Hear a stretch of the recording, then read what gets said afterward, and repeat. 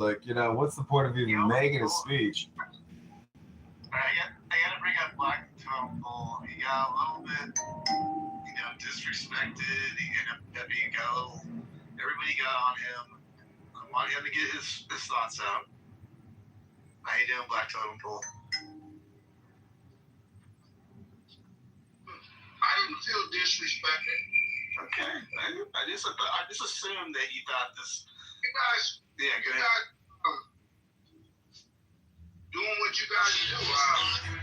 It's obvious that you want an echo chamber in here. I just pop in and pop out. I'm a part of the room, and it's on my timeline. If China owns a no, we don't want an echo chamber. We need you. We're so happy to have you. Hi. Like you, Jessica.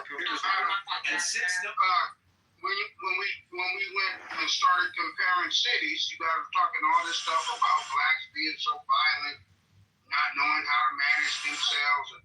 Well, we started talking about the black cities. Denver, Colorado, head-to-head with Charlotte, North Carolina. Charlotte's a better place to live. Median income's better, and it's safer. Less drug use than Denver, head-to-head. And Charlotte's a black city.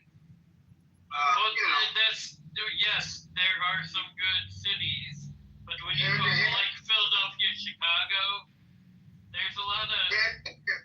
You can go Portland, Oregon, up against Baltimore, or you can go the whole state of Oregon up against Maryland.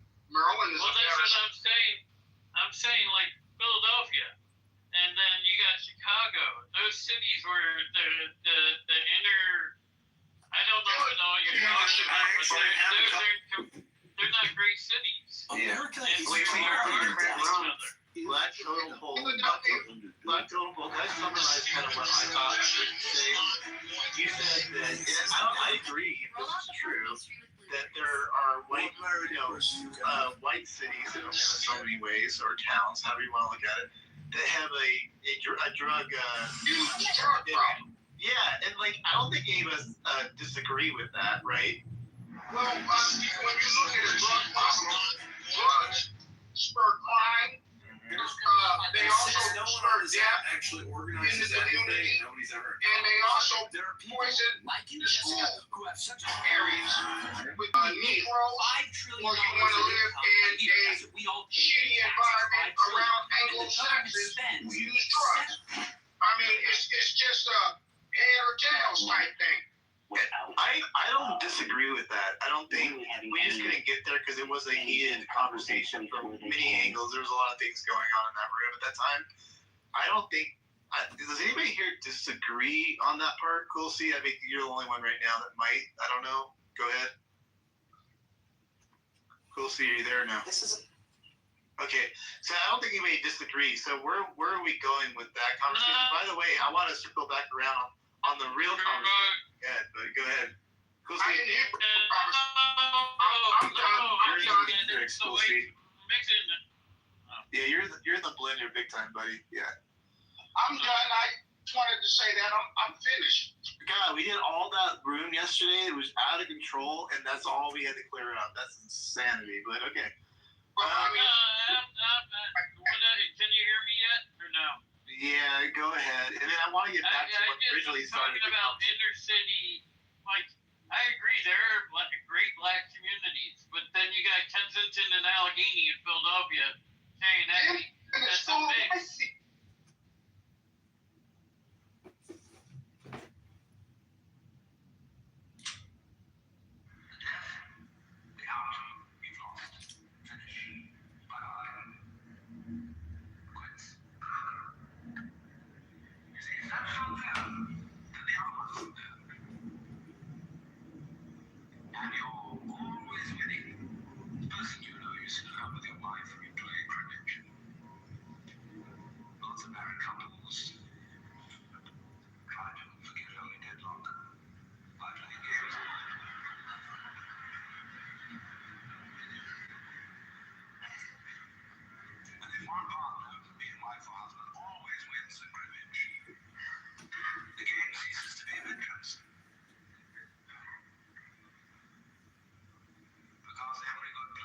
fights a sprightly opponent who sometimes wins.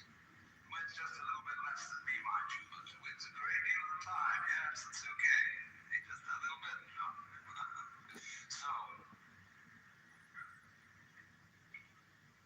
if you don't have the unknown space, death, darkness, negative, you don't have the light. So the art of life consists rather in something else than trying to make white win. You can sit down and weep because somebody tells you you can't make white win all the time, forever and always, so that black doesn't exist. Because black by its very nature is darkness and it doesn't exist. You're trying to make it not exist. It's irrelevant. The very fact that it doesn't exist is its power. Non-existence is the necessary condition for existence. Just as like you have to have a front before you can have a back. Or a back before you can have a front. They come into being together, separate existence and non-existence. So what are you afraid of? You're trying to get rid of nothing, which is already got rid of.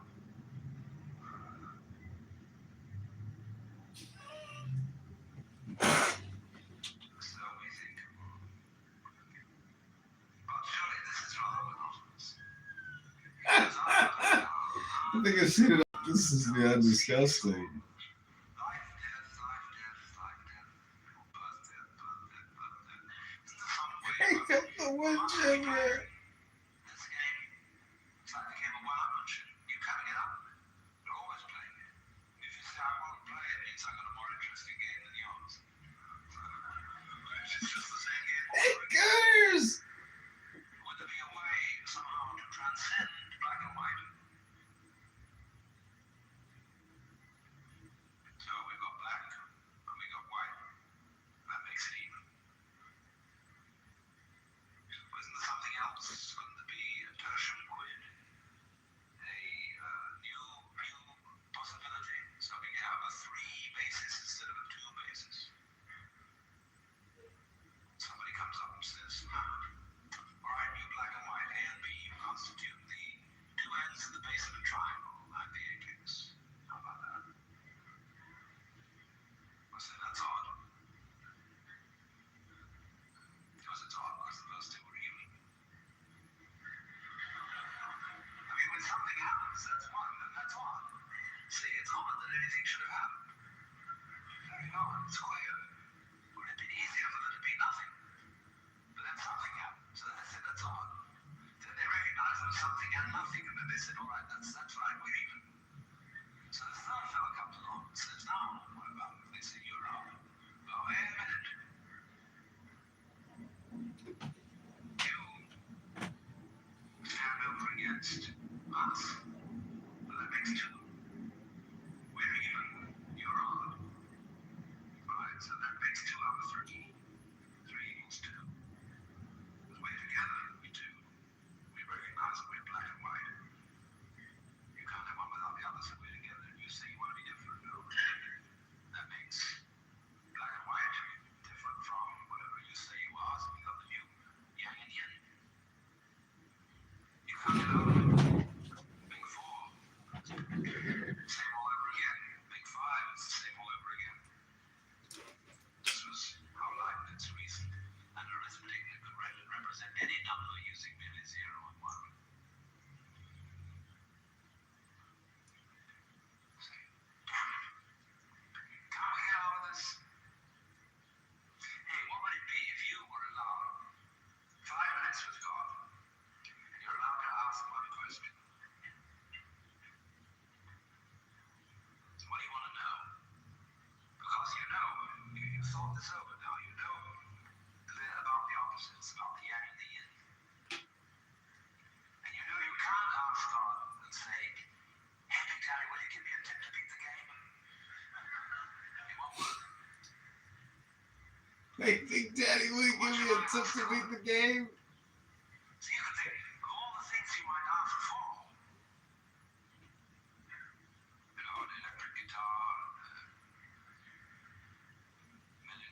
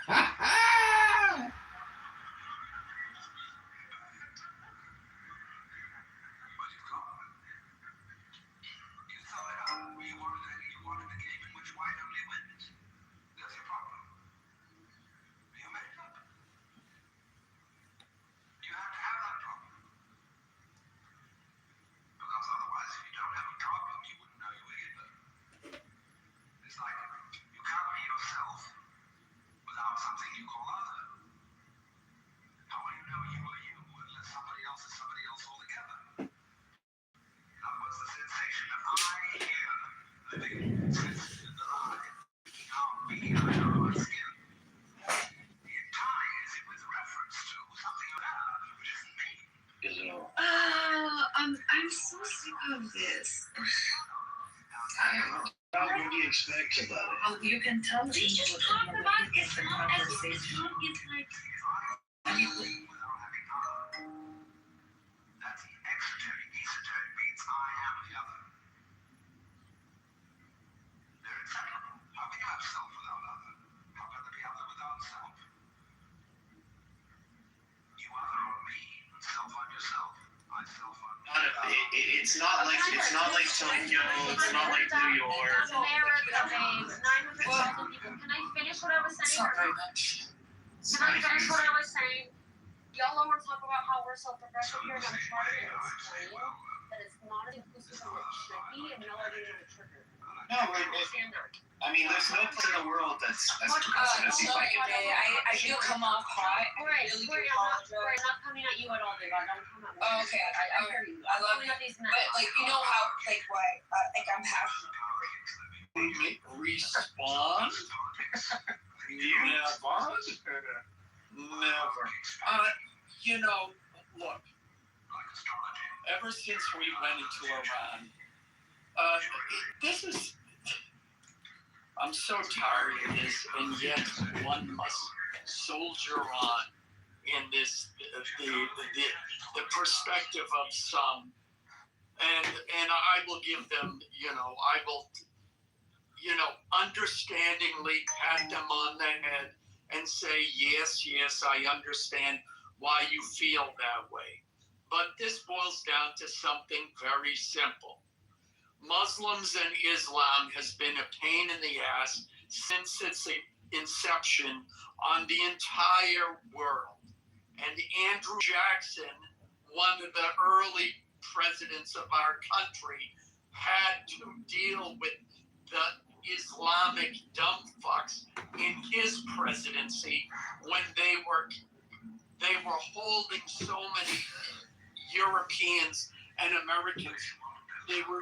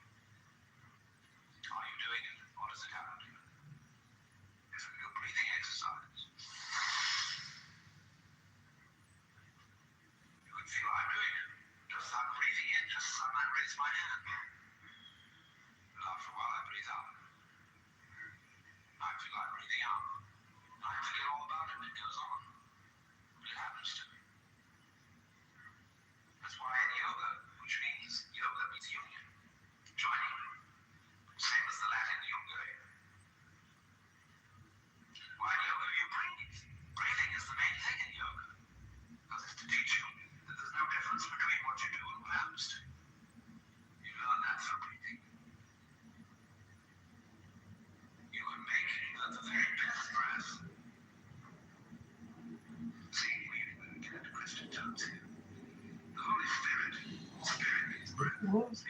Remember?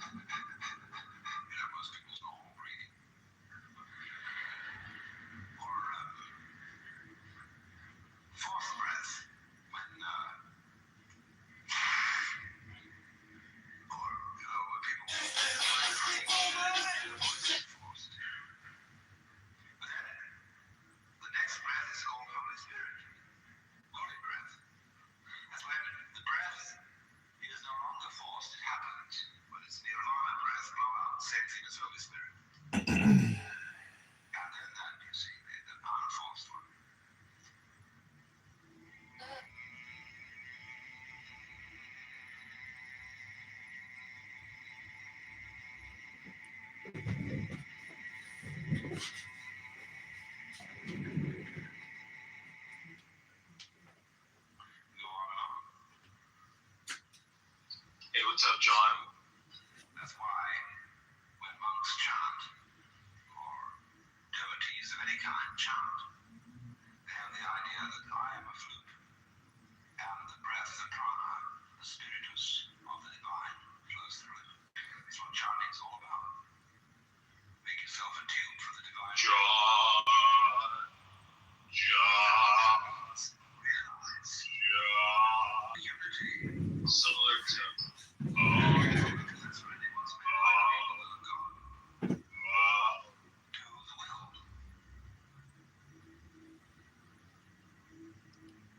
It's one reason why we get confused in English. I swear we get will over in shall. I will drown and no one shall save me. So, think behind what you call voluntary. You decide. Having reviewed the evidence, I have decided it would be best to buy this brand of detergent.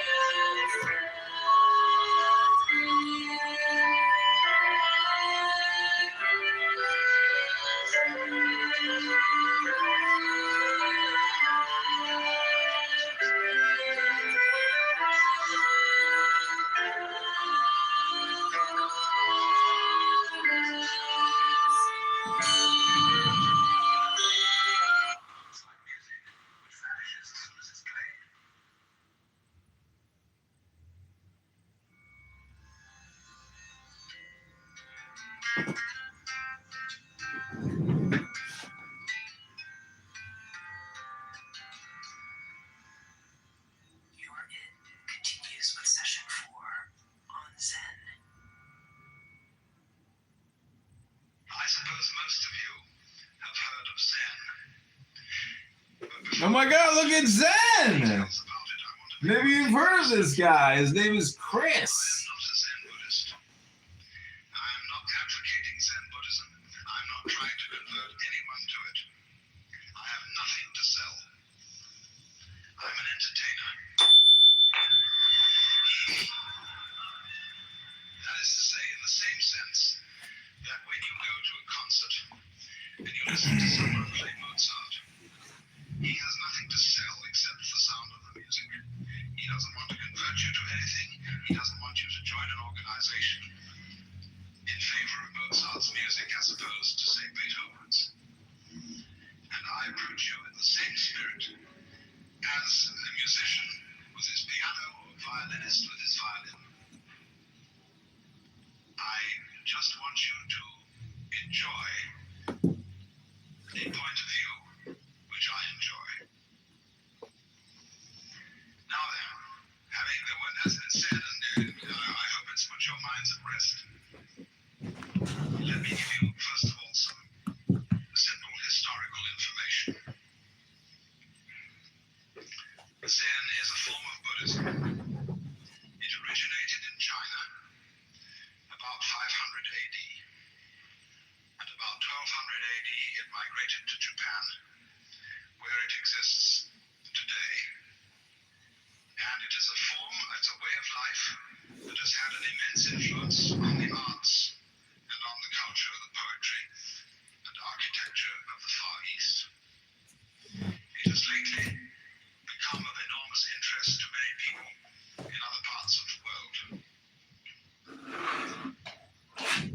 Now, normally when one talks about Buddhism, Zen is a form of Buddhism. It is supposed that you're talking about a religion. And people are apt to classify themselves as Buddhists, as they might say, I am a Catholic, or a Methodist, or a Baptist, or an Episcopalian, or a Jew. But that is rather misleading. Buddhism is not a religion in that sense. If we want to find an equivalent to Buddhism in our society today in the West, probably the nearest thing to it is psychotherapy. When a person goes to a psychiatrist or a psychoanalyst to work out a serious personal problem, not because he's just nutty, not necessarily because he has hallucination or excessive singing in the ears with no clear physical origin, but when a person feels that his whole life is somehow disoriented and wrong, and he doesn't go to the preacher because the preacher only moralizes to him and says, my man, you should have more faith in God or something. So he goes instead to a doctor because in our day, a man with the tag of science on him has more prestige than a man who has the tag of religion. And so when a psychiatrist goes to work on you, his objective is more or less to change your state of consciousness. That is to say, if your state of consciousness, your state of mind, is one of being day after day constantly depressed, the objective of going to a psychiatrist or a psychotherapist is to have your state of consciousness changed to one of happiness. Now, in a somewhat similar way, the objective of Buddhism in all its forms is to bring about a fundamental change in a human being's everyday state of consciousness. If I make it yet more specific, it's to bring about a change in your sense of personal identity, that is to say, in your sensation of who and what you are. And in this way, Buddhism, which I suppose you know, is a method of changing consciousness, discovered or invented by a man called Gautama, who lived in India shortly after 600 BC, who was given the title Buddha because the word means the awakened.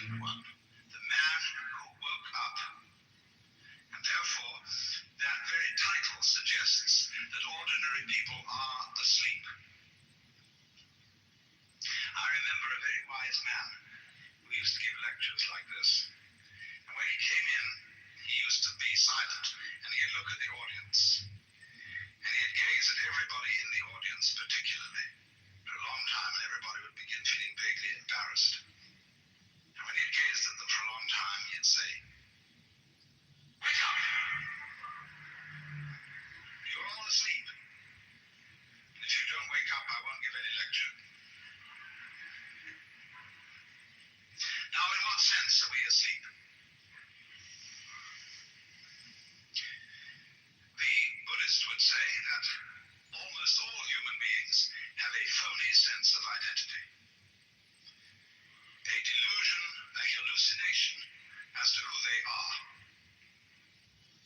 I'm terribly interested in this problem of identity. And I try and find out what people mean when they say the word I. I think this is one of the most fascinating questions. Who do you think you are?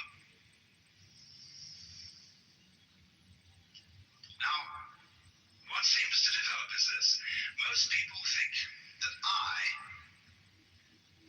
is a center of sensitivity somewhere inside their skin. And the majority of people feel that it's in their heads. Civilizations in different periods of history have differed about this.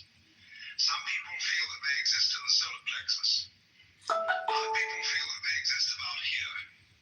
But in American culture today, or in the Western culture in general, most people feel that they exist in here. And there is, as it were, a little man sitting inside the center of the skull. And he has a television screen in front of him, which gives him all messages from the eyeballs. He has earphones on, and that gives him all messages from the ears.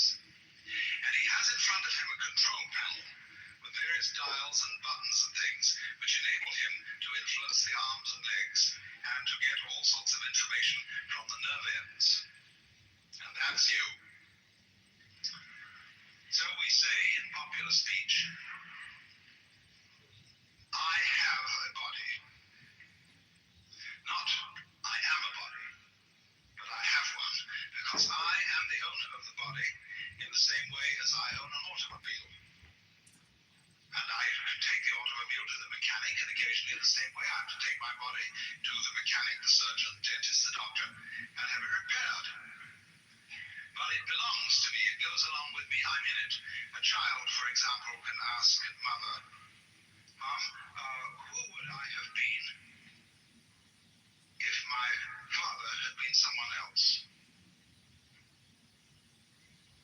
That seems a perfectly simple and logical question for a child to ask, because of the presumption that your parents gave you your body, and you were popped into it, maybe at the moment of conception or maybe at the moment of birth, from a repository of souls in heaven, and your parents simply provided the physical vehicle.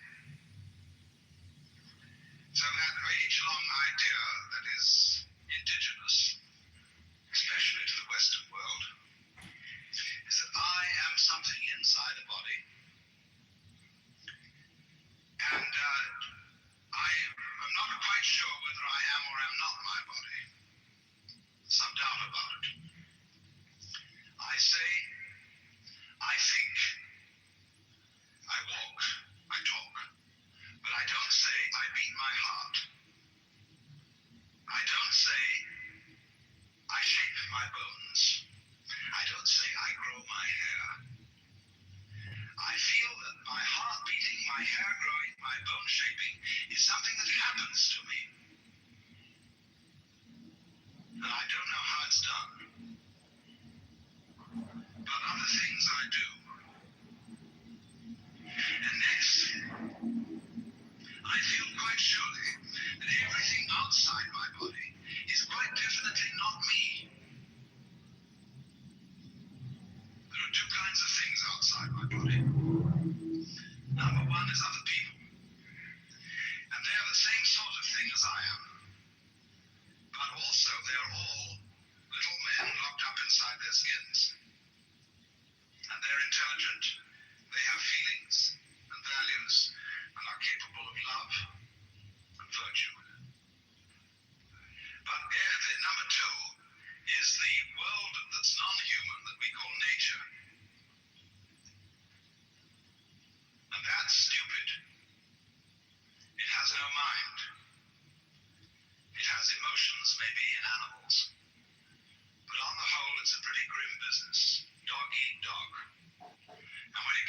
geological level, it's as dumb can be. It's a mechanism. And there's an awful lot of it. And that's what we live in the middle of. And the purpose of being human is, we feel, to subjugate nature, to make it obey our will. And we arrived here, we don't feel that we belong in this world. It's foreign to us. In the words of the poet Houseman, I, a stranger and afraid, in a world I never made. And so all around us today, we see the signs of man's battle with nature. I'm living at the moment in a marvelous house in the Hollywood Hills. And we're overlooking a lake. And on the other side of the lake,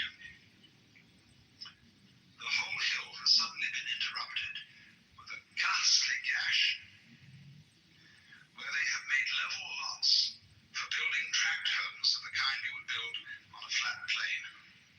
This is called the conquest of nature. These houses will eventually fall down the hill because they are causing soil erosion and they're being maximally stupid.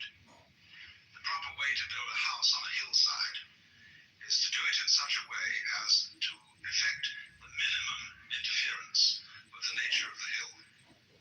After all, the whole point of living in the hills is to live in the hills. There's no point in converting the hills into something flat and then going and living there. You can do that already on the ground. So the more people live in the hills, the more they spoil the hills, and they're just the same as people living on the flat ground. I mean, how stupid can you get?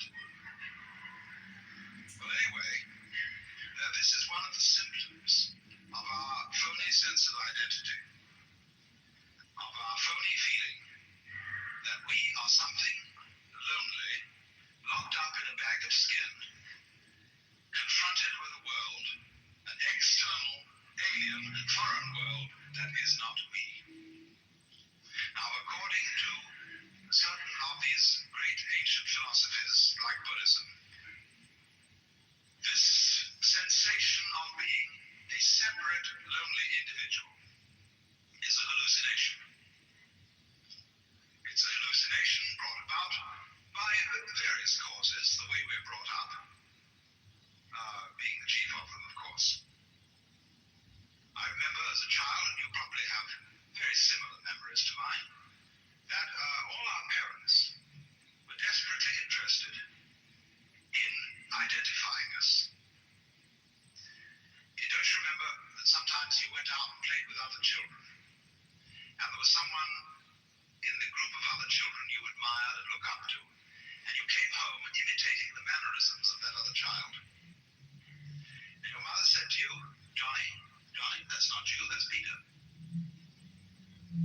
You felt a little bit ashamed, because somehow you had let her down. She wanted you to be you, her child, and not Mrs. Jones's child, Peter. And so in many ways, we're all taught this. For example, the main thing that we're all taught in childhood is that you must do that which will only be appreciated if you do it voluntarily.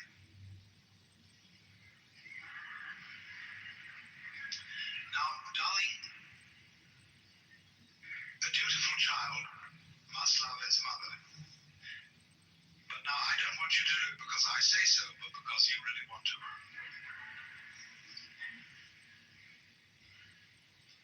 Or you must be free. See, this comes into politics. Everybody must vote. You see, imagine you're members of a democracy, and you must be members of a democracy. See, you're ordered to. Crazy. Also, thou shalt love the Lord thy God. Is that a commandment or a joke?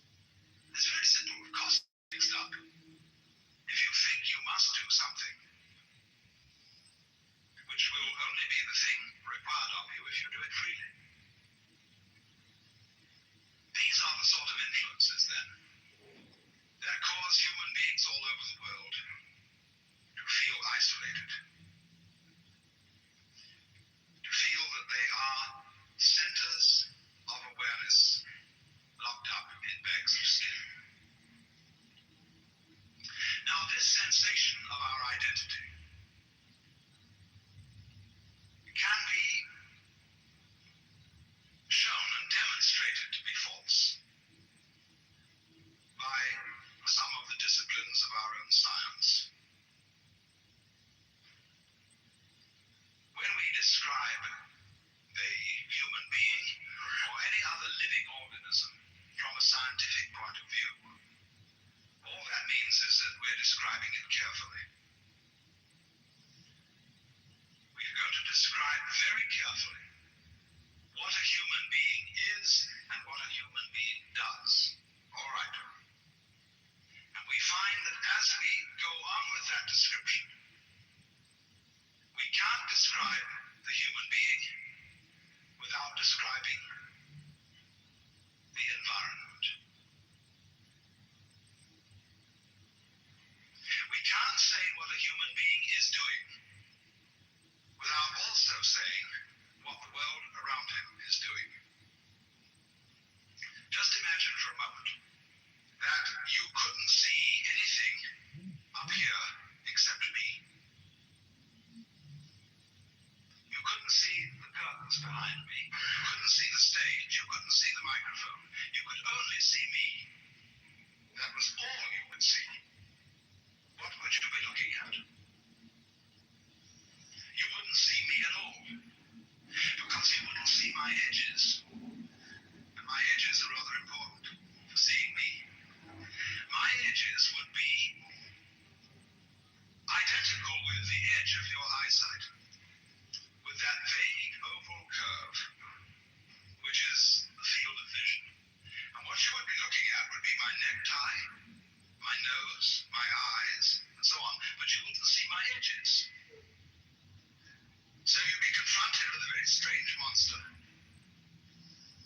and you wouldn't know it was a human being. Because to see me, you need to see my background.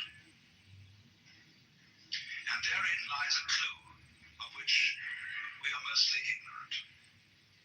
In Buddhist theory,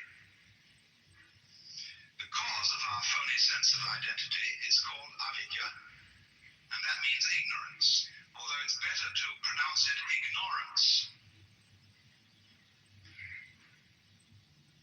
Having a deluded sense of identity is the result of ignoring certain things. So when you look at me, and I manage by behaving up here in a kind of a more or less interesting way, I cause you to ignore my background because I concentrate attention on me.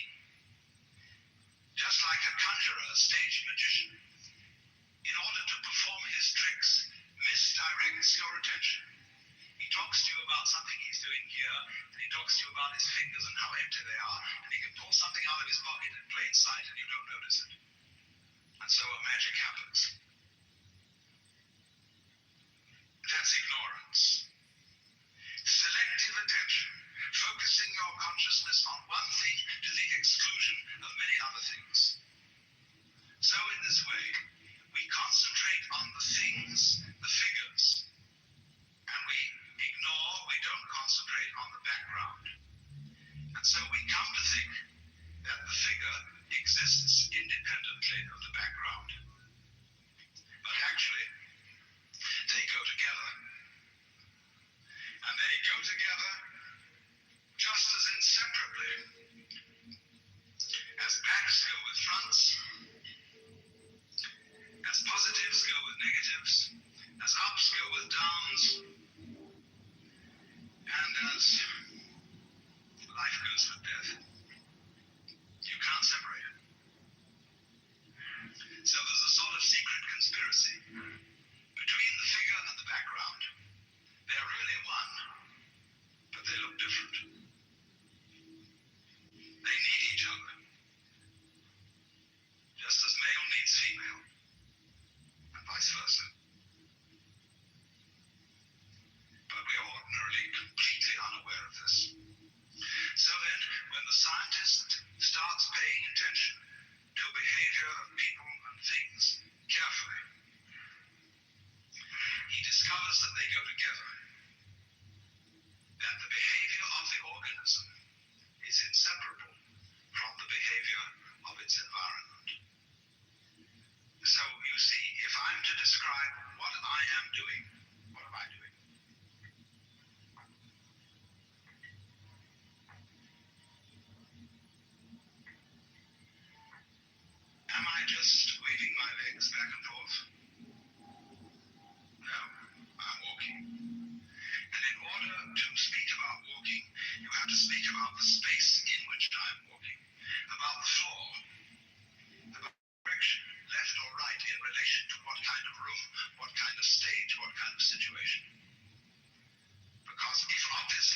isn't a ground underneath me, I can't very well walk. So the description of what I am doing involves the description of the world. And so the biologist comes to say that what he is describing is no longer merely the organism and its behavior. He is describing a field, which he now calls the organism-environment.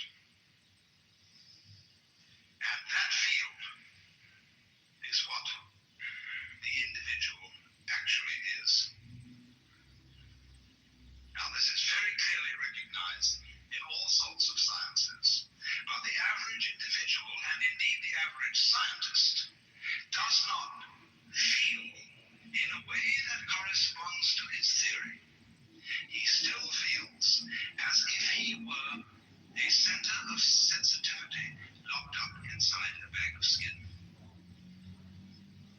The object of Buddhist discipline or methods of psychological training is, as it were, to turn that feeling inside out, to bring about a state of affairs in which the individual feels himself to be everything that there is, the whole cosmos, focused, expressing itself here. And you, as the whole cosmos, expressing itself there and there and there and there and there and so on. What, in other words, the reality of myself fundamentally is not something inside my skin, but everything, and I mean everything outside my skin. But doing what is my skin and inside it. I mean, imagine that every one of us, look, in the same way that the sea, when the ocean has a wave on it, the wave is not separate from the ocean, is it? Every wave on the ocean is the whole ocean waving. The ocean waves and it says, I'm here, see? But I can wave all over the place. I can wave in many different ways. I can wave this way, go and wave that way. So the ocean of being waves every one of us. And we are its waves. But the wave is fundamentally the ocean. Now, in that way, your sense of identity would be turned inside out. You wouldn't forget who you were. You wouldn't forget your name and address, your telephone number, your social security number, and what sort of role you're supposed to occupy in society. But you would know that this particular role that you play, this particular personality that you are, is superficial, and the real you is all that there is. The object of Buddhist discipline or methods of psychological training is, as it were, to bring about a state of affairs in which the individual feels himself to be everything that there is, the whole cosmos, focused, expressing itself here. Now, in that way, your sense of identity would be turned inside out. You wouldn't forget who you were. You wouldn't forget your name and address, your telephone number, your social security number, and what sort of role you're supposed to occupy in society. But you would know that this particular role that you play, this particular personality that you are, is superficial, and the real you is all that there is. And that inversion, turning upside down of the sense of identity, of the state of consciousness which the average person has, is the objective of Buddhistic disciplines.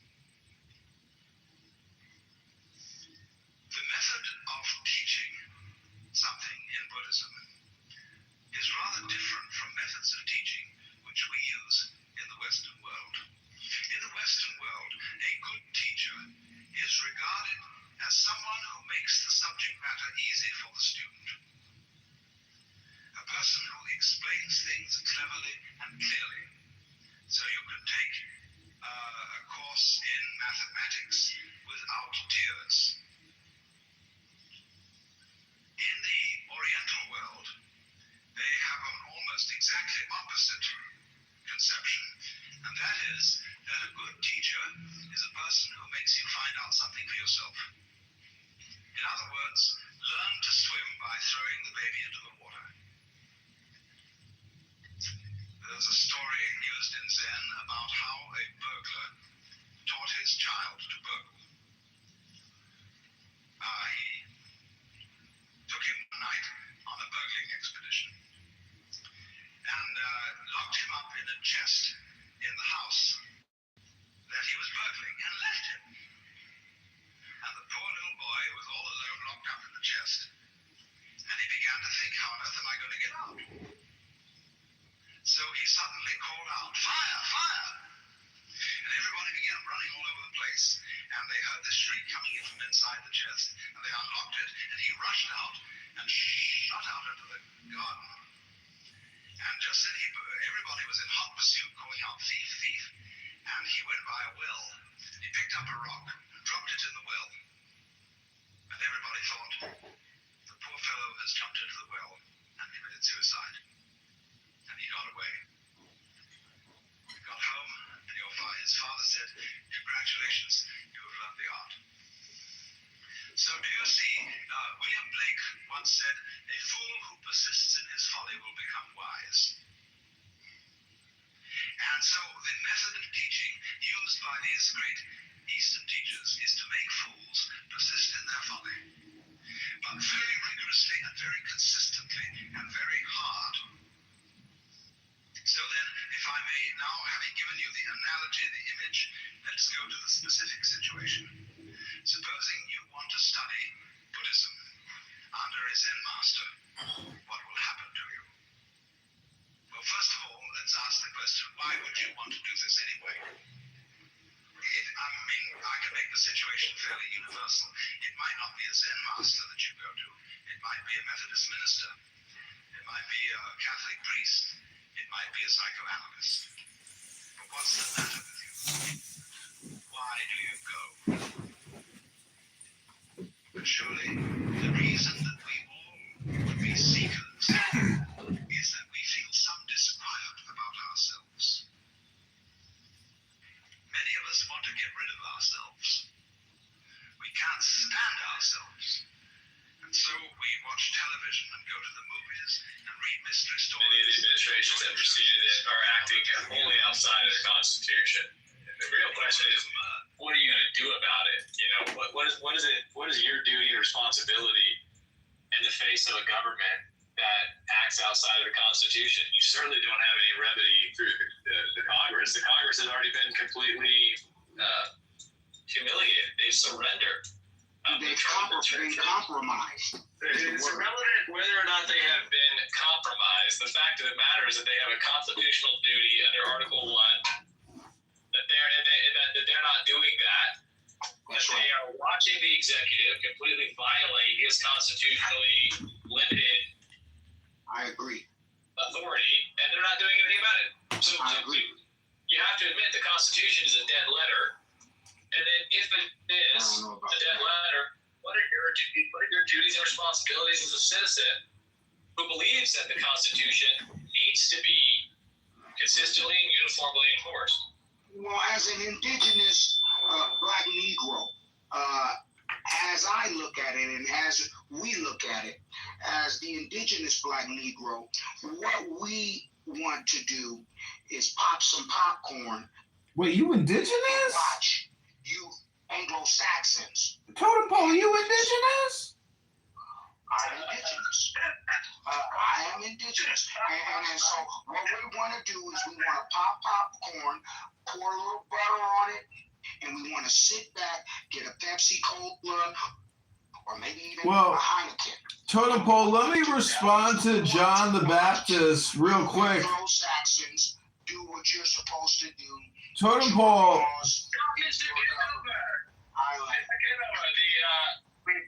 I'd like to let me respond real quick to a solution which is improbable and but pragmatic, is really you know, I bought this AI wearable device, and so technically, if everybody had to wear a police body cam, it would actually, in a way, make society safer because politically, those are the most dangerous people. It's not the police that need to wear body cams, it's the politicians. So all I'm trying to say is the non-lethal way is really through organization and social media, because if you don't have freedom of speech to provide a contrarian view to a Democrat politician, that's a problem. The second biggest problem is obviously the legal industrial complex, which John the Baptist here is proclaiming. And so we need an army of conservative Republican lawyers to destroy the army of the liberal intellectual Democrat lawyers. But that's not going to happen because there's just too many of them. So, Rabbono Shalom, I give you back the mic to John the Baptist.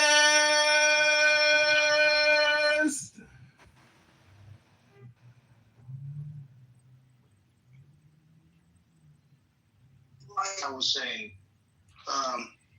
we've got to pop some popcorn and watch you Anglo-Saxons handle your business. Now, before you stormed the Capitol, you guys got really upset and busted windows and stuff like that. What we want to see you do this time is put your president in check. As far as the indigenous Negro, well, I don't see that we have much to worry about, because the reality of it is it's our land. It's our land to begin with. We were here before any Anglos was here. We were here to begin with.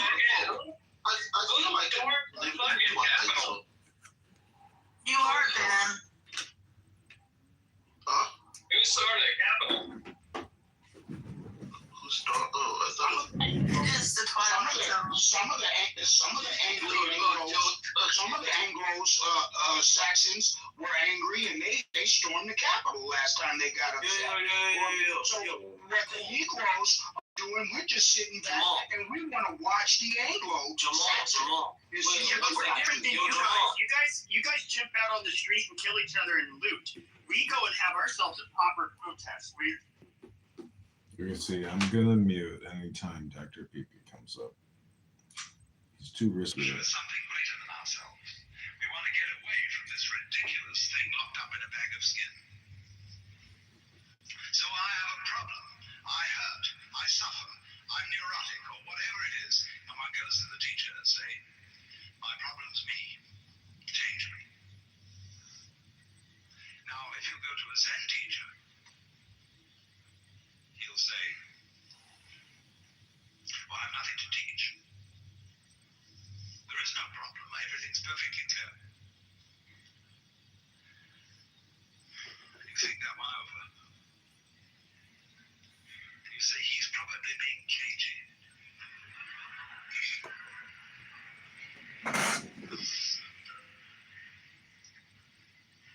He's testing me out to see if I really want to be his student. So I know America is drowning in debt. $39 trillion up. take me on. I'm a specialist. Marshall's question towards that necro. Necro, Do you know how did you many wait for us psychiatrists policy that Trump isn't?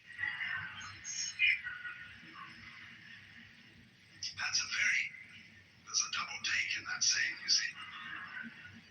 So in the same way, anybody who goes with a spiritual problem to a Zen master defines himself as a nut. And the teacher does everything possible to make him as nutty as possible. But the teacher says, quite honestly, I haven't anything to tell you. I don't teach anything. I have no doctrine. As I said to you at the beginning of this talk,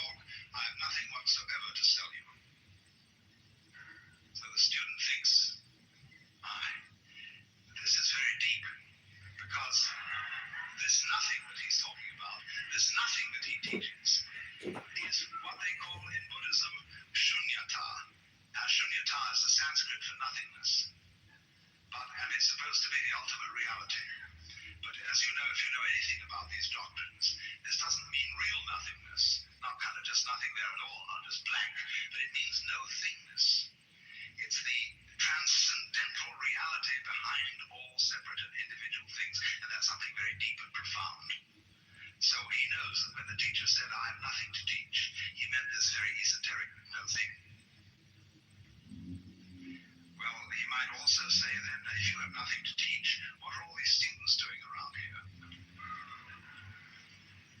And the teacher says, they are not doing anything, they're just a lot of stupid people who live here. And he knows, again, you see, the stupid doesn't mean just straight stupid, but the higher stupidity of being people who are humble and don't have intellectual pride. So, finally, the student, having gone out of his way to define himself as a damn fool in need of help, he's absolutely worked himself into this situation. He's defined himself as a nut. And then the teacher accepts him. And the teacher says, now, I'm going to ask you a question. I want to know who you are before your father and mother conceived you. That is to say, you've come to me with a problem, and you've said, I have a problem. I want to get one up on this universe. I'm always one wants to get one up. I mean, who are you? Who is this thing called your ego, your soul, your I, your identity, for whom your parents provided a body? Show me that. And he says, Father, I'm from Missouri, and I don't want any words, I want to be shown. So, the student may open his mouth to make an answer, but the teacher says, no, not yet. You're not ready. And he takes him back and introduces him to the chief revolution, his monks who live together. And the chief student says, now, what we do here is so we have this discipline, but the main part of the discipline is meditation. Is anti-life. And we all sit So we have concluded that Roadhouse is anti-life? Come on, man. What do you think? we do that. We lost one of our... You sit cross-legged and you learn how to breathe and be still. In other words, to do nothing. No, but you mustn't go to sleep. Democrat forging You past mustn't get into a trance. cool chain. You have to stay wide awake, not thinking anything, but perfectly doing nothing. Democrat forging... Desecrating LGBTQ flags or crossing, often facing hate. And if you go to sleep, or if you get into a trance, or if you get dreamy, he hits you on the back, so that you'll stay quite clear and wide awake, but still doing nothing. And the idea is that out of this state of profoundly doing nothing, you will be able to tell the teacher who you really are. In other words, the question, who are you before your father and mother conceived you?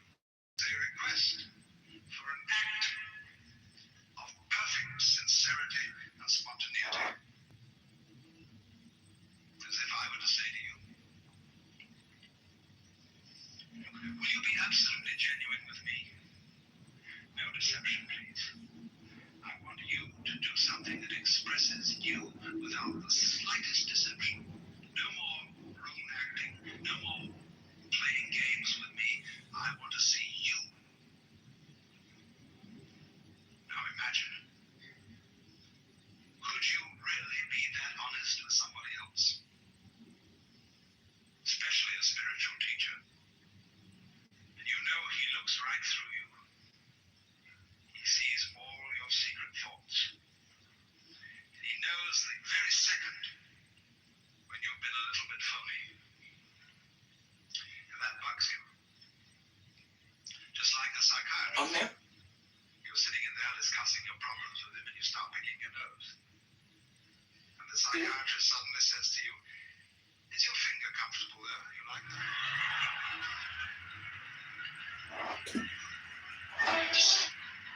And you know your Freudian slip is showing. What do fingers symbolize?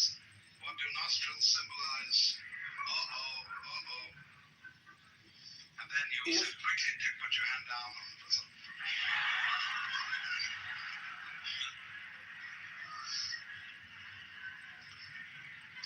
say, oh no, it's nothing. It's nothing. I was just picking my nose. And the analyst says, oh really? Then why are you justifying it? Why are you trying to explain it away? He has you every way you turn, you see. Okay. Well, that's the whole art of psychoanalysis. And it's Zen, it's the same thing. In other words, when you're challenged to be perfectly genuine, it's like saying to a child, now darling, come out here and play and don't be self-conscious. Or it's like I would say to you, now look, if you come here tonight at exactly midnight and put your hands on this stage, you can wish and have granted any wish you want, provided you don't think of a green elephant. So everybody will come, they'll put their hands here, and they will be very careful not to think about a green elephant.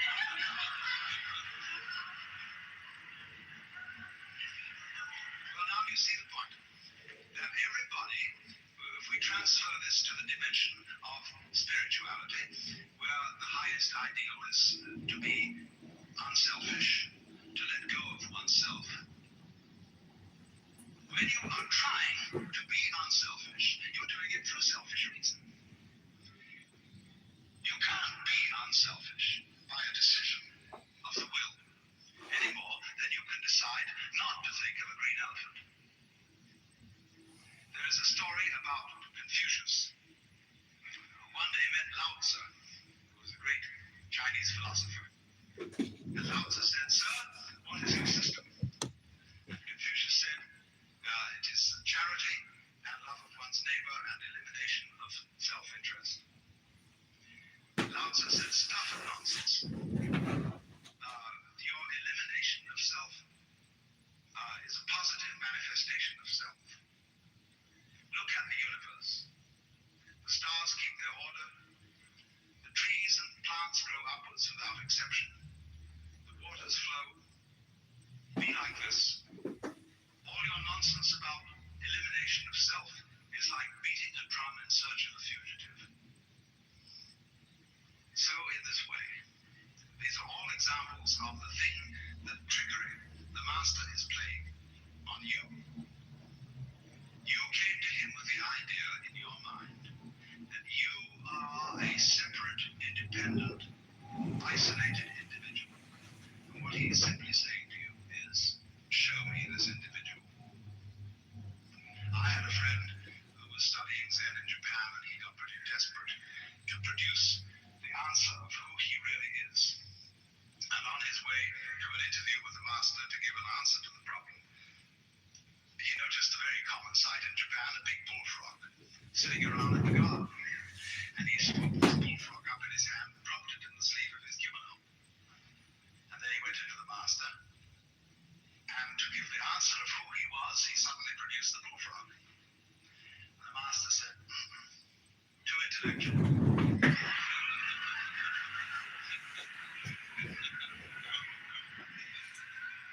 In other words, this answer is too contrived. It's too much like Zen. You've been reading too many books. It's not the genuine thing. So after a while, you see, what happens is this. When the student finds that there is absolutely no way of being his true self, not only is there no way of doing it, there's also no way of doing it by not doing it. You can't do it by doing something. You can't do it by not doing something. Let me, to make this clearer, put it into Christian terms. Thou shalt love the Lord thy God. Now what are you going to do about that? If you try very hard to love God and you ask yourself, why am I doing this? You find out you're doing it because you want to be on the side of the big battalions. You want to be right. After all, the Lord is the master of the universe, isn't he? If you don't love him, you're going to be in a pretty sad state. So you realize I'm loving him just because I'm afraid. But what will happen to me if I don't? Then you think that's pretty lousy love, isn't it? You think that's a bad motivation? I wish I could change that. I wish I could love the Lord out of a genuine heart. But why do you want to change? See, I realize that the reason I want to have a different kind of motive is that I've got the same motive. So I say, oh, heaven's sakes, God, I'm a mess. And will you help me out? And then he reminds you, why are you doing that? Now you're just giving up, aren't you? You're asking someone else to take over your problem. So you suddenly find, you see, you're stuck. So in this way, what is called the Zen problem, or koan, is likened to a person who swallowed a ball of red hot iron. He can't gulp it down and he can't spit it out.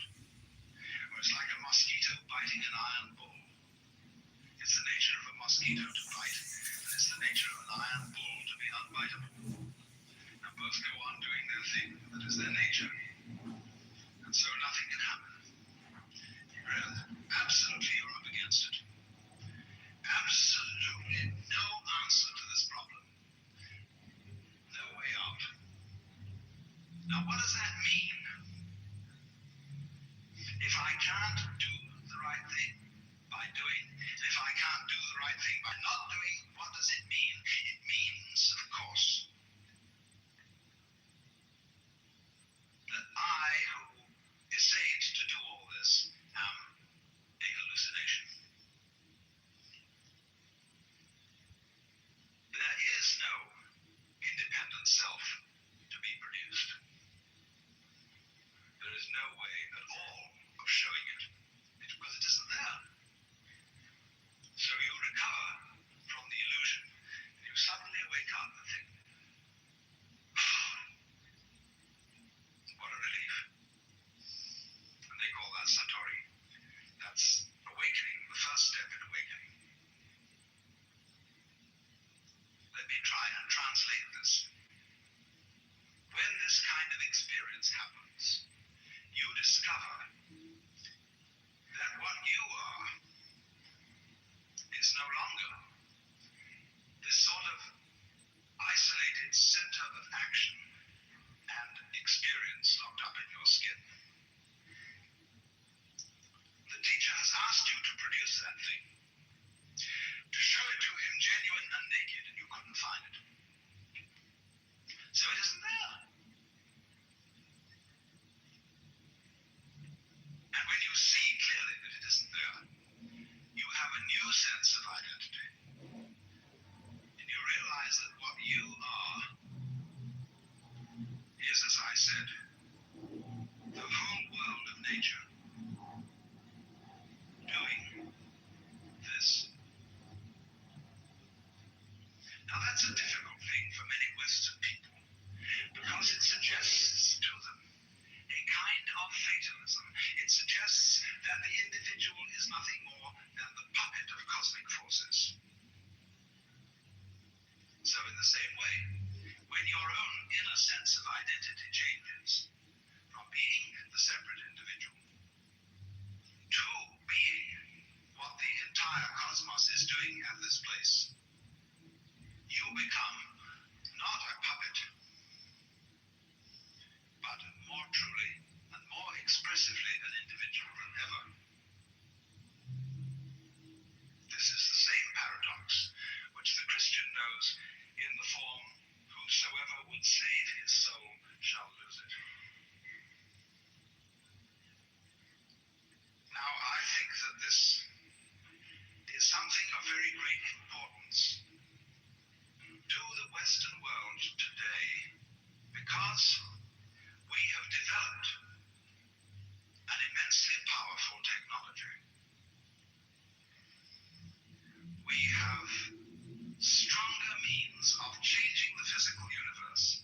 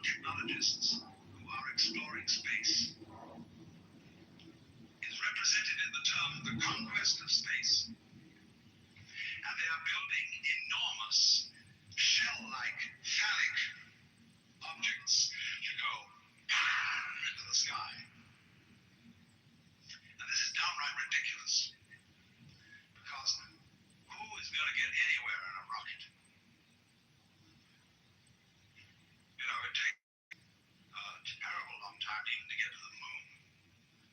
And it's going to take more than anybody can live to get outside the solar system, just to begin with. Proper way to study space is not with rockets, but with radio astronomy. Instead of going bang, with a tough fist at the sky, become more sensitive. Develop subtler senses. That's radio astronomy. And everything will come to you. Be more open, be more receptive.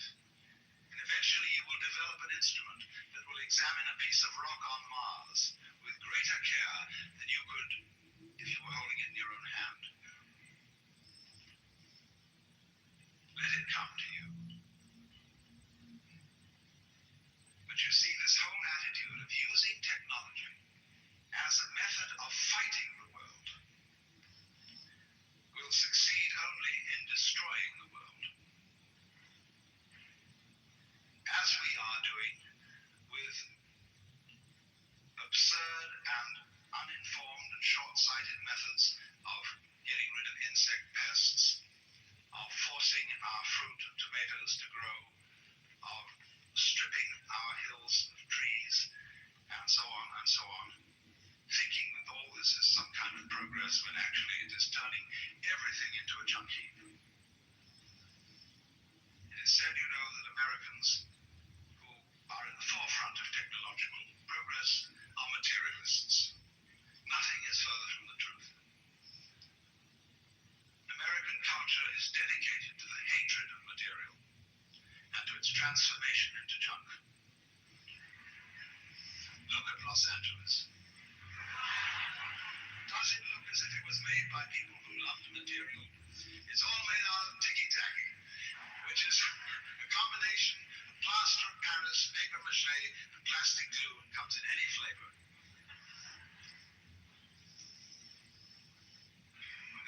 The important lesson, in other words, is technology and its powers must be handled by true materialists. The true materialists are people who love material, who cherish wood and stone and wheat and eggs and animals, and above all the earth.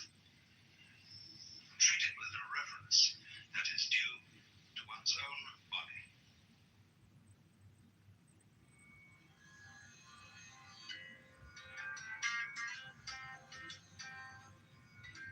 Your In continues with Session 5, The Art of Controlled Accident, Part 1. Yesterday I was giving you a general outline of the foundations of the Zen feeling for naturalness in art and life by describing the fundamental principles of the Taoist philosophy and then of the Zen discipline itself. And we saw that the roots of the idea of spontaneous living make this conception, or rather it isn't so much a conception as a doing, something much more subtle than might ordinarily be imagined. A lot of people think that the spontaneous or completely natural life as it's understood by these Far Eastern philosophers is to act according to whim. There was, for example, a great Zen monk lived shortly after 1000 AD who had a very peculiar way of painting. He had long hair, and he'd get very drunk on rice wine. Then he'd soak his hair in ink and slosh it all over the paper. Then he would do a Rorschach test on it and decide what kind of a landscape it actually was, and then put in the finishing touches. And suddenly, out of this apparent mess, a great landscape would be evoked. But the whole art of the thing lay in putting in the finishing touches. And also, there's a very curious thing.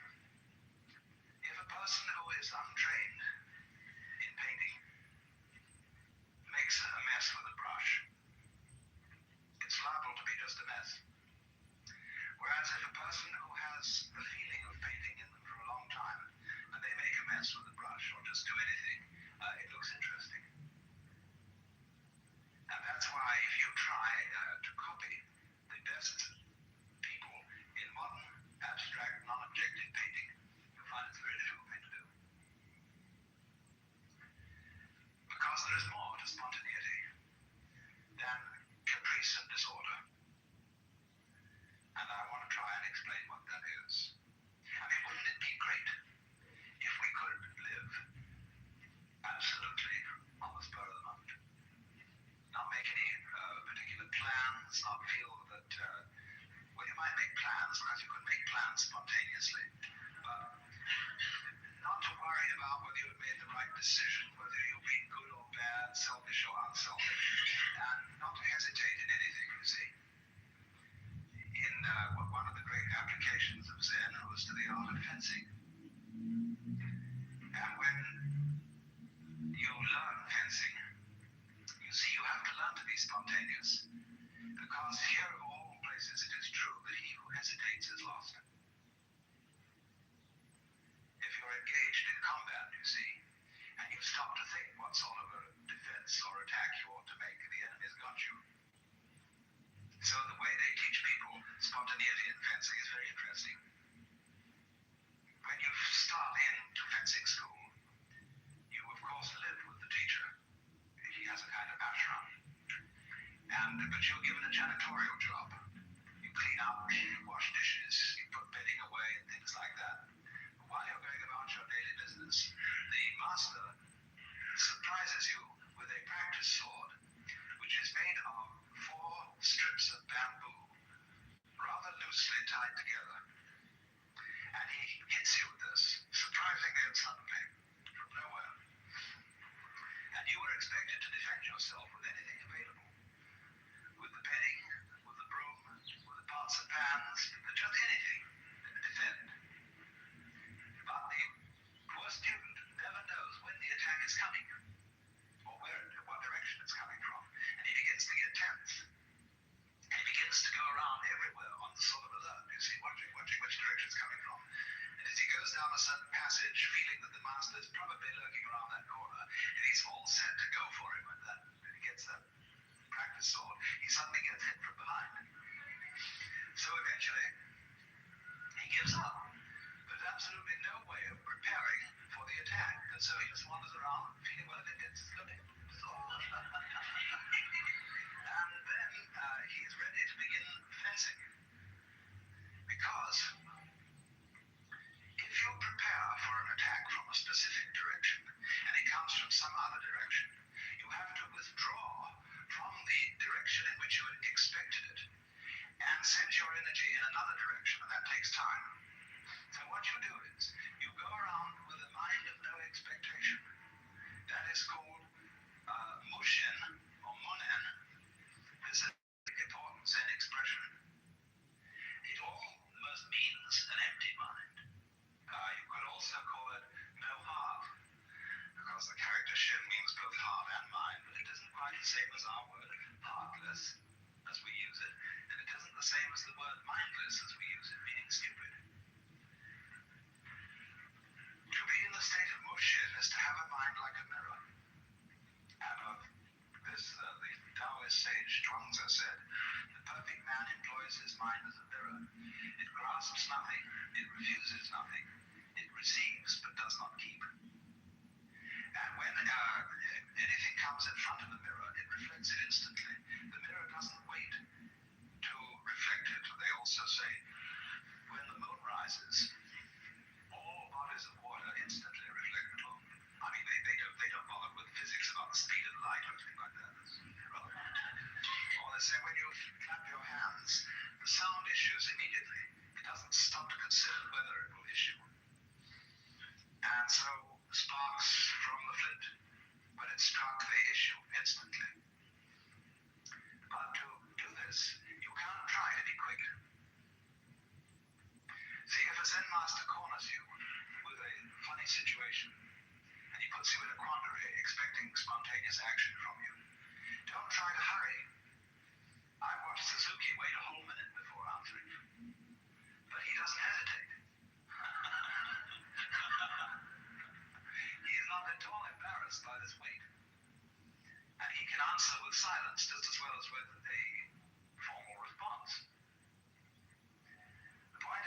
do something.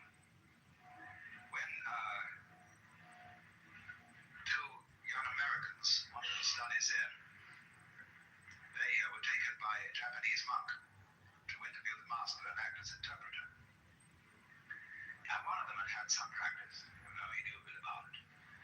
And so after they'd had tea together and just discussed formalities, the master said in a very easy way, "Well, what do you gentlemen know about Zen?" And one of these students threw his fan, which he hadn't unfolded. The fan was still folded up. He threw it straight at the master's face. The master slightly moved to one side, and the fan went right through the paper wall. And the master laughed like a child. That's the sort of game they get in. Once the master was going around through the forest with a group of students, and he picked up a tree branch. One might pick up a tree branch, and suddenly he turned to one of his students and said, "What is it?" And he hesitated to hit it with the branch. And so another student was there, and he turned to him once. He said, "What is it?" He said, "Give it to me, I want to see it. I'll tell you." So the master tossed the branch to him, and he took it and hit the master.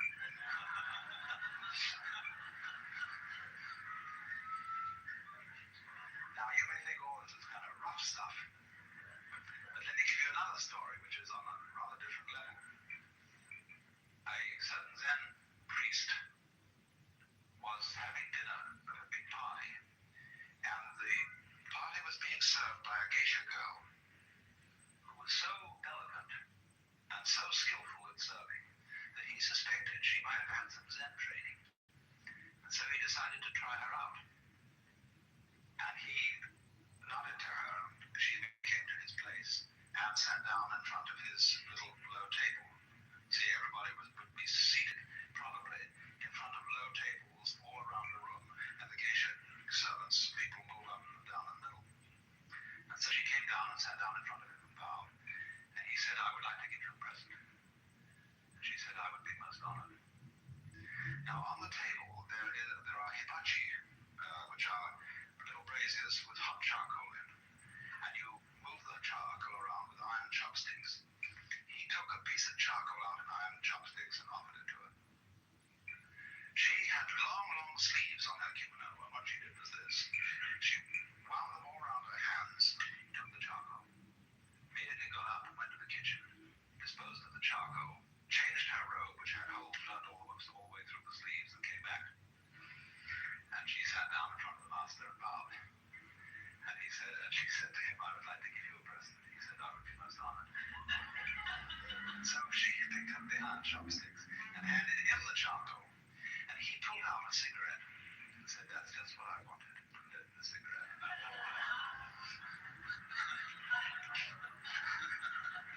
Now, here's the lesson. The master's spontaneity and being ready for that situation was the kind of quick thinking that a good comedian has, who, in a completely unprepared way, can make all sorts of jokes and turn any situation into a jest of some kind. There are all sorts of people who do that. People who are experts in kind of like Dorothy Parker in that sort of repartee. But here it's been developed in a very fundamental way and to a very high degree.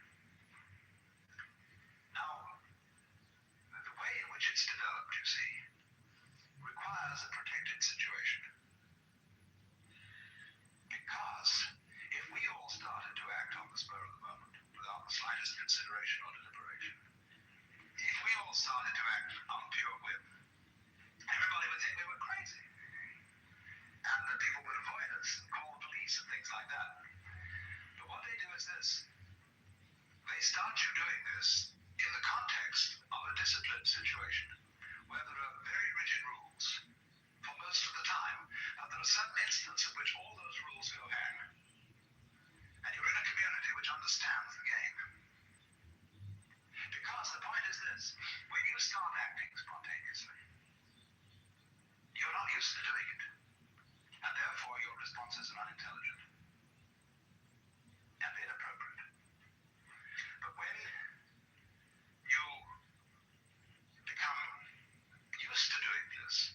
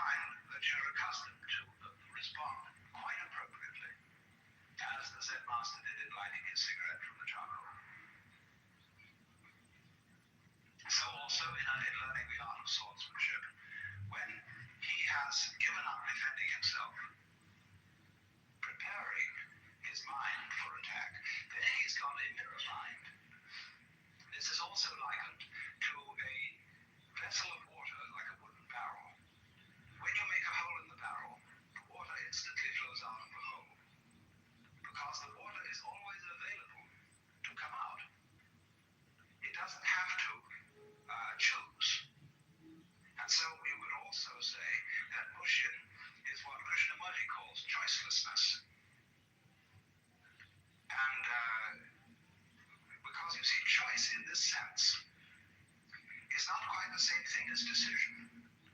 Choice means dithering. You know, there are some people who, before they start to write something down, they wiggle their pens a little.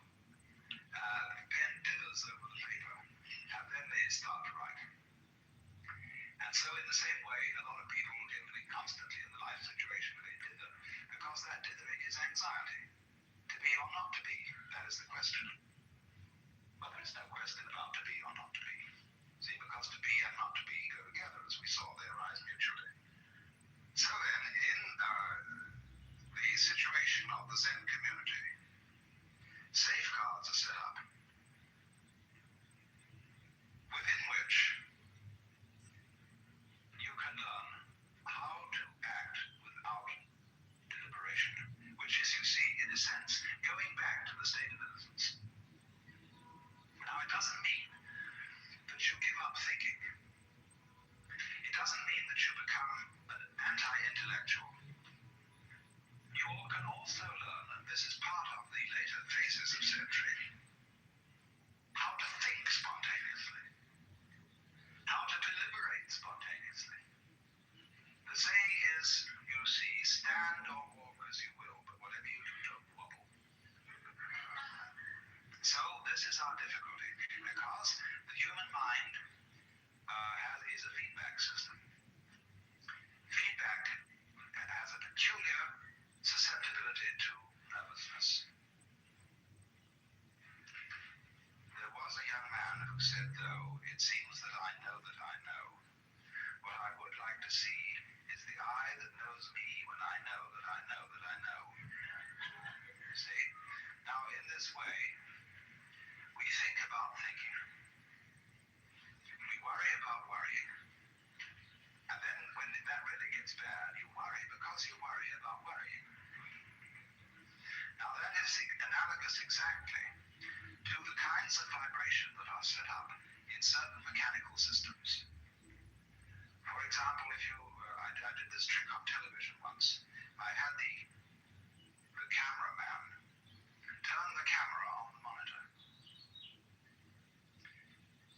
The monitor is the television set in the studio where you see what you're doing. And so on this show I said, now I'm going to show you a picture of anxiety. Don't worry about your sets. There's not going to be anything wrong with your sets, so don't turn it off. Now I said, Mr. Cameraman, will you please turn the camera on the monitor? He does that. Now what does he do? He's taking a picture of taking a picture, all in the same system. And as you do that, the system starts going like that. You see, it makes a sense of a kind of oscillation. And you see on the screen all these jagged lines dancing across. Now that's what's meant, you see, by hesitation, attachment, blocking, all that kind of thing which the Zen discipline is designed to overcome. And because the human being is such a peculiarly, beautifully organized nervous system, and has this tremendously subtle cortex, which is capable of all kinds of thinking about thinking, you can turn yourself on in the most extraordinary ways by, for example, getting earphones which repeat what you say just a fraction of a second after you say it. In fact, they delay it. And you can get an oscilloscope tied up with your own heartbeats and get feedback through in this way so that you suddenly begin to see yourself behaving. And it completely balls you up because you wait for yourself to go on, but then you realize it's you doing it, but you can't wait on your heartbeat, you can't wait on what you say. And you get this sensation of going faster and faster and faster and faster until you just have to close the whole thing off. You go crazy. So that's what we're doing. And our civilization and our social institutions reflect this in hundreds of ways. And this would be true of any civilization, because all civilization is based on the development of consciousness and feedback. That is to say, the property of self-control, of being self-conscious, looking at what you've done, and then being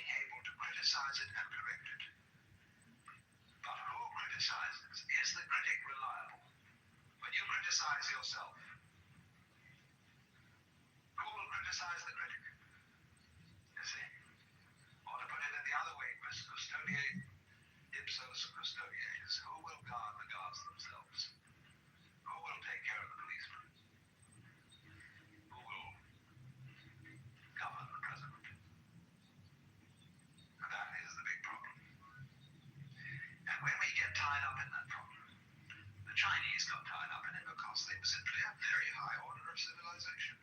So did the Japanese. There has to be a break.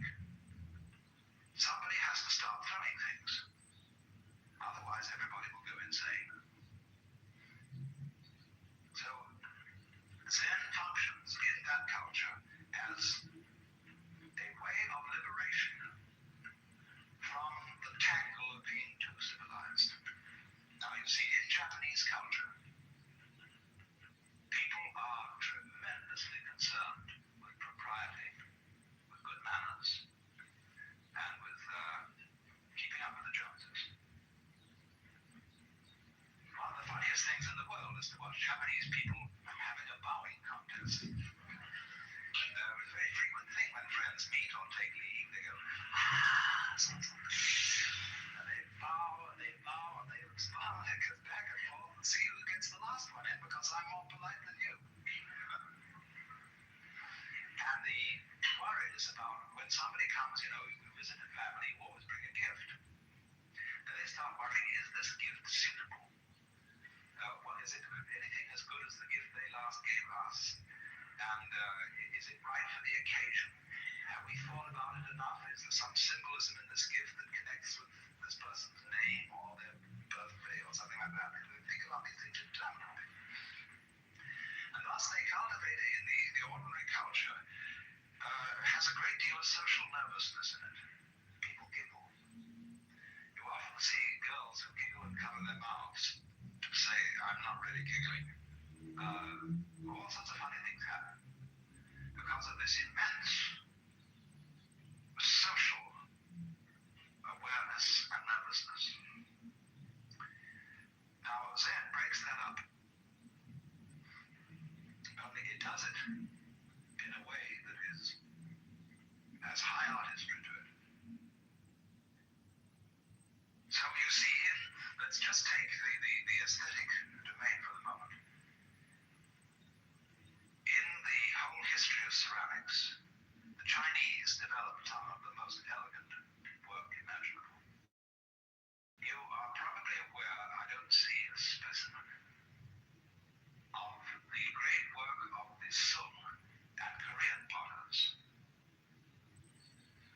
Very often done in a jade-like green, the most gorgeous texture. It looks practically as if it was carved out of jade. Well, that led on, you see, to the high techniques of the Ming Dynasty, with translucent porcelain, white clay, subtle designs, all. And that style went also to Japan. And the very, very rich people you read about in, say, books like The Tale of Genji, and you see in a film, and you must see it, Jushiguro, the story of the 47 Ronin. The lovely things they had around their houses were unbelievable.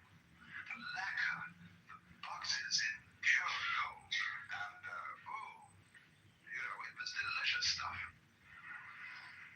But then, it was just like having too much eclairs and ice cream and filet mignon and cooked à la carême, that French cook who made everything look like an Oriental palace. And now what happened?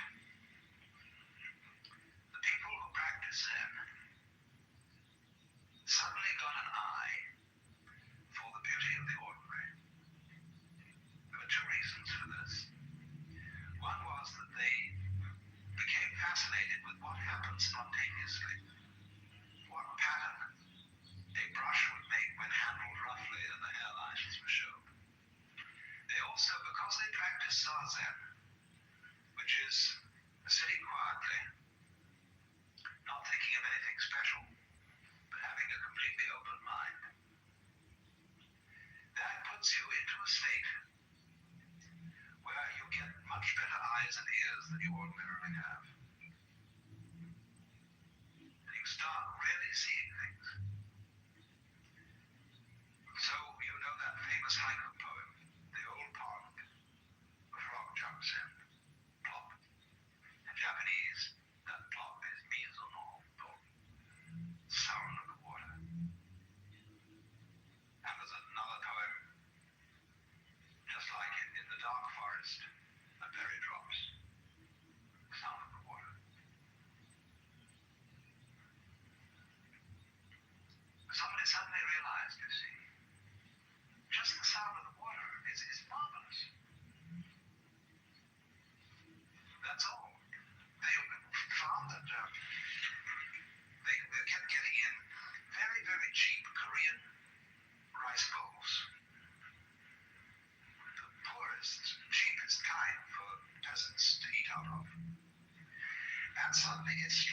these Zen masters that was an incomparably beautiful object. Nobody had seen this before. They also had the simplest wooden ladles, bamboo, and then a stick in it for use in the kitchen. And one day somebody noticed that this ordinary, everyday kitchen utensil was just lovely. And so in the same way, they found that it was quite as satisfactory to listen to the kettle boiling as to listen to an elaborate concert. So what did they do? They started through particularly a man called Senno Rikyu to give parties for very small, few guests in shacks, little huts in the garden made of very primitive materials such as mud walls, and where they would go and sit, and out of the simplest utensils, carefully chosen by a superb artist, they would simply sit and enjoy the uncomplicated life. And so was born the tea ceremony. Now look at that. You see, in the historical context, that's terribly important. It was a going back to the primitive after people were sick of too much civilization. And yet, it was going on to the primitive rather than back. Because the people who selected all those things, they knew the whole tradition of their civilization, their culture. They weren't barbarians.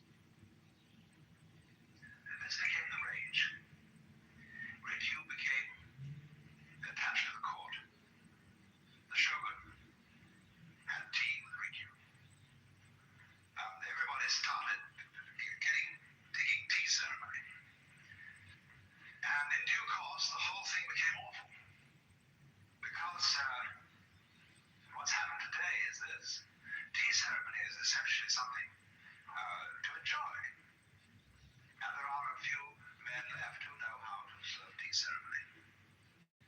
And it's an extremely congenial, quiet get-together. Of easy conversation, simple and unostentatious manners, and really lovely things to look at. I was present at a tea ceremony celebrated by a Zen monk who happens to be an American. And he is a man who is not ordinary. And he has, therefore, with him at all times, the sort of equipment that you take on camping in the mountains, because he does a lot of climbing in Japan. And I said to him, "Won't you, this afternoon would be very nice to have the tea ceremony, and you did it once before here, and it was so pleasant. Would you serve it again?" He said, "Yes, well." Before, he had served tea ceremony in the style that Zen monks do it, which is rather simple and direct and much more comfortable than all these well-educated ladies who are on tittering about it and on tiptoe and nervous and hoping they won't make a mistake and all that kind of thing. It's just dreadful. So he suddenly came in with a small primus stove. He set that down. Then he had an old paint pot, which had inside it an aluminum mug. He set that down. He then proceeded to take the aluminum mug out, pour water into the paint pot, and set that on the primus stove. But he ritually pumped up the primus stove. He did everything in the style of tea ceremony. But this was a dirty old primus stove. And suddenly the thing began to flame like the god Fudo. And he mixed the tea in the traditional way with the whisk, and all the perfect and lovely manners, handing us the aluminum cup. And we got into a long, it's a custom after the tea ceremony, after you've drunk, to pass all the utensils round for inspection. This is exactly what happened. And we found that the aluminum cup had the year 1945 stamped on it for some reason. We got into a discussion about styles of aluminum cups made in 1945. And it was the funniest thing. But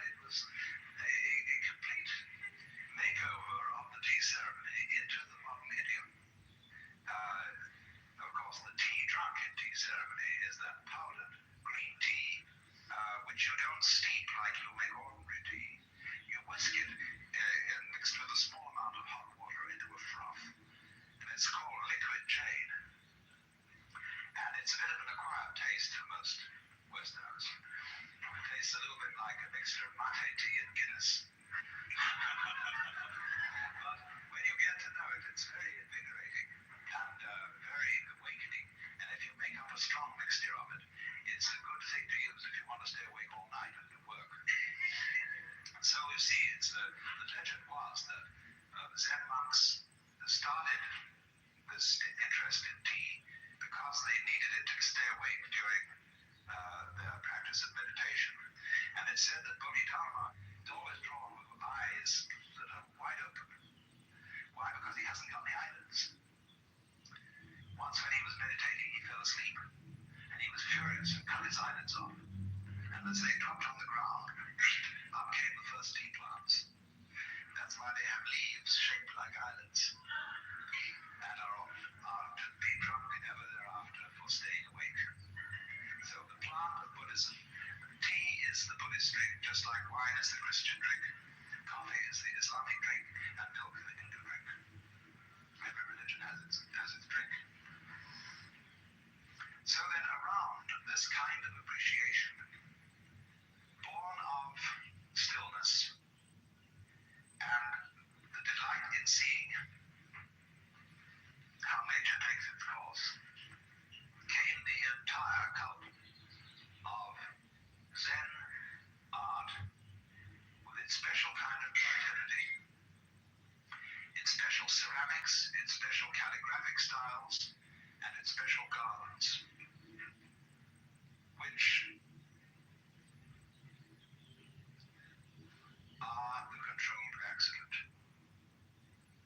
Now you see, this is a water jar. They like to leave the bottom unglazed. You can really see that it's clay that way. But look, you see how the glaze has been allowed to run. It's what we would call not neat at all. And you watch somebody make one of these. And I've watched a man just pick up the plate. And as he applies the design of the glaze, he just goes whoosh with the brush and lets it drop on. And it's done. There's another man who glazes by wood smoke. And in his kiln, he may put about 1,100 pieces. And he wraps them in straw. And wherever the straw touches, it leaves a splash of orange color against the purple background. Now, you see the straw arranges itself according to the nature of straw. It doesn't follow strict human direction.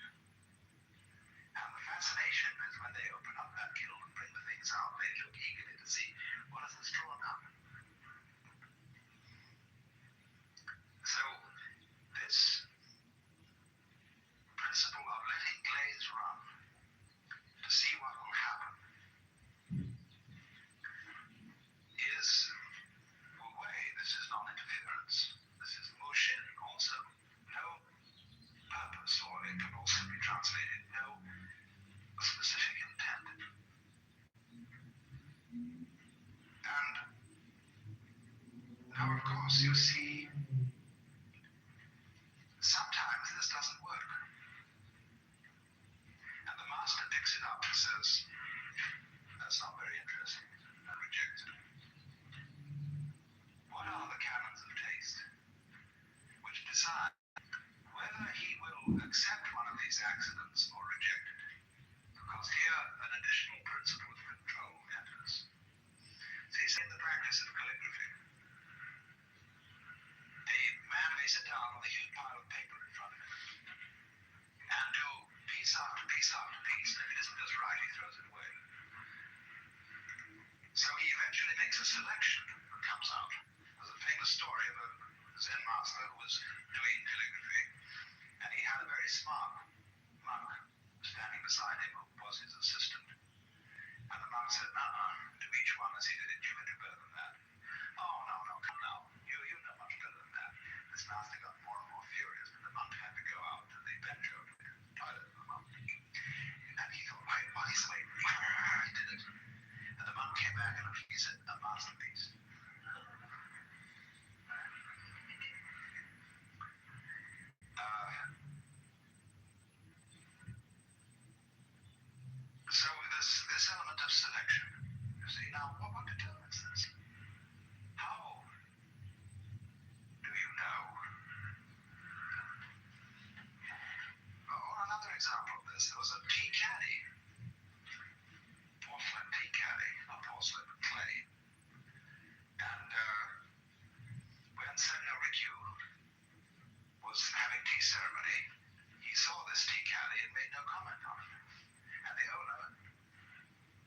disappointed that he smashed it.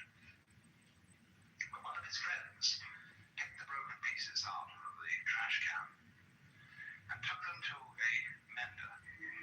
He said, look, mend this with gold.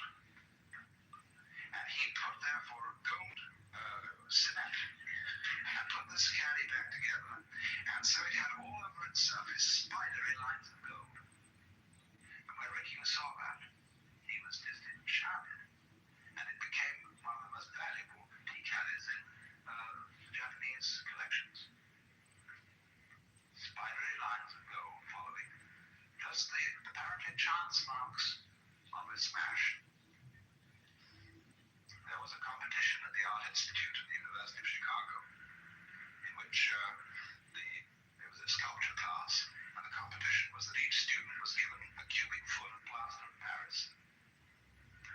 And they said, now do something with it. Well, the prize was won by a woman who looked at this cube and said, it has no character. It doesn't want to be anything. So she flung it on the floor and smashed it all up. I mean, she made dents in it and banged off the corners and put cracks in it and things. Then she looked at it again.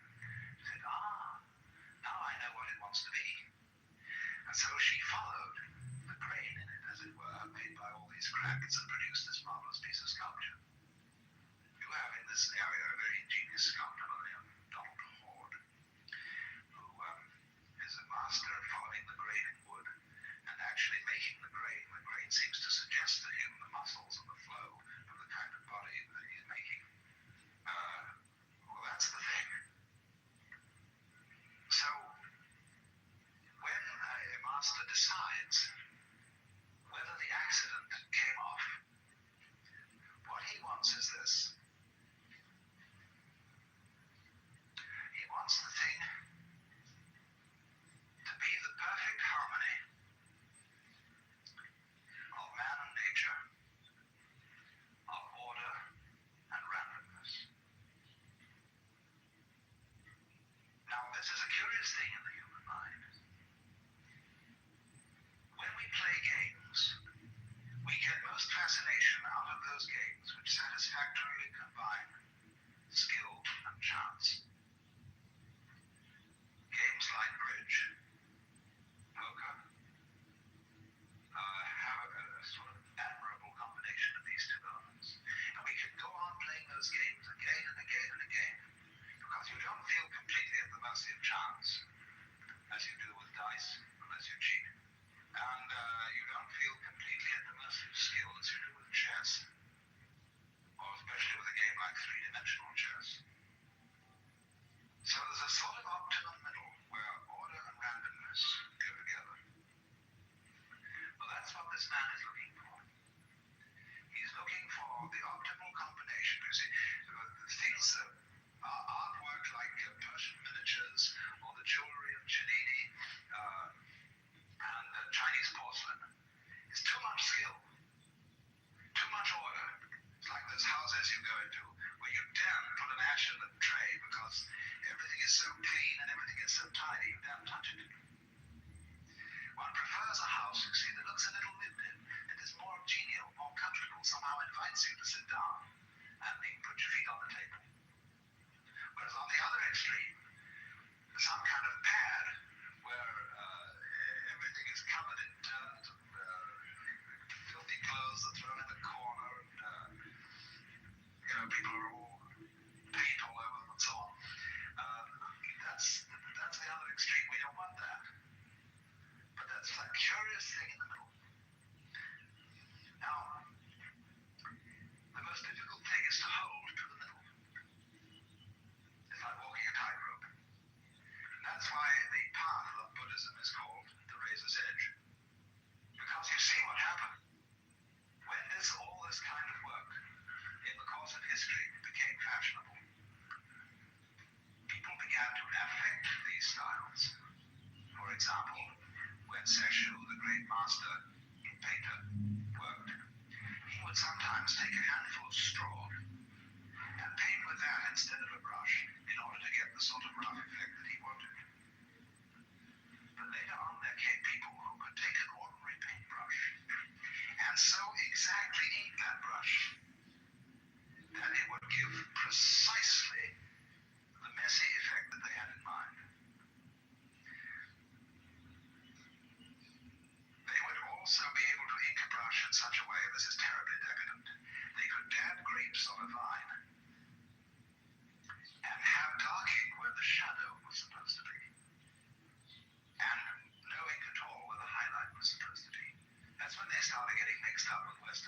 ideas about shadows and perspective. They didn't have that earlier.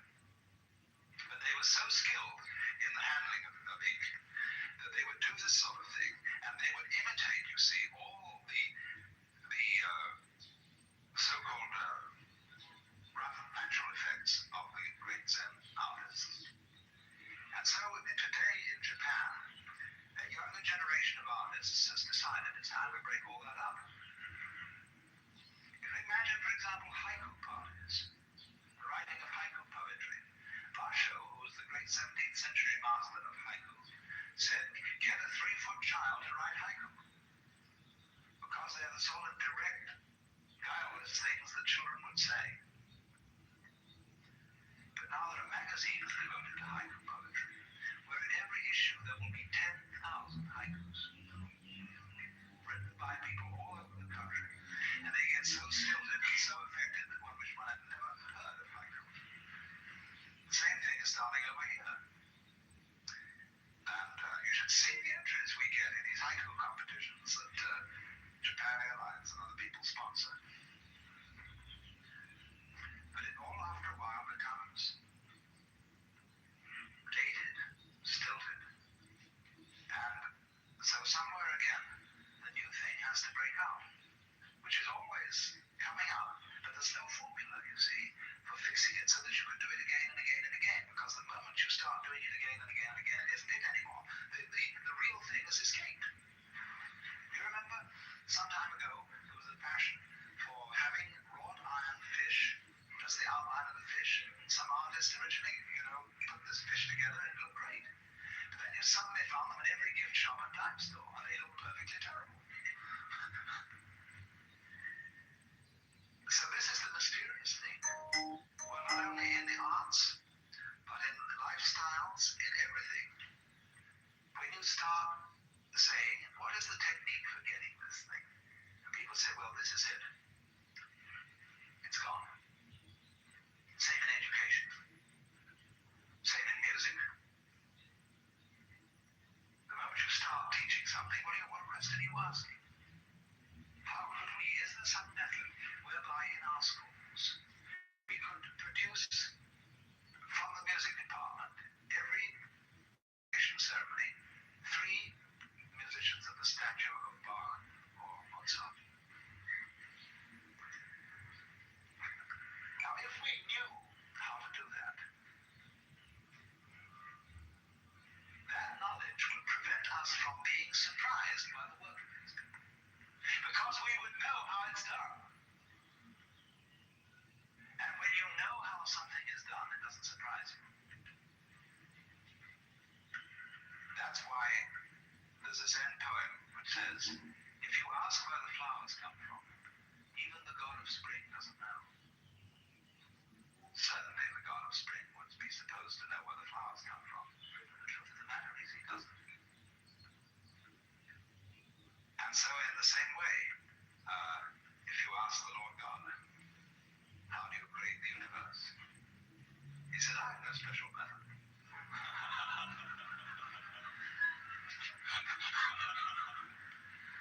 And this is known in Zen as a very difficult, this is the most difficult virtue to attain. So many of these things begin with Mu. Puji. Puji.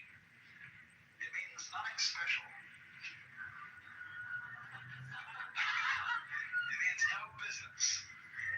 No artificiality. In American current, real cool.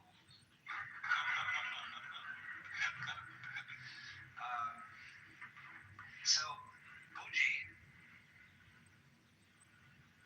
is where something doesn't stand out like a sore thumb. But it is absolutely different from being modest. A Puji person may be immodest in the sense that if he knows he can do something well, he just says he can. He doesn't go to all sorts of blushing violet techniques. Puji, you see, is this mysterious quality of nothing special, no special method. Because if let me repeat, if we do know the method and we know it infallibly, it ceases to be interesting. There are no surprises left. And the moment the element of surprise is gone, the zest of life is gone. That, you see, is why it's very difficult to teach Zen to yourself. Because you can't easily surprise yourself. The essence, you see, of this kind of spontaneity is response to a surprise. So the master, you don't know what he's going to do, and he surprises you. It's like trying to cure hiccups. Very difficult to cure yourself, because when you pat yourself on the back, you know when you're going to do it. So you're all ready for it. But somebody else comes up and slaps you on the back, and that's a surprise. What you needed was a surprise. Or it's like jokes.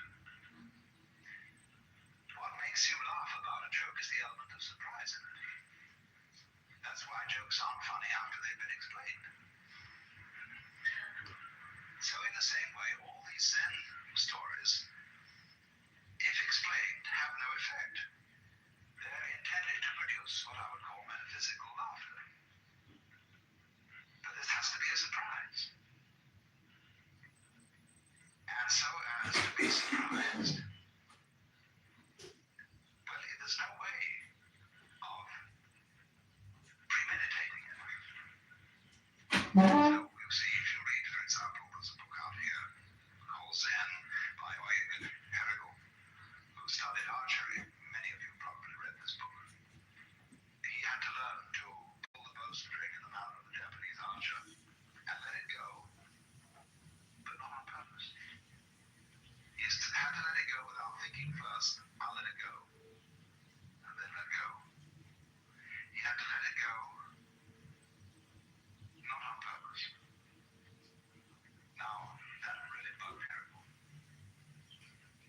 How do you do something not on purpose, especially if you're aiming at a target? Well, the whole point is, if you think before you shoot, it's too late. The target's moved. That's why we have a thing like beginner's luck. See, if you simply point at something like that, if your finger was a gun, I would probably have hit the light switch. And so you get a person who's naive about a gun, pick a gun up and bang, and the thing will drop dead. I don't ever forget the first time I ever used a slingshot. Yes, a friend of mine was with me and he was aiming away and not missing. I just picked it up and hit, but I couldn't do it again. You get a sudden naturalness there. So, there was a master by the name of EQ, who was a great leg puller. And he had in front of his house a very gnarled pine tree. One of those things that George, they love this kind of thing. He put a notice up on it. He said, I, EQ, will pay 100 yen, which was a fair amount of money in those days, to anyone who can see this tree straight. Well, soon, there was a whole crowd of people around that tree, lying on the ground, twisting their necks and looking at it from all sorts of angles. There's absolutely no way of seeing the tree with a straight trunk. But EQ had a friend who was a priest of another sect, and the smart boy went over to see this friend and said, what about this Mr. EQ's tree? Oh, said the other priest, it's perfectly simple. He said, you go and tell him the answer to seeing the tree straight is to look straight at it. So this man went over to EQ and said, I claim the reward. He said, you look straight at it. And EQ looked at him in a funny way and said, I think you've been talking to Roseanne down the street.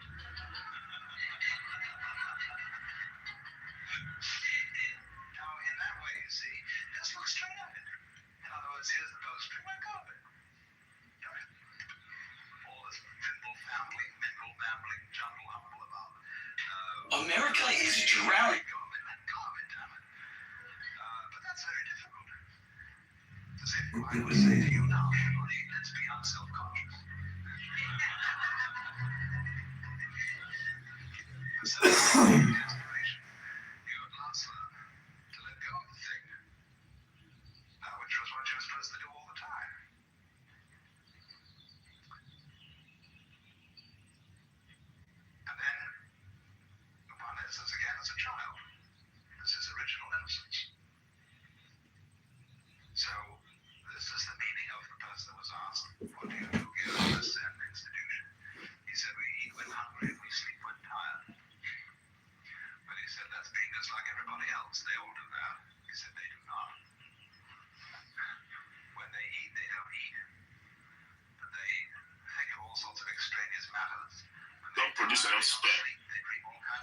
transcend that to the FBI, to the Secretary of War.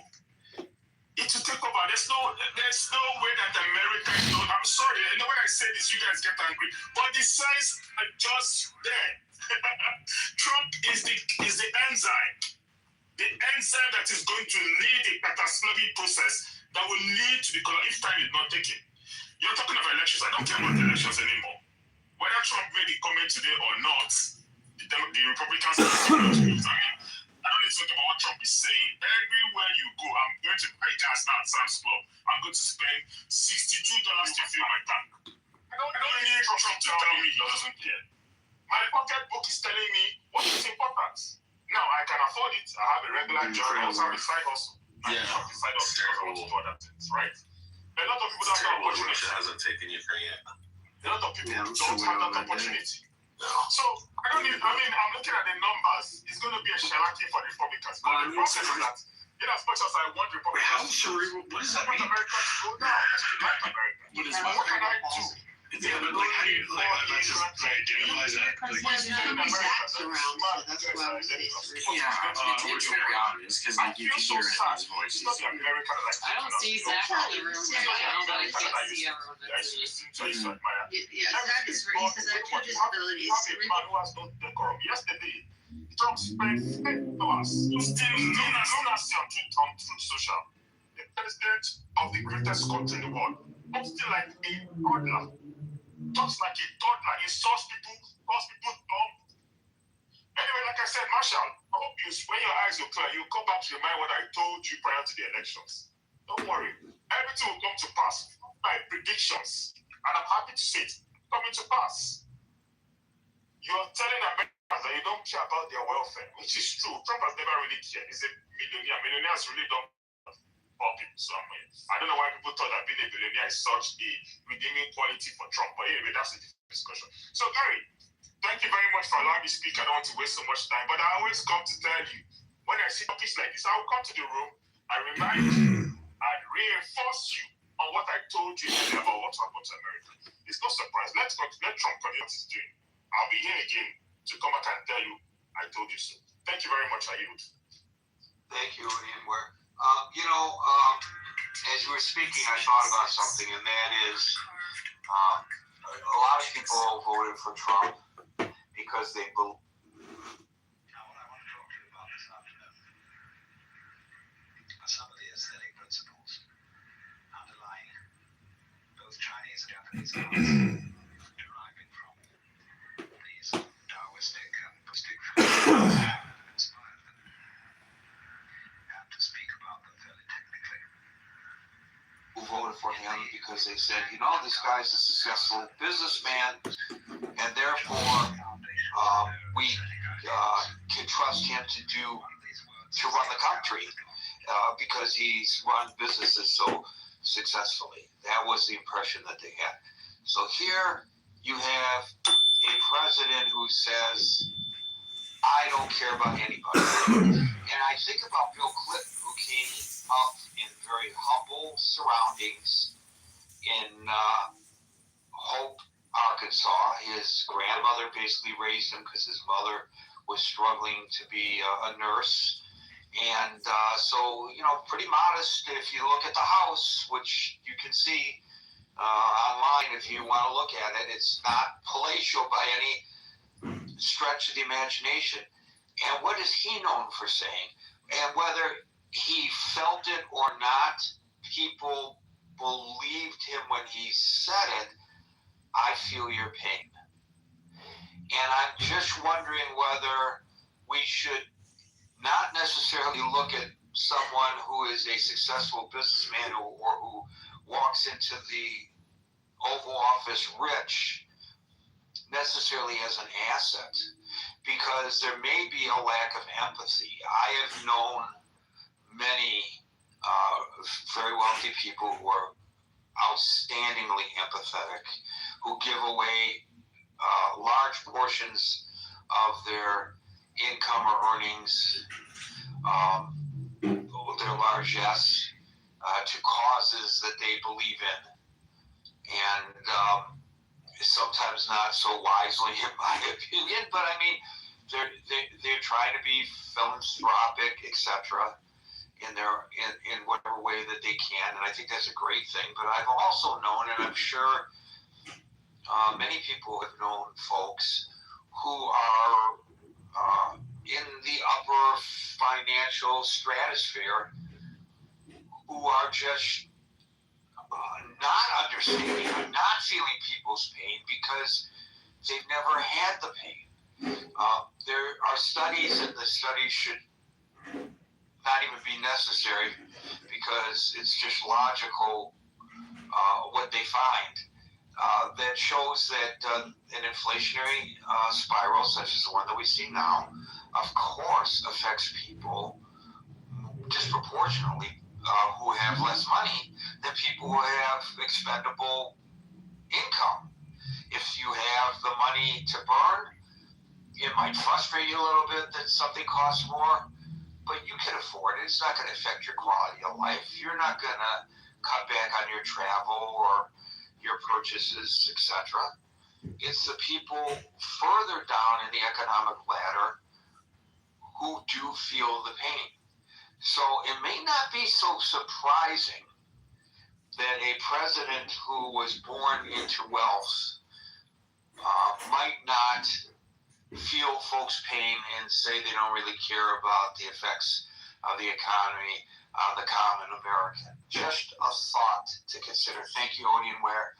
We'll go to Mansa, followed by... Can I ask you a question? Sorry, Gary, just a quick question. Sure. So, can you tell me at any point in Trump's life that he has ever been empathetic? Any points? I don't know. Maybe. I don't know. I don't know the totality of his life. I don't think any of us are qualified to answer that question. I get your point. And as I was making my comments, I was trying to think of philanthropic things that Donald Trump has done, and they don't come to mind immediately, but maybe they do exist, and we just don't know about it. You know, I've known people who have donated anonymously because they actually think it's inappropriate to take credit for giving some of their extra income to different organizations and causes. I'm not talking about political causes. I'm talking about things to help people rise up from poverty or to fight diseases or protect animals, whatever it may be that floats their boat. And they do it anonymously. Because, you know, so who knows whether Trump has done that or not? I don't know. Maybe it's been reported somewhere where he's acknowledged that he's never given one penny to one organization. Maybe he's a huge supporter of the efforts of the Salvation Army or the American Red Cross that we're unaware of. Could be.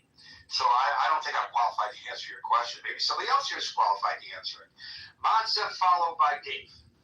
I have never heard that Trump has donated any sizable amount of money to any charitable thing, and this is known by the leaks and the tax returns that we experienced in the back.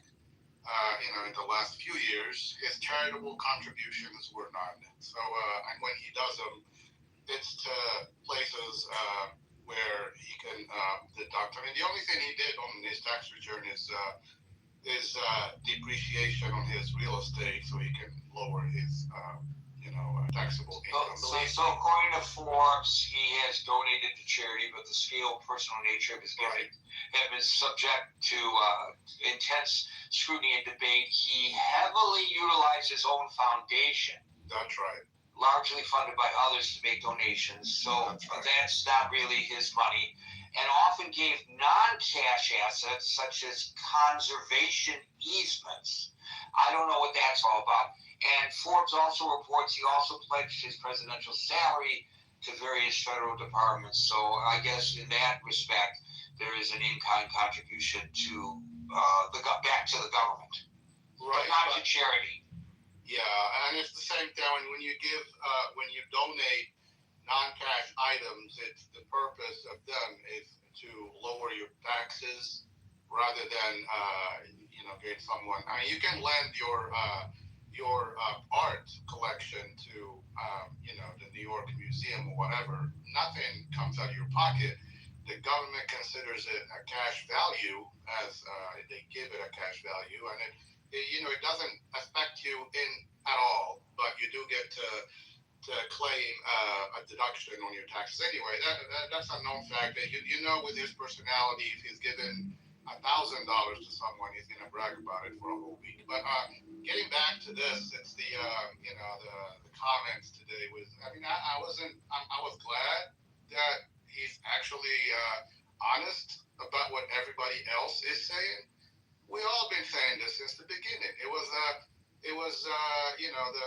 the fact that, I mean, is he going to care about the hurt of the American people? He said in the beginning that it was going to be short-term pain. He kind of was aware that it's going to be an issue, but he made it sound like there is nothing to worry about here. We're going to take a little excursion, and it's worth it. Now, for the people that elected this guy, I mean, he's on top of our military. He makes these decisions, whatever. We should be able to believe that if he's making such a big step, he's saying that no U.S. president for the last 47 years has taken this step. So is he just taking a stab at it because no one has done this before? Just so he's...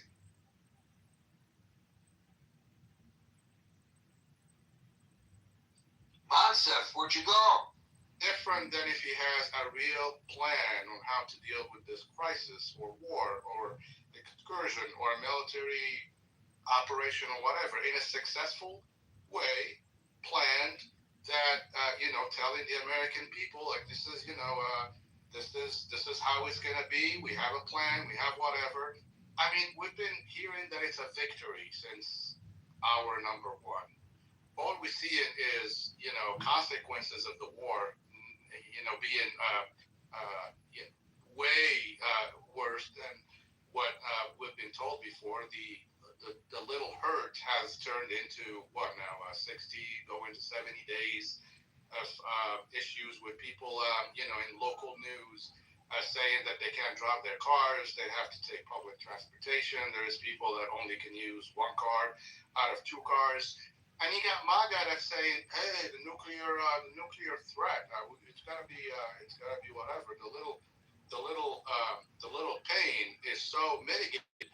I don't think that's the idea that we were presented for the beginning. Can they at least come out and say, "But we were lied to in the beginning," because we're not willing to go 6 months, a year, with gas prices at. In Florida, I mean, I paid $5.25. Unleaded was like $4.60, but anyway, $5.25. In California, it's up to $7. It's not something that the American people can live on. We hear stories that people are already don't have enough to finish the month because of all the inflationary other aspect that gas prices kind of put on the economy. Inflation numbers just came out. You read them earlier, Gary. It's not looking good. Adding more salt to the wound, you got job numbers that are not doing so well. And again, bringing people in front of the camera to tell the American people that it's not a big deal. You got Kevin Hassett, he's an advisor to the president, I guess, on the economy. And he's saying, hey, don't look at the job numbers being low as a bad thing. This is the effect, the consequence of not having about 200,000 immigrants in our economy. The fact that we don't have so many workers, now we get to count that we lost 200,000 jobs. I thought the whole story was that immigrants stole American jobs. So how come the 200,000 jobs that were lost were not replaced by Americans seeking work? But the bottom line is 200,000 jobs disappeared from the economy. 200,000 jobs that we're adding to GDP are not adding anything to GDP. And the idea that we're blaming everything on, these scary things. Well, we're cleaned up the country from all these scary immigrants. Now we have to live with lower jobs in the economy. That's going to ruin the economy. I don't know why Steve is laughing. I think, Steve, in your condition, you're probably more going to be affected with this than me. I guarantee you. You've been making all these emojis of shit like this doesn't. And this is a problem with MAGA, really. Whatever happens, they laugh it off. Because the most important thing with this president, with MAGA, and why they supported this guy, I mean, they knew he was a crook. They knew he was not good at business. They knew when he became president, he multiplied his net worth by 7. None of this matters to them. What matters to them is that they have a president out there, a leader that looks at immigrants lowerly, like people like me, like Odie and Ware, real professionals that are pumping real dollars into the federal tax dollar system are looked at less than. And I was told this a long time ago by your friend Steve on this stage. I was told that my Americanism compared to his was lower, less than, because he can trace his ancestors to the Civil War. Well, I can't. I'm not listening to American and Steve. I don't mean to Steve. This is Gary Baumgarten's room. Happened. And this is the reason why Trump is popular. Because the shit that you go to your local bar and you hear people talk about the nasty Mexicans, taking our jobs, doing, raping our women, dirtying the blood of our society. This is the fuel that lets people vote for someone like this and say to themselves that we are going to take the pain of paying higher prices, of accepting a president that lies to us all the time, of hearing something, but then I'm going to believe something else because I have such a confirmation bias that I'm going to believe something else. He surely does not mean what he says. So this is why we hear. I gotta correct a couple of items, and then I have a beef to pick with you, Gary. Friendly beef. The talk about the economy. Well, and then you always hear that. Look at the Dow. Look at the S&P 500. Look at whatever. Yes, about 62% of households own stock, but the discrepancy on how those stocks are owned makes a big difference. I didn't mention the Wall Street at all. Oh no, I said to mention that when the president talks about how well the economy is doing, that he always brings up the stock market as a sign that we're great. And then people mentioned that, not everybody is invested in the stock market. Yeah, about 62% of households are. But the fact that 87% of stocks are owned by only the 10% of the population. So people might have 401ks and all that, but it's smaller 401ks usually. It's not. The people that benefit from the stock market are not typically your, $50,000 a year households. That's all. My only beef with that I'm gonna talk to you about, Gary. Last time, I always bring sources, numbers, and all that. And last time I was talking about how, I think we were talking about global trade, and I said something about labor cost is cheaper in Asia and whatever. I mentioned some numbers, and I think you were talking to Ching, and you asked her about how things are in China, and they said, well, maybe Monsef was just saying stuff to make his point. I would never say something that is not based on real numbers, real sources, to give you wrong, information to just make my point. I've known you for a long time. I usually send you my sources. Howard knows me forever. Marshall knows me. Beryl knows me. I was never known to. I mean, this is my. Well, I work in finance. I would never give you wrongful information in order to make a point, whether it's good or bad. That's all, and I think you probably don't even remember, but I just didn't like the fact that you insinuated that I was just inflating my numbers to make my point. That's my intervention. I don't ever recall saying, okay, if I did, I apologize. Your point about the immigrants, it's really an important point because we are an aging population. The birth rate is down. People, our life expectancy is again growing a little bit. It was down somewhat because of the crisis of the opioids, but it's starting to inch up again. And a good percentage of the elder care workforce comes from other countries. And they're finding it difficult to many of them, and I'm saying this anecdotally, I don't know that there are any figures to back up what I'm about to say, are reticent to find jobs here right now with this administration. Because I know by virtue of my previous job, which put me in touch with a lot of people in other nations virtually, but it put me in touch with them.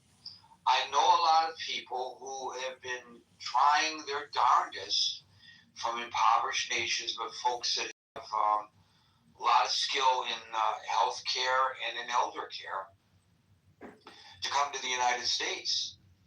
And many of them go to other nations as well. They go to Singapore, they go to Japan, they go to the UAE, they go to Saudi Arabia, they go to the United Kingdom and Australia and Canada, but a lot of them were coming to the United States. It's not on the top of their list any longer. It's also the sorry to interrupt you, Gary. The nursing sector is affected greatly with this, and it used to be easier to get nurses from places like the Caribbean islands, like places closer to the U.S. But it's I got a friend. His wife is she works at a hospital as a registered nurse, and she's been telling me how hard it is that the procedures now to get qualified, because we don't have enough qualified American nurses in the U.S. that are willing to to do the job. We just don't have enough. We need extra. I mean, that's a given. You can make a lot of money. You can make a lot of money. Yeah, it is. You can make a lot of money if you don't have any roots. If you're not, if you want to be a traveling nurse, where you travel from hospital to hospital, town to town, and it's an adventure. Some people like doing that, and they'll help provide you housing and transportation, because these hospitals are in dire need of good RNs. And so there are folks that are doing that are making good money. Now they're not putting down any they're not putting down any permanent stakes. Some of them are actually living in RVs, and some of them actually park their RVs at the hospitals. That's a part of our economy right now. You can make a lot of money, and they're paying a premium for it because there's always a shortage of nurses in the hospitals. And so there you go. It's a problem, and it's going to be a growing problem. The approach to immigration might shift again with the next president. I don't know. Some people will think that's a good thing. Some people think it's a backtracking, though. Thank you, Montse. Don't buy that Tesla stock yet, Gary. It's very inflated. And I forgot one point. The BYD, as much as we give the Chinese a hard time, BYD is the equivalent of Tesla, except they are the #1 sellers of electric vehicles in the world. They are all over Europe. I mean, I don't know who's here that lives in Europe or travels to Europe, but Europeans are buying BYDs way more than Teslas. Chinese are buying BYDs. much more than Teslas, and the quality of these cars is unbelievable. The price is about a third to sometimes half off, and the technology is out there. They've been in Europe and whatever for several years now to prove that they are good cars. They are graded very well, so that doing like an ostrich and just putting our heads in the sand, thinking that we're the best. It's not going to work. We do have real competition, and it's time to wake up to it and be smart about it. But Tesla is very overvalued. I don't recommend anyone putting a lot of money into it unless they know what they're doing. Thanks. Thank you, Master. We'll go to Dave, followed by Steve. The tightest war is about Iran war. And for Iran, for 47 years, they planned for one thing, the Shiite Islamic anti-war. And according to this, their goal is to kill 2 billion lives, right? So that will include 350 American lives. That's why every day, they get the people chant death to America. That means 350 lives. That is their mission of life. So how do they going to achieve that? The most effective way, of course, is nuclear. If you drop one, you kill quite significant population of American. And now it's becoming difficult because of the last couple of weeks of attack by U.S. and Israel combined, although they spend billions in doing so, but as we understand how Trump understand life, Trump would spend 300 to 500 million just to save one. What does this have to do with the question of the room, though? Can you answer the question of the room? I already answered the question of the room. That means we are dealing with Iranian war, and economics is nothing compared to life. And because Trump is willing to spend 300 to 500 million just to save one life, the 50 millions and the suffering of the American people about gasoline and everything is nothing compared to 350 million lives that the Iranian Murad regime is willing to take. And this is plan A is to use nuclear. Plan B is to close Strait of Hormuz. That means like you have money, you can buy things. And this is all consistent with biblical anti.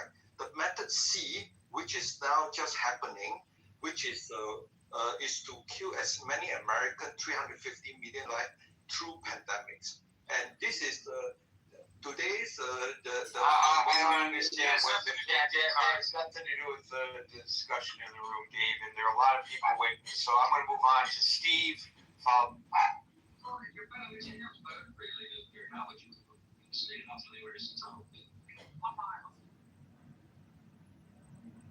Steve, followed by Merrill. Yeah, Gary, when we talk about Trump making a statement, I don't care about the economic conditions of anybody. Well, that's it. That's in regard to any war. When FDR was involved in World War II and we had to ration gas, we had to ration all kinds of different things, there was tremendous pain put on the American people and economy. Did we say FDR was being irrational? No, of course we didn't say it's being irrational. And what card No, Steve, but the key distinction is during World War II, they rationed. This is totally different. My mother said this about the war in Afghanistan with Bush, that if we really wanted the American public to be linked to it, we'd have gone onto a war footing and rationed stuff so that everybody had to bear the consequences of the action. Also, FDR was famous for his fireside chats where he was very empathetic in the messaging to the U.S. So if you have a chance to hear some of those, it'd be worth it. Well, I can be empathetic, but the facts on the ground are the facts on the ground. I can tell you, I hate that you're in a bind, but if you're still in a bind, you're in a bind. That doesn't change the facts on the ground, no matter how you try and wrap it in a nice little sugary fireside speech. So you don't have a problem. You don't have a nice little sugary fireside speech, but No. so at least the president, Steve, is being forthright with us when he says, "I don't think about American financial situation. I don't think about anybody." So that's much better. That's much better than the nice, sweet fireside. No, I actually looked that up, and it said when he talked about that was in relationship to the negotiation with Iran about nuclear weapons. Now, the fact of the matter is, no matter how people He want was to asked about the pocketbook pressures faced by everyday consumers as a result of the war. And his response to that question, and then he doubled down on it later, was, quote, "I don't think about American financial situation. I don't think about anybody. I think about one thing. We cannot let Iran have a nuclear weapon." So he did not sugarcoat it, I guess, and as you were suggesting, like FDR did. Shame on FDR. Well, no, I mean, here is the reality of anything. And people are getting so convoluted in this. If you engage in any military activity, there's going to be a residual consequence to it. That is fine, but that's not what he said. He didn't say, listen, he didn't say, to quote Bill Clinton.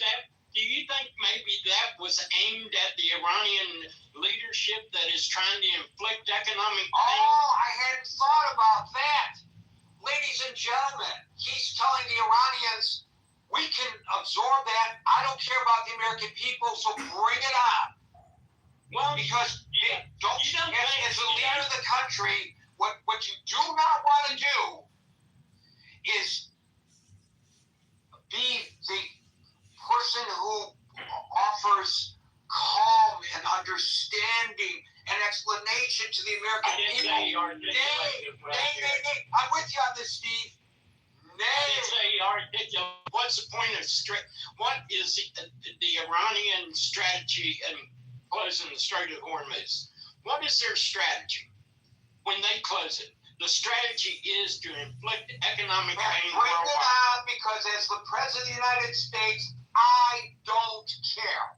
No, what he's saying to them in a crude and not so artful way is that your strategy that you're employing, because you have no military answer to what we're doing, your strategy of trying to inflict economic pain to us is not going to be effective. That's what he's saying. Now, so you know what? If the American people just suck it up and recognize that your president doesn't care about you, but it's for a good reason, because he's sending a message to Tehran. Well, let me ask you this: any war that we entered into, any war, did it not have consequences to us one way or the other? 100%, but a true leader. Okay, because someone didn't come out and say, Someone. You're talking about the commander in chief. Gary. Because FDR came out and said, "I hear your pain. I know that things are going bad." Did that change the situation? My mother, she's telling me about people going out and picking up iron and sending it in. They're making sacrifices. So when a reporter says to the President of the United States, "Mr. President, what can you say to the American people about their concerns about the rising inflation and their inability to meet their financial obligations?" Your answer to that question is, "I don't care." No, I didn't say that he. Well, that's what his answer was. Well, Gary, let me ask you this: what if he says, "I hear you. I know it's very difficult." Would that change the situation? Nobody's suggesting that it changes the situation. What it suggests is that your president doesn't give a damn if you have to go from 3 to 2 meals a day or 2 to 1 meals a day. He doesn't care. Okay. If he said, "I feel your pain," like Bill Clinton, and he said, I'm doing everything I can and the facts on the ground didn't change.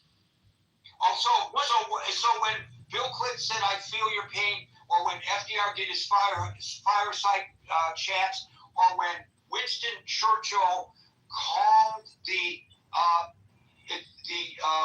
people of the United Kingdom during World War II, that was just a waste of breath because it didn't change anything. Well, did it? So you don't care if your president doesn't care? No, that's not what I'm saying. What I'm saying you just said he doesn't care, no, Steve, and you're saying you're being dismissive. You're being dismissive of the fact that he says he doesn't care whether Steve can put a meal on the table. You don't. No. What I'm saying is that whether he says I don't care, whether he says I do care, and I really empathize with your point, every war has consequence. Every war is going to inflict pain. No matter how you talk to people about that war, something is going to happen economically or something to you. Now, does that mean I don't care? No, it doesn't. But does someone saying to you, I care, and doesn't change any of the relevant facts of your life as you're living them, does that really change your situation? And here's another thing. Oh, wait, let me ask you a question that I would like you to answer honestly. I want to ask you a question I would like you to answer honestly. I got one other thing I want you to say it, but I want to ask you a question that I would like you to answer honestly. If when they were putting stickers on gas pumps all across the country with pictures of Joe Biden and with the words, "Thanks, Joe," because the price of gasoline was going up during his administration, and if a reporter said to him, "Mr. President, people are putting these stickers on gas pumps all across the nation, clearly they are upset that they have to pay so much," or if the President of the United States were to be asked, "Mr. Biden, people feel that their individual rights are being impeded by being told that they have to stay 6 feet apart from one another, wear masks, and get jabbed, and they feel that their freedoms are being taken away from them," and if Joe Biden had said, "I don't care," would your response be the same? Well, I don't know why anybody is complaining about Biden saying that he doesn't care, because it doesn't change the situation on the ground. So shut up with your criticism of Joe Biden. No, you're comparing apples and oranges. Am I? Yeah. Hold it. Actually, you are, Gary, because one is a consequence of a war with a third party actively injecting the problem into the economy. The first, in Biden's case, was a policy decision that had no external regardless of the reason. If he had said, you know what, you're right, the gas prices are going up, you're right, it's a shame that people have to stay home and work remotely and not go to church, and the churches can't open. It's a shame, but unfortunately we have to do it. No, but instead of saying that, he said, too bad, Steve, you can't go to church. I don't care. That would have been all right with you, because that was the reality on the ground. No. It wouldn't change anything. No, Gary, because the two instances you are citing are government policies dictated with no external variables. COVID wasn't an external factor? Pardon me? COVID wasn't an external factor? We were under attack from China because of COVID, right? No. You don't think that? No. COVID was a pandemic, and how you handled it was not being influenced by someone in a third third country. So if it's being influenced by a war, then the president should not be empathetic. But if it's influenced by government policy, oh, by the way, the war is government policy. The war is government policy.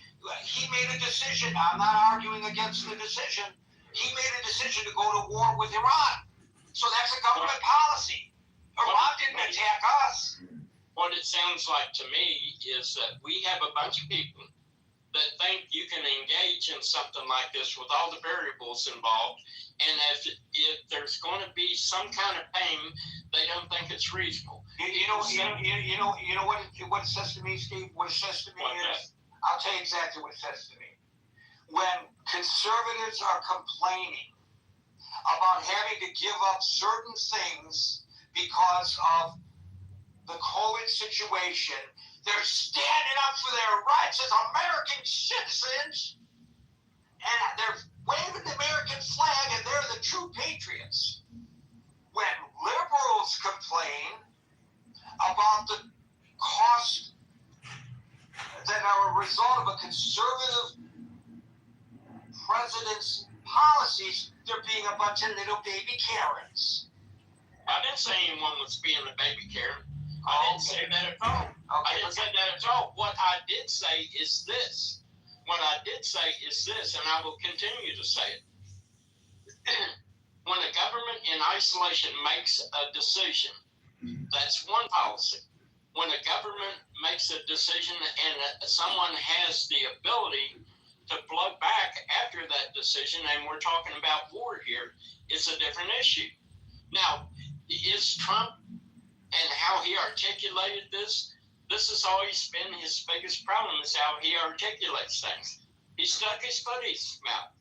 But the idea that I keep hearing over and over and over, that how war has no consequence, and this is just something that we should not. The question you got to ask yourself is just this, plain and simple. Is Iran having a nuclear weapon and being able to possibly long-range weapons inflict mass casualties all over the United States or all over Europe or whatever radius their rocket technology can reach? Is that worth going to war or not? If it is worth that, then you do it, and you know they're. And then you tell the American people, suck it up, baby. Suck it up. You know, I'll tell you something. There's such a disparity in the way people look at things. So when President Trump is revealed to have said, locker room talk, we understand that it's just locker room talk about grabbing women in an area where no man should grab unless it's his wife or his girlfriend with consent. It's just Trump being Trump. That's just the way Trump talks. When Joe Biden pats a little child on the head, he's a pedophile. No, I did. I've consistently said that Trump's biggest impediment. Can you imagine? Is his his articulation problem, of his position. But you know, if Biden had that problem, if Biden had said something about grabbing women by the short hairs, oh my God! Now, or would they say, oh, that's just Biden? That's just little old Joe. That's Sleepy Joe. It's no big deal. Don't worry about it. We're not going to make a big deal about it, are we? No. Well, come on, Steve. Let's be honest about it. Let me ask you this question, and then I'll get out of the way because there's a lot. I'm enjoying this, Steve. I hope. Okay. All right. Let me ask you this simple question: do you believe that there was any justification for military interdiction in Iran? That's not the topic. It is relevant. It's not the topic at hand. It's not the topic at hand. The topic at hand is the word. It was the president. No. That's not the topic. The topic. The question was. All right. Yeah. Was about the economy, and the president said, "I don't care." Well, are you going to claim that he didn't say that? No, I've said over and over ad nauseum that this is his biggest impediment to effective governance is a bombastic articulation of And points. so that's an excuse because you've been No, it's defending not it. an excuse. You've been defending it. You defended it here for 15 minutes. No, now. I'm not defending it. What I'm saying, though, Gary, is if you think that you are in a knockdown drag out with someone and they're using economics as their primary defense for their position, and if you think that they can put that kind of pressure on your economy and you're going to fold, then what are you doing? You're telling me, yeah, if you can create enough economic misery in the country, instead of using a bomb against you, I can just wait you out and then you go home and I'll get what I want. Do you think that the president's comments change any of that? Do you think that it's suddenly in Tehran they're saying, oh, the president says he doesn't care, so we better just might as well reopen the Strait of Hormuz because it ain't working because Trump don't care? Okay. Do you think that? No. Then what? Then why are you saying that it's I do think it'll have an impact on him. If the people in Iran doesn't feel that the political pressure from economic damage is going to move his position, I think it strengthens him in negotiations. I really do. Okay. They're not reading the papers here in the United States where everybody's complaining about the price of goods and gas.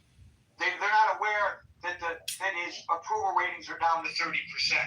They're not aware that the Republicans are playing on that.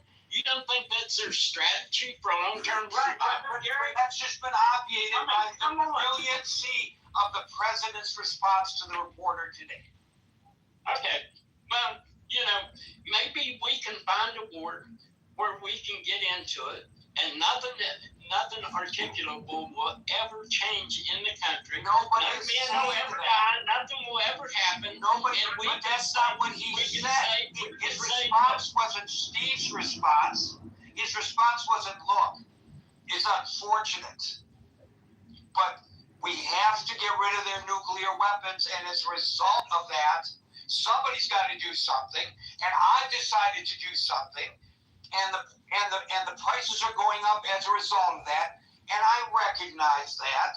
And unfortunately, that's not what he said. He said, I don't care. All right, but here's one thing. For exact quote, I don't think about anybody. Here is one thing. For everybody that parses every single syllable that comes out of this man's mouth, the next president of the United States that gets into office, let's do the same thing. I see. So he is being treated unfairly by the news media and by Gary by raising this issue today. No, we just consistently parse every single syllable, and I've never seen anyone. See, all you do is try to brush away what happened today. And Gary, do you say that away? If one argument doesn't work, you come up with another one. And Gary, you say the president was asked a second time about his words and basically said the same thing? Almost. So there you go. Let's not have accountability for what we say. That's okay. And let's do whataboutism, Steve. That's your right. What I say? I've said consistently, and I continue to say, this is his biggest impediment in governance. But people who criticize him for it, they never criticize the previous president, and they would never criticize a future president. The only president whose work are being parsed are Trump's. Well, you know what? When Mayorkas was letting the country go to hell with immigration, I never heard any shit about Mayorkas consistently saying the border was under control. Everybody, I mean to a person, did not parse anything about bullshit. I did not have sex with that woman, Monica Lewinsky. Oh, nobody parsed on that one, because that's a Democrat. Nobody said a damn thing about that. No one said a thing about Mayorkas while he's letting the southern border just be overrun and stood. A lot of people said about it. A lot of people said about it. A lot of people in the States to say about it. You can't say no one, and when you say no one, I only have to find one example of someone saying it, and that makes your comment inaccurate. Well, let's find the board. There wasn't a big drumbeat. There wasn't a big drumbeat of concern. The mainstream media did not go and show videotapes of caravans of people coming from South America through Central America into Mexico to our border. How many people called out his constant articulation that's under control? How many? A lot of people did. Do you want me to research it right now and tell you?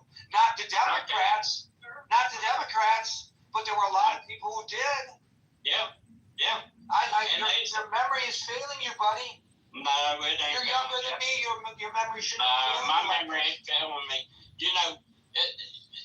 Trump has always been bombastic, and he's been a poor articulator of his positions. That explains everything. No, that's a given. But the underlying facts of what's going on here have not changed, and I'll leave it there. Well, there was strong opposition to Biden's immigration policies.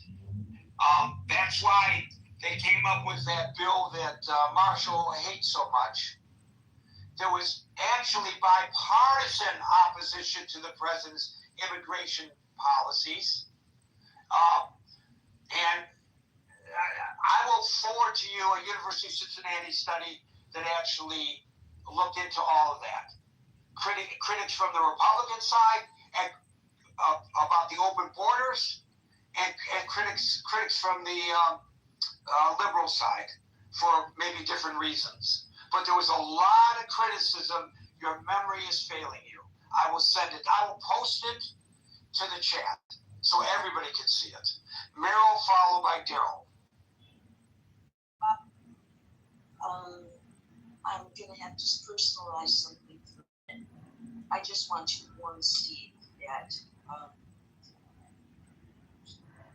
when he literally said, this was just literally said, about what's happening and people complaining or how other people are grasping this, and he said, and I quote, well, what this tells me is that a bunch of people, bunch of people, that is pretty dismissive. That language is extremely dismissive of people that are suffering or people that are affected. And that's where language is important. You talk about Trump, well, worst thing about him is he's bombastic. But he's bombastic, but then you always come up with a reason. You always know his motive. Whatever his motive is one that you defend. And you've got to be careful. But it jumped out at me when you said, what this says to me is a bunch of people. I don't know who the bunch of people, how you view, that tells me you view them very inappropriately. It tells me that there's not a lot of empathy there, and I don't mean to say that. I don't mean to hurt your feelings. I'm just saying you ought to take it into consideration, and I think everybody ought to take into consideration this economy. The problems that people were having is not new. It's not just because of the war. It added to it. We had a president who was obsessed with tariffs. He was obsessed with them, and we have farmers that are greater number of farmers than ever before that are filing bankruptcy. We have the problem with fertilizer. There were all kinds of problems. What Canada was able to try to work around, what China was able to try to work around. People don't seem to understand that this economy people were being affected in this economy before the war. This was just made it worse. So I do think that should be taken into consideration. And I think you should take into consideration what he says now, even. He still says, I'm going to do tariffs this, and I want to take this in Greenland. I don't think the war is not major to him. The war is a pain in the butt to him. And that's how he views it. This is interfering with his ability to do the other things that he wants to do. And let's not forget while some people are having a problem, they can't have to carpool or they're missing church and something. This man is asking us to pay for painting the river, painting this and buying this. And oh no, guess what? That White House really isn't all donors. We are the donors. So I think that should be taken into consideration. That people that are hurting right now are looking at that and they are paying attention to that. And so that's one thing. I think that is extremely important.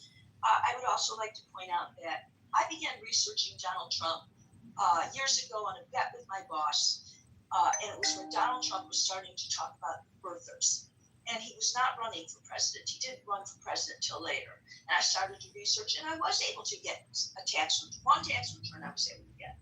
And if you think that man was generous, I'll tell you who he was generous to. His daughter's dancing. That's it. That's who he was generous to. And regarding the billionaires, the millionaire, whatever you think he was, this great businessman, he was not viewed as a great businessman in New York. He was not. His money came from his father, that the trust funds from tax evasion. He was not respected as a great real estate person. And if you ever wanted to read what the reporters on the street used to write about him, was just that it was the old Ann Richards thing about George Bush. Born on third base, thought he hit a triple. This, in that he had no gumption, no compassion, no understanding. And real estate agents, the real estate people, the billionaires then, they weren't flocking to him. They were staying away from him. And that's why he was so angry with the New York Times. And now you've got a bunch of billionaires who saw that he's been reelected, and this is where he's making his money, and this is where they're making even more money than they need, but it's more money. So I do believe that some people ought to take into consideration what he was before, what he was in his first presidency.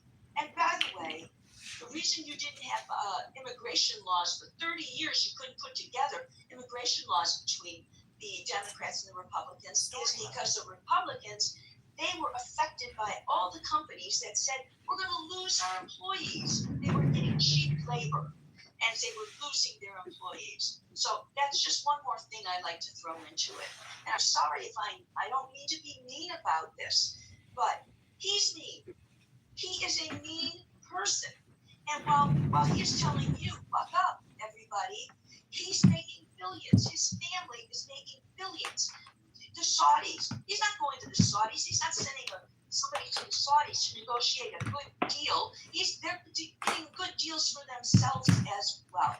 And nobody makes as much money during this presidency as his corporation and his family is. And it's right out in the open. We're not calling it corrupt. We can't call it corrupt because it's right out in the open. Nobody's doing anything about it. Congress isn't doing anything about it. Congress isn't going to do anything about this war. But the thing about Trump right now is he got us into this for one reason.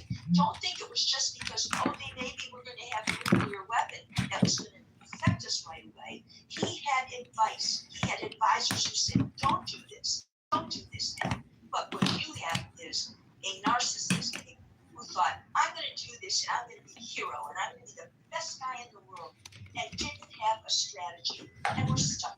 And it's a shame and it's awful.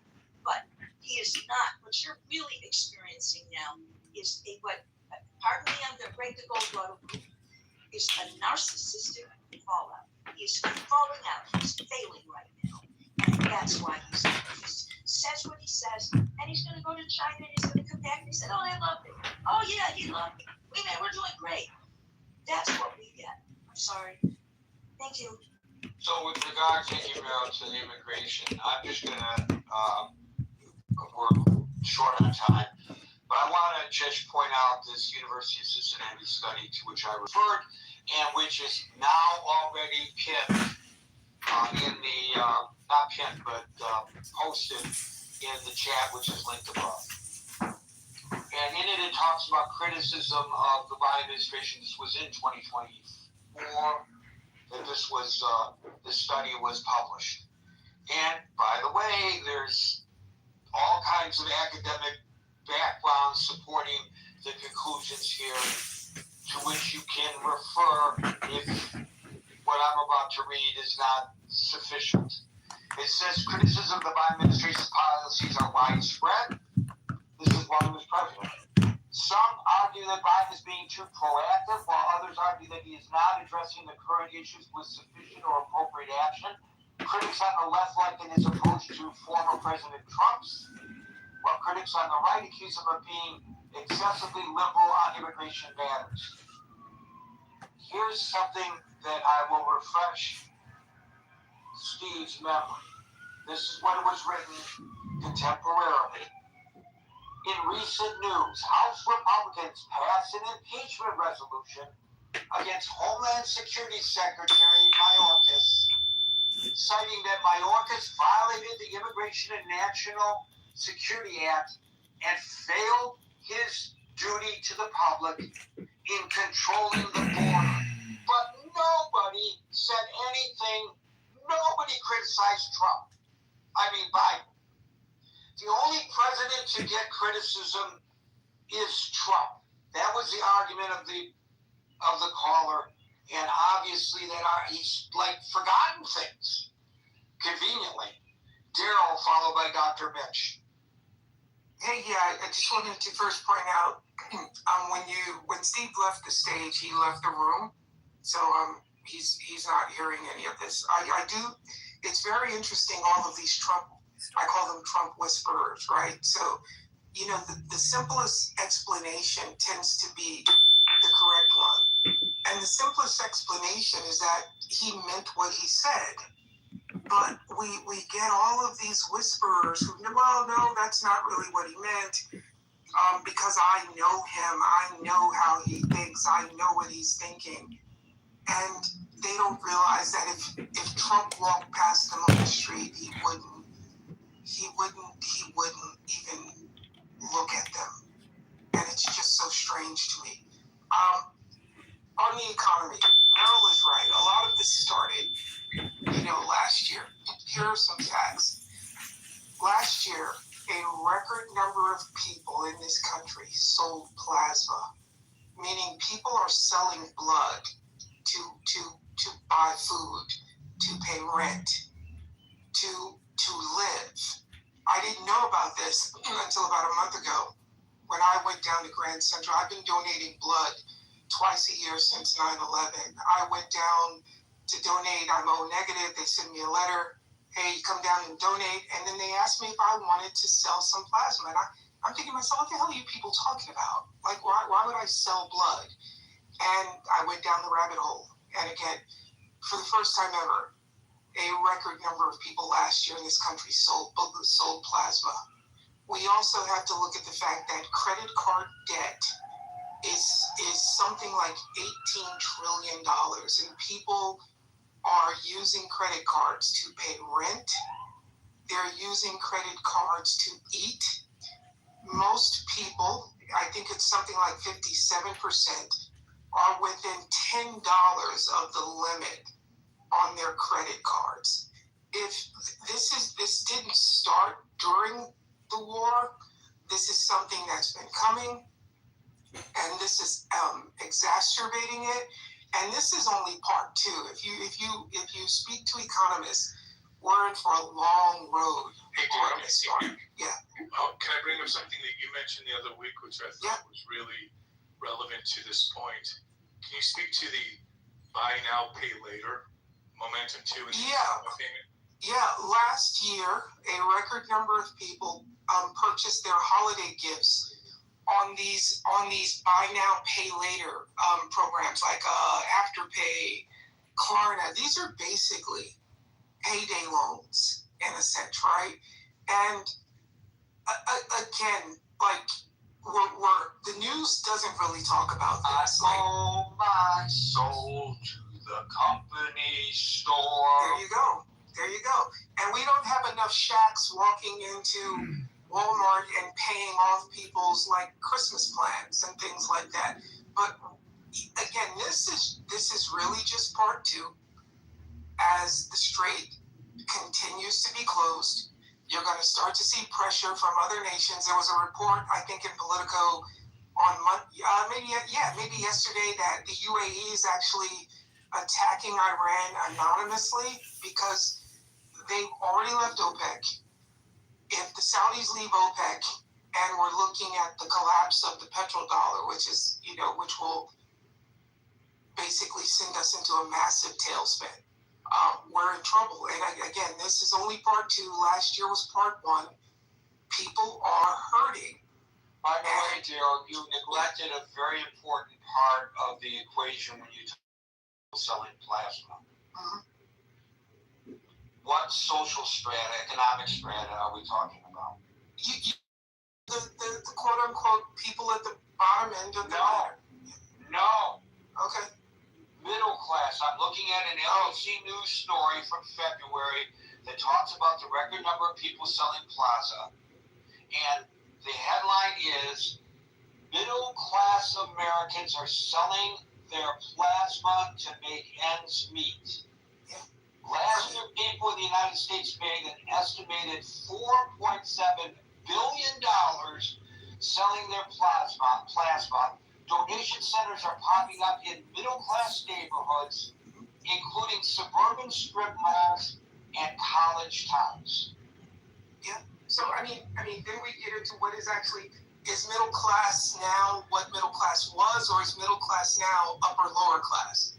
Now, that's irrelevant. So we're in for some pain, and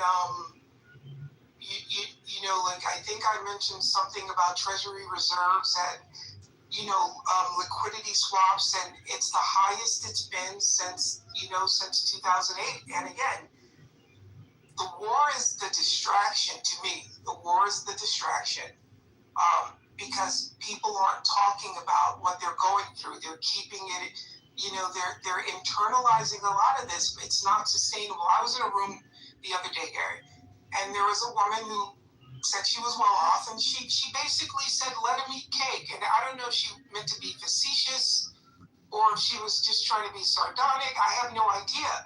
But history tells us that this is not sustainable. And when people start thinking, what else can I lose? Then society is in trouble, in a sense. By the way, this NBC article, just for the edification of people who are wondering, the war began, I believe it was February 28th. The article was published on February the 12th. So their story, and it's a pretty extensive one, was obviously reported on even before that, but it was published on February the 12th before the war. They were noting a record number of plasma sales. Yeah. So if the president were to be asked about that, why is there a record number of plasma sales among Americans, especially around middle-class Americans? Well, I don't care about that. All I care about is the nuclear weapons. He's made $4 billion since he came into office, and yet people like, he's not in the room, but people like West Virginia Steve will continue to carry this guy's water, and he wouldn't look at Steve if he passed him on the street. And it's a phenomenon that I just don't understand. But it is a phenomenon, and let's not lose sight of the fact, West Virginia was part of the Union. It wasn't part of the Confederacy. And West Virginia used to be a blue state. And now West Virginia is solidly red. So there's something there. And Manchin, so West Virginia, it's about the closing of the coal mines, but Manchin lived on a yacht during, he lived on a yacht. And he's talking about how he's the best representative for the people. When Hillary, I'll wrap. When Hillary Clinton first said that people vote against their interests, I absolutely did not understand what the hell she was talking about. But I'm starting to, at some point, I just started to understand more and more what she was talking about, because to certain people, they understand who he is. They'll make excuses. They'll even say, yeah, I know he wouldn't speak to me, but it's not about that. It's about he's not one of me, but he's against them. And it's really just about us and them in some of these people's minds. And thank you. Thank you, Daryl. Dr. Mitch, you do have time to wrap it up for us today. I know you were worried you wouldn't get an opportunity, but here. Thank you, Gary. I've kind of been waiting patiently. A little bit of this is very, very simple because everybody, when people are hurting, they're looking for a hero, right? And a lot of people use the comparison argument, which is kind of a false argument. Like, I like him because the other person's worse. I mean, this is the mind game, right? And the best thing that the Republicans have is a lot of Democrats, in a lot of instances, are worse. But the only question you need to ask is, are they balancing? Is anybody that you care about balancing this budget? Is $6.5 or $7 trillion a year not enough for us to support America? There's this joke going around where somebody says, America's so great, it's the richest country in the world. And they say, well, does everybody have food? No. Does everybody have health care? No. Do you get free education? No. What do you get? You get weaponry, right? And Trump just proposed another $500 billion to add to the $2 trillion a year deficit. You know, the way that's made up is in a couple of ways, but primarily it's through inflation, right? Like, somebody has to make up the difference. And I usually ask somebody who comes in and defends him and I ask them, can you give me the social security numbers of your grandchildren? They say, why? I said, because I want to take out credit cards from your grandchildren so I can buy a bomb I can drop on another country. And they'll say, are you out of your mind? I said, no, you are, because that's what you're doing. So I think we can kind of talk issue by issue, but the bottom line is poverty is a form of violence, in my opinion. And it's being hoisted on us we haven't even felt it yet. I heard a horrible, prognostication this morning about how the supply chains are going to be affected by, all of the refineries that have been destroyed and how the output of liquid natural gas has decreased by 20%. The cost of Brent crude and shipping, that we haven't felt it, and we're going to be in the next 60 days, we're going to be having some food crisis because of all of these issues that hasn't been factored in, let alone the inflation. People in the government are bickering between, this and that, but who's taking the people into account?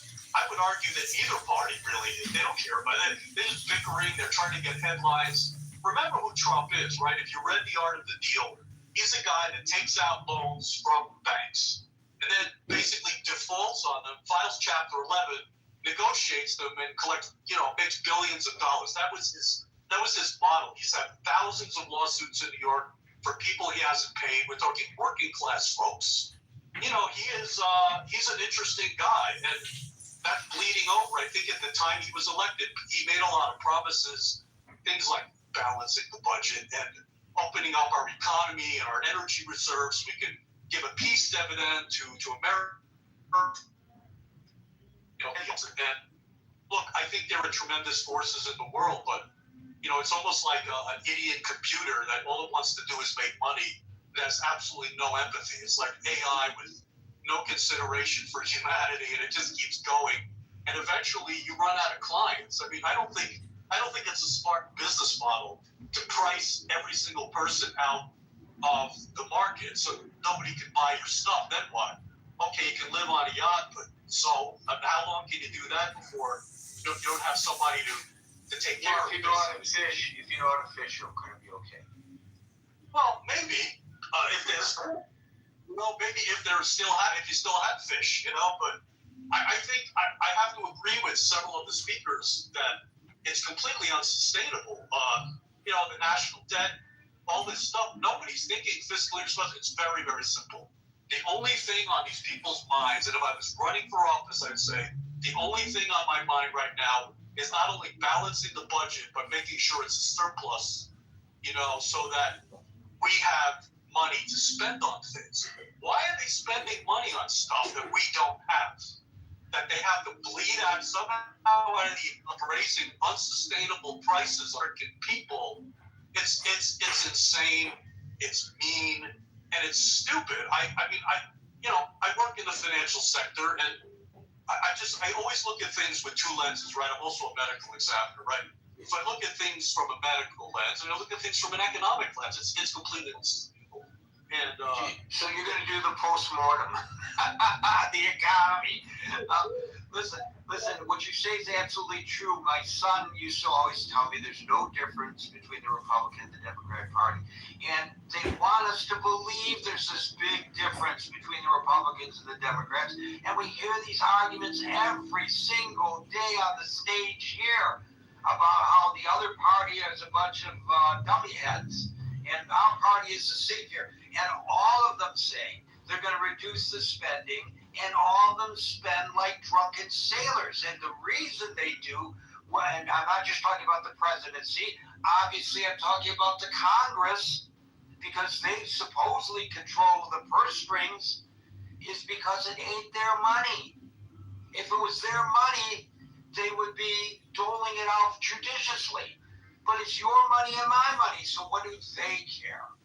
Excellent points, Dr. Mitch. We're out of time. Folks, we're here Monday to Friday from 5 o'clock New York time until 5 o'clock New York time tomorrow for the next edition of the Critical Thinking Forum. Everybody be safe, be well, and peace out.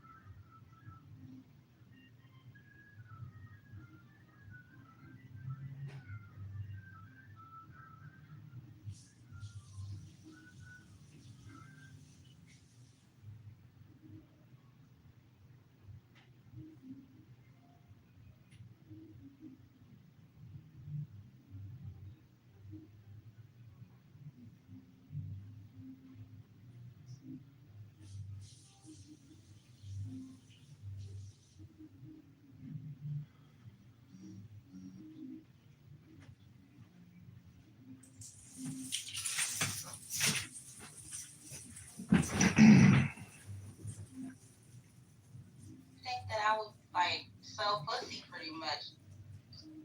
He didn't go into details, but he said Monica would make a lot of money because she's a white BBW, and he didn't say why Ashley would make a good sex worker.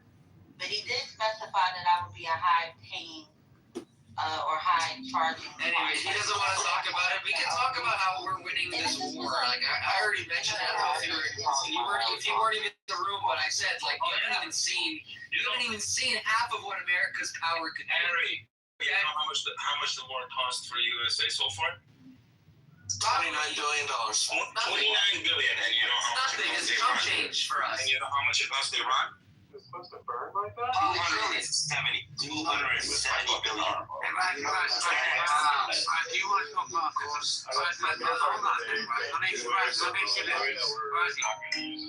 And that was all anyway.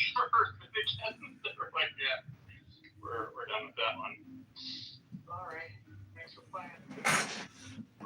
Were the veterans from the first Desert Storm ever compensated for all the injuries that they had? I remember there was a big story about that. Some were, and I think there's still some fighting on it. Not enough of us have died off yet. Is that the bird pit bill? That was the bird pit and the anthrax, I think, and then a a couple other, and all the 3M earplug one is really nice. Like they're like, oh, by the way, it didn't work. And we're all, what did he say? What did he fucking say? And you're like, no shit. Like we knew that back then. You think taking fucking marshmallows and shit your ear was gonna like protect your ear? Get the fuck out of here.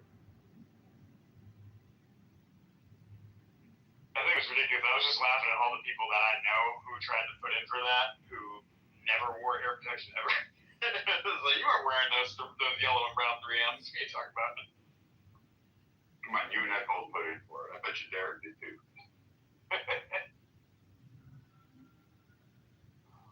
I did not serve. It's like my hero and died hard. Oh, yeah. This man. Yep, same here. Appreciate y'all service. I still have to ask to this day, because it's always the Marines, but what was up with them taking the fucking casings and shoving them in Metabolic accuracy means success, and the predictive accuracy. If you had not been so arrogant, you could have returned to your homeland with a fleet of ships. Instead, you'll flee Slavers Bay on foot, like the beggar queen you are. We are here to discuss terms of not to trade us. You and your foreign friends will abandon the great pyramid in the city of Marine. The Unsullied remain to be sold again to the highest bidder. The translating stole from Krasnus monocross will remain to be sold again to the highest bidder. We're not smart in the army, but will be slaughtered. We're here to discuss your surrender, not mine. I imagine it's difficult, adjusting to the new reality. Your reign is over. My reign has just begun. Brandon, they call that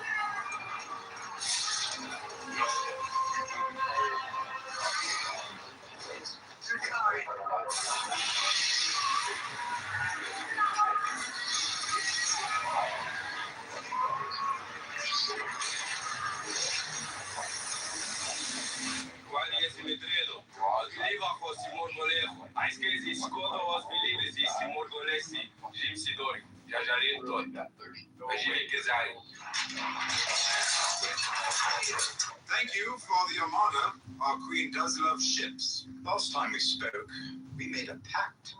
You violated that pact. You declared war upon us. Though our queen does have a forgiving nature, this cannot be forgiven. Our queen insists that one of you must die as punishment for your crimes.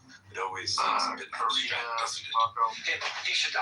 He's not one of us. He's an outsider, lowborn. He does not speak for us. Well, thank you so much. We're talking about. What are we talking about? Get the subject. Go for it. Tell your people what happened here. Tell them you live by the grace of Her Majesty. Remind them what happened when Daenerys Stormborn and her dragons came to Marine.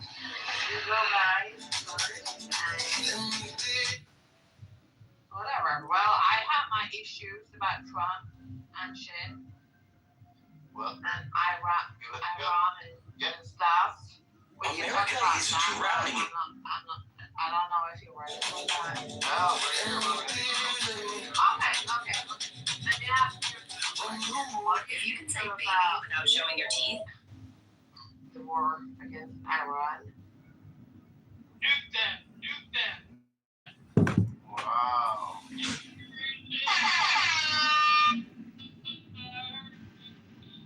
Now, is it just a simple question? Are you for it? Yes. Vote yes or for no. Yes. But this is going too far, right? It's been going on for fucking 9 days right now. Isn't it enough? No. What? I'm just asking.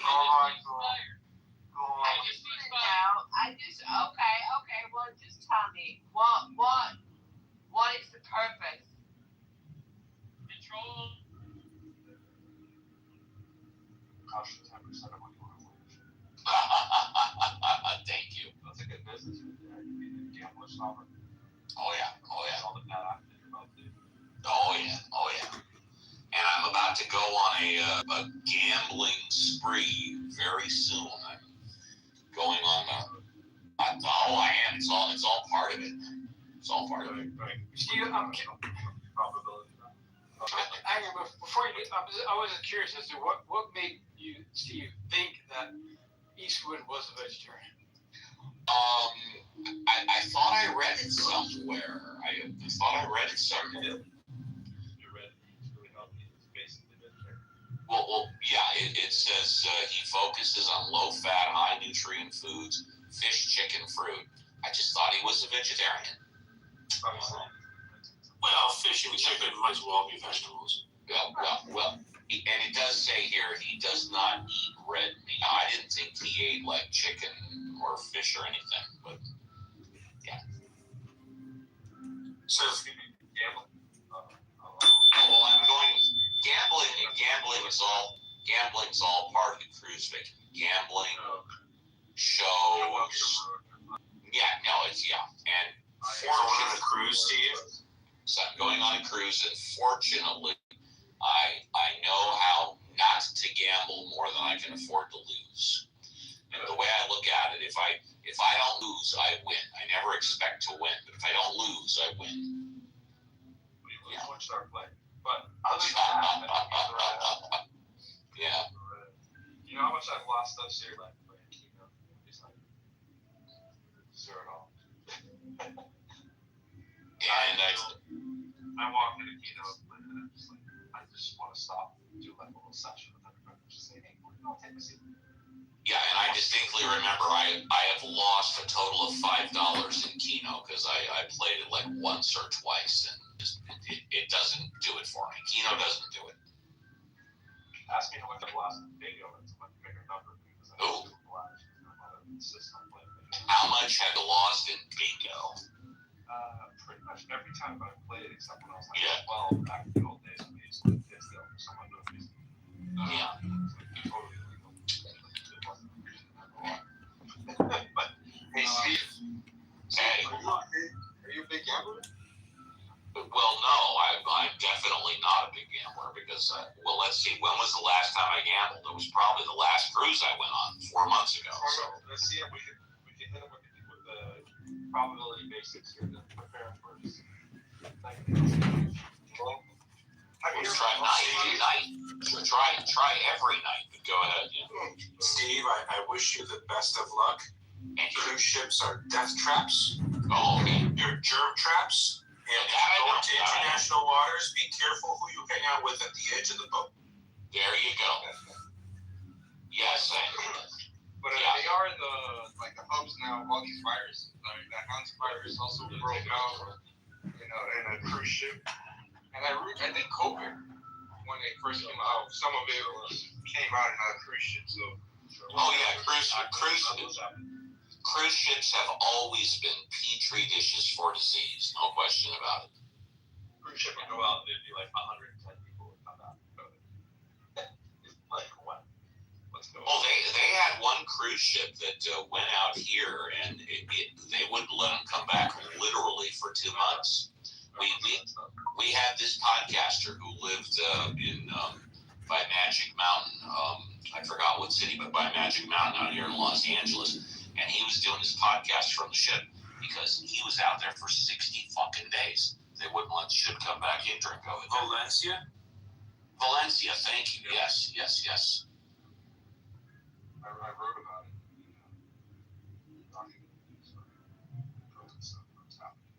Conspiracy theories and all that. A lot of narrating, like all the tragedies that were going on, especially what's in the point. Yeah, and although they don't play it traditionally on the ship, my favorite gambling game is the dirtiest, nastiest, most disease-filled game there is, and that is poker. Because you have like 5 to 10 people sitting close around a table. They're exchanging the same chips. They're exchanging the same cards, and they're wiping their face and sneezing. It is a disgusting, filthy game, but I fucking love it. That's your game, poker? That is my game, poker. I've been playing poker for forever, but they don't have that type of poker on the cruise ship because it doesn't make them enough money. Yeah, you got to go to a real casino for that. That's strange. That's one of the most popular gambling games. Yes, but it doesn't make money on a cruise ship. Oh, sure. It makes sense. And poker's really good too because the house doesn't have the advantage because the house takes a straight rake and it's publicized and there's no secrets about it because you're not playing against the house. You're playing against the other players. Yeah. Have you ever lost a lot of money? Like, can I ask what's the most money you've lost? What is the most money I've lost in poker? I'm going to say, oh my goodness, I'm going to say over 30 years ago, I think I lost about $700-800. So what's $700-800 30 years ago? What is that now? Like 3, 4, 5,000 or something? Yeah. There you have it. So that's the most I've ever lost. And the most I ever won, I won a tournament. I won about $1,700 to $2,000. I won a tournament. Nice. Yeah, I've never been a big gambler. I love poker. One day I'll enter the World Series of poker. We pay off our $140 trillion in debt because we're supplying the world with oil from Venezuela, U.S., and Canada. And we're supplying it, refining it, and supplying it to the world. It pays off the debt once you fuck over the economy. That's part of the Bible. Yeah, well, I'm sorry to interrupt, but I can tell you that you have not enough oil to import to the European Union. Bullshit. No, that is the fact. You don't have enough oil to export to Europe. We're doing 5 million barrels a day, if not more. And we're And refining. why Trump is holding it then? He's not letting it go. He's not letting it export it. They said he's going to let 100-something million. I don't know what news channel you're listening to, but He's it's not. let it flow, baby. Let it flow. He's letting 184 million or 100-something go very shortly over the next 4 months, supplying America, Europe, and all these other countries.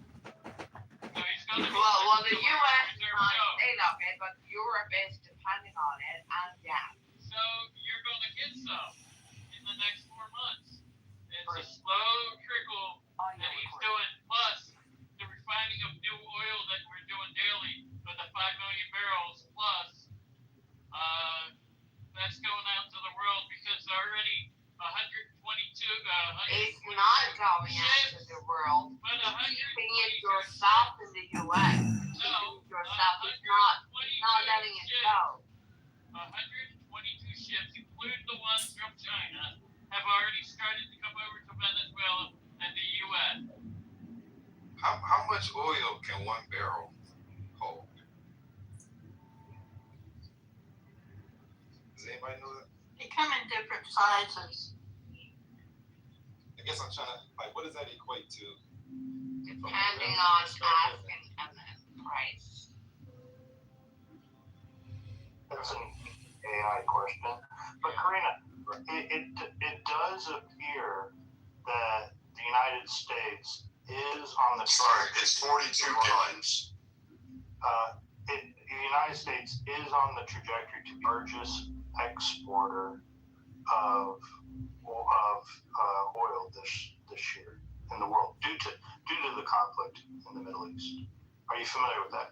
Yes, I am. But So one barrel of oil makes about 22 gallons of gasoline. Forget about all of that. Okay. Thank you. What is the purpose? What is the purpose of Mr. Trump right now, which keep on going the conflict in Iran? I don't think we're keeping it going. For how long is it going to keep on going? And what is the purpose? What is whatever Control of is oil. happening? Yeah. And they fund the terrorists. Oil finances. In my opinion, and what does that stand for? But look here. Hold on, Karina, I'll answer your question. Hold on. The reason why is to establish that the oil will be traded in the American dollar.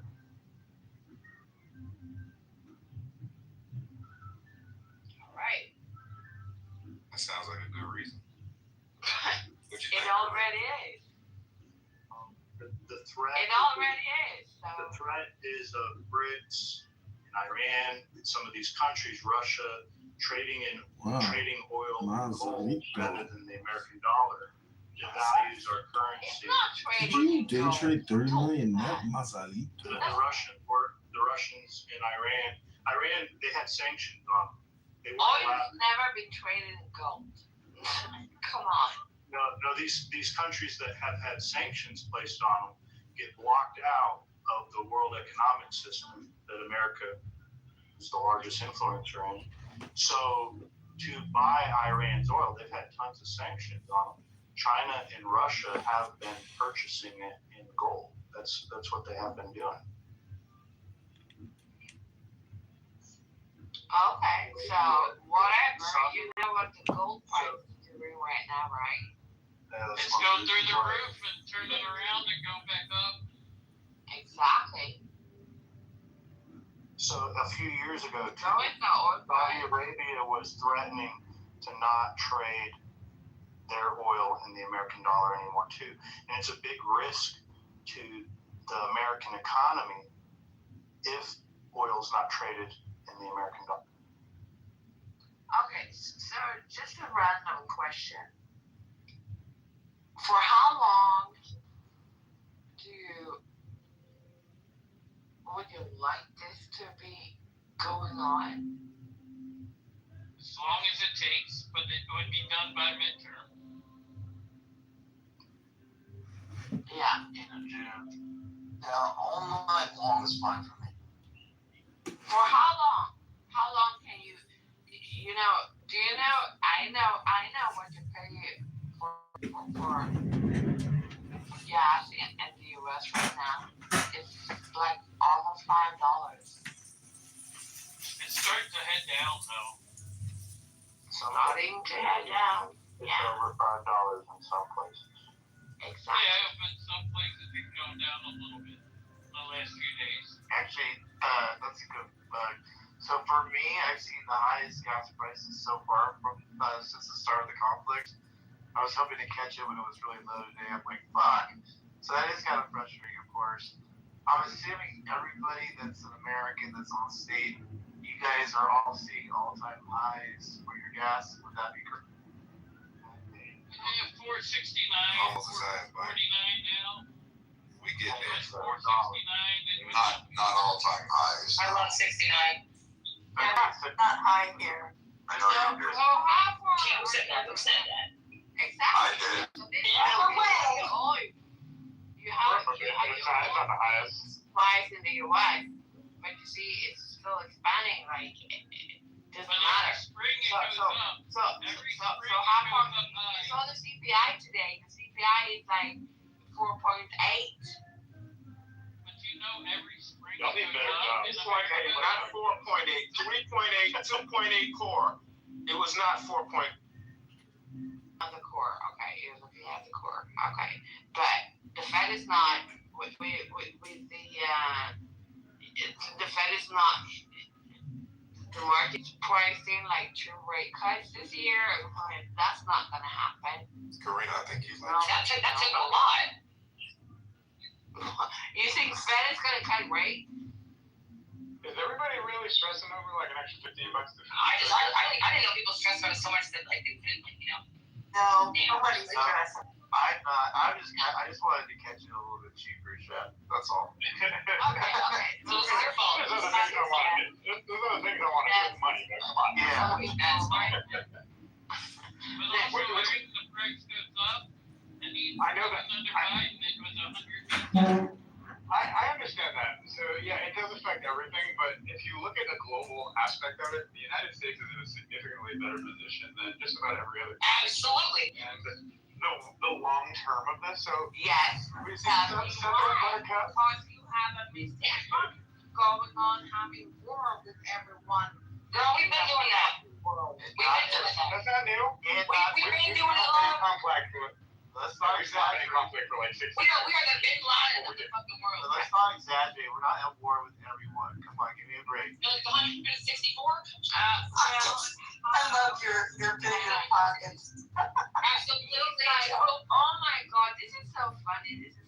He just received like the World Peace announcement of FIFA, and what does he do afterwards? He does go on and start like 2 wars after that. That is so. Dude, that's not badass, bro. What is American? I don't want it, bro. Yeah, well,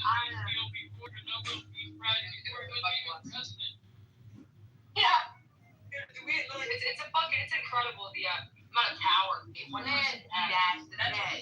literally taught me to have leverage on every fucking body I speak to. Right now, I got leverage on every guy I speak to now. That's power. That's power. Watch your pockets do an elbow. And he's even married. No, but that's great. Yeah, well, I think it's all good. It's just sorry, Don. it's the USA. Honestly, I'm not gonna be here so much. Why not join us? Yes, I'm pissed off that I'm not an American citizen. Yeah. Oh, you're not. I mean, we still shit in the streets out here too. But I feel like we're not third world, which I can appreciate. I wish I lived in the U.S. But I appreciate. We're in a very weird culture right now. It's sensitive. Everybody's sensitive. Everyone's crying and shit, and then just wanted to beat each other up over a word like gay. So it's just fucking. You can say good morning out here, Karina, and someone will say pause because they think that's gay. If 2 men say good morning to each other, someone will pause that and say it's gay. So that's America. That's where we're at. Everyone's so scared of me. No pockets. There's a difference. Are you scared to being gay in the U.S. No, I'll bend anybody over. It's all pink in the middle. But pockets, I acknowledge it before.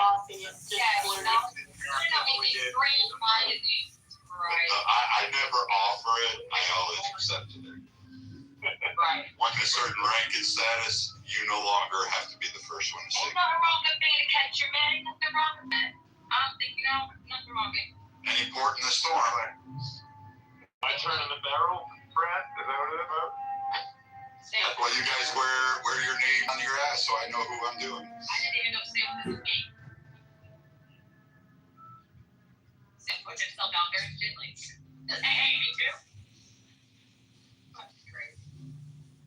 Yeah, Karina, what country are you in by chance? Where are you at?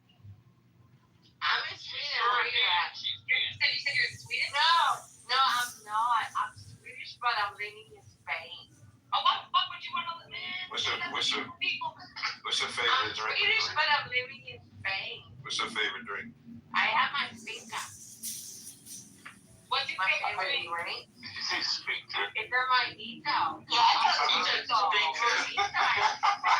Mojito, bro. I love her, dude. A mojito. I love her. I heard things are awful in Spain. Absolutely awful. Right? What makes you say that? You said what? Sorry, I didn't hear you. I've heard things are awful in Spain. Can you tell us? Yeah. What is awful over here? That's how what you're learning. We're very uneducated here and very. I never heard about that. I can tell you, I moved from Sweden to fucking Spain because Sweden is shit. Sweden is awful and full of shit. You know what's crazy, Karina? That we actually in the U.S. think Sweden is very, very nice and very cool. While no, they're not. No, we're very uneducated here. We're very uneducated. It used to be like 5-6 years ago, but the What about the free healthcare in Sweden still? Sweden is Sweden's shit. still ass, dude. Sweden is shit. So Spain is not being like, plagued with crime and killings and drug policy, right? That's what Spain is tranquilo. Por favor. La mañana fiesta. It's a party, a big party. Hell yeah. Sí. Everyone's too drunk to kill each Yeah, other. I love Spain. Spain is the best fucking country to be in Europe. Wow. It's the best country to be in Europe. You hear that, America? Everything is legal, and there is no shooting, no drama, no nada. I love that, because MSNBC is saying in Fox, and then everyone says, You have to come and visit me. Absolutely, girl, we're going to drink some mojitos. Sí, señora, sí, Yeah, español, sí. Yeah, you what? absolutely, I'm coming. Let me ask you, Karina, 20% of the population in Spain illegally immigrated to Spain.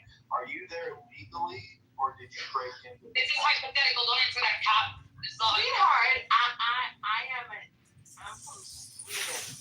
I'm an EU membership of this EU country. So yes, I am legal.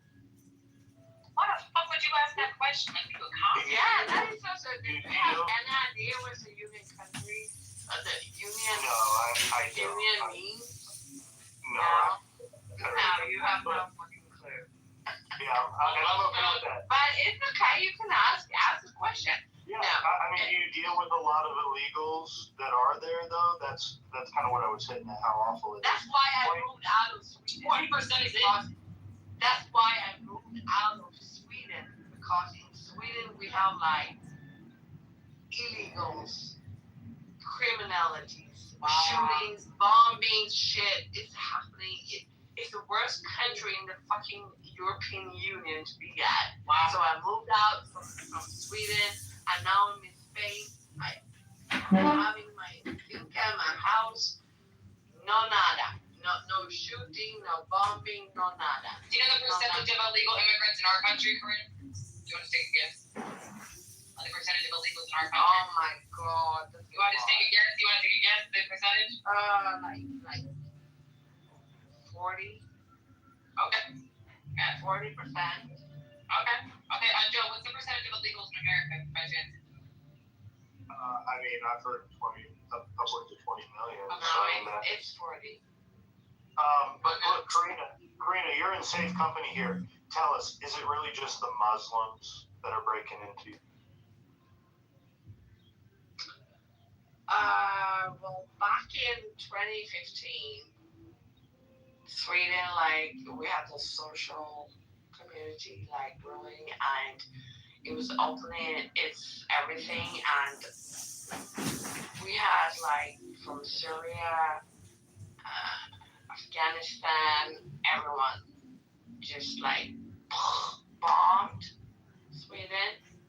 Back in 2015. And here we are today. I have a question, if that's okay, for Joe. 20% of Spain is illegal immigrant, undocumented. Yeah, actually, Spain's like the largest. I don't know where you get that stat. It's like the largest driver of what's going on. In Spain? Undocumented? Or just hold on, yes. I looked it up. It's 1.7%. Is that what is undocumented? 20% of the population is foreign-born. Okay, hold on. One second. I thought you said undocumented illegal, so my bad. I think the wording needs to be. It's only 1.4%. I don't know the count, but it's still a significant portion of it. It's less than it was the idea was to get to the point of Muslim. And then the next question to ask Karina is, how bad are the in Sweden from the Muslims? Well, what is with you and Muslims? You alright? Yeah, Yeah, well, that's why I moved out of Sweden to Spain. That's why I moved out of Sweden to Spain, because the criminality and shit over in Sweden is the worst fucking country in Europe to live at. We have real testimony here, Marcus. I'm just kind of. It used to be the safest country. Sweden used to be the safest country. You're in the blender, Marcus. You're in the blender. Sorry. Am I good now? You better. Okay, I didn't even move. Okay. Let me hear it.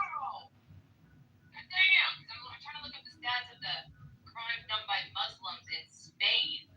Tell me Sweden. Oh my God, yo, Karina, I swear to God, bro, I'll never visit you. Tell me Sweden. Look it up in Sweden. Oh God, I'm never coming to Spain. I think it's the Mahitos, girl. Stop drinking. You know, I never felt safer ever. I'm in Spain right now. I never felt safer. When I was back in Sweden, I'm not safe. I'll just talk over you. So I can't find any stats of crimes done by Kennedy. If my Google search engine is like okay shit because it knows me or some shit. But if you can post those stats, I'd love to see it. You just clarified it. It's Spain awful. is the safest country to be It's at. So if you find. Oh, it's in Sweden. Listen, Marcus. She just Yeah, clarified. It's awful in Sweden. I thought your question was referring to Spain when you asked her how many immigrants are in Spain, Joe. I'm European, and I'm not. Hold on. I'm not European, and I'm not going to be the know-it-all of Europe. That's why I'm asking a European these questions. Yeah, like you even care about Europe? Well, do you like even care about Europe? You have no fucking. I'm curious enough to hear. You can clarify it for us.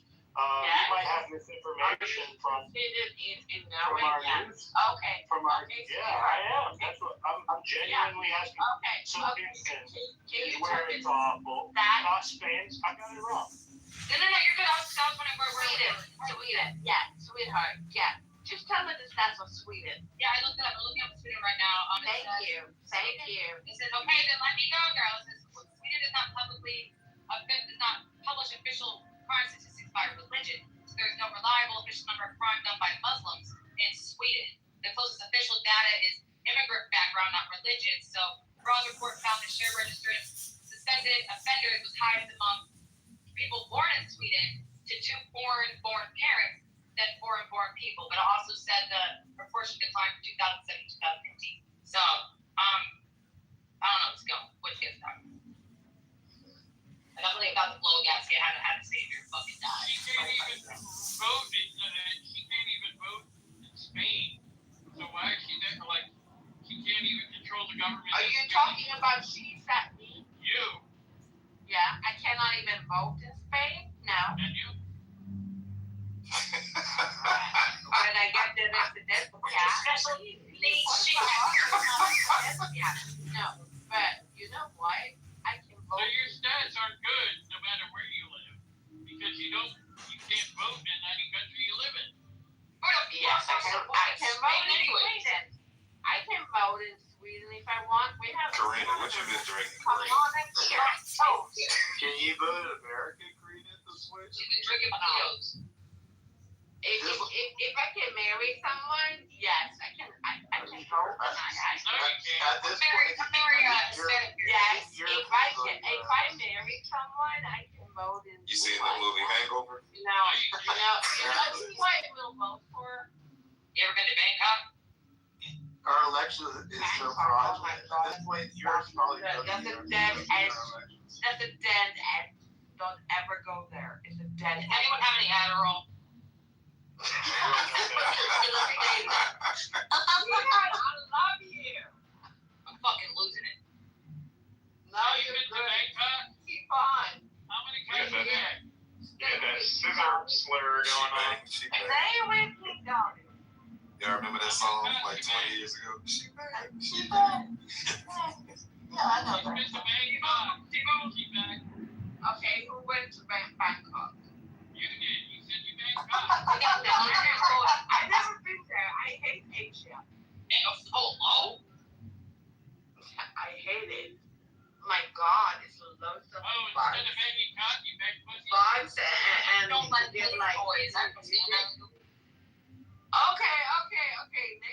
question. You want to talk about the hantavirus? Why the fuck would we do that? Yes, let's do that. Why? Is that Who is handsome? It's another virus. Is that gonna be the new fucking? Do you have it? The boat that is like No, it's not gonna do shit. It's not gonna do It's only travels. It's only on one boat. Yeah, well, you know, all what it started with COVID, it was also cruise ship. It all started It's transmissible through Clubhouse. COVID. Are we gonna have the same fucking shit again? It's transmissible through Clubhouse. Until we see New York spiraling, because they got rats all over the fucking streets, we're fine. Until we see the spiraling, we're good. It's coming from rats. So. Karina, you know you can catch it on Clubhouse, right? I'm just asking a question. What was the question? Yo, you say you catch it on Clubhouse one more time. Well,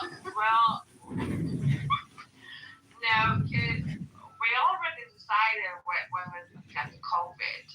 Okay, well, then decided what? We decided when we got after like 10 years. And, oh my God, we're not even there. We're just like 5 years. What the fuck is that, y'all? And I'm not ready. How do you decide to have COVID? Is it like one of those like infection parties? She said the COVID too.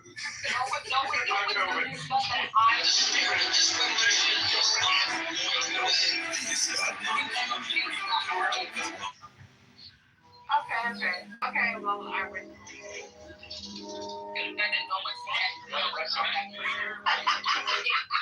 You need some rest. I love you.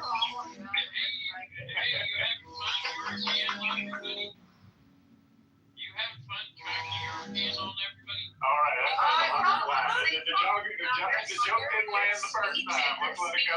They sound very similar, Lucy. You have to go, like, say, Hello. Don't make a fool out of me just because I'm a European, you know.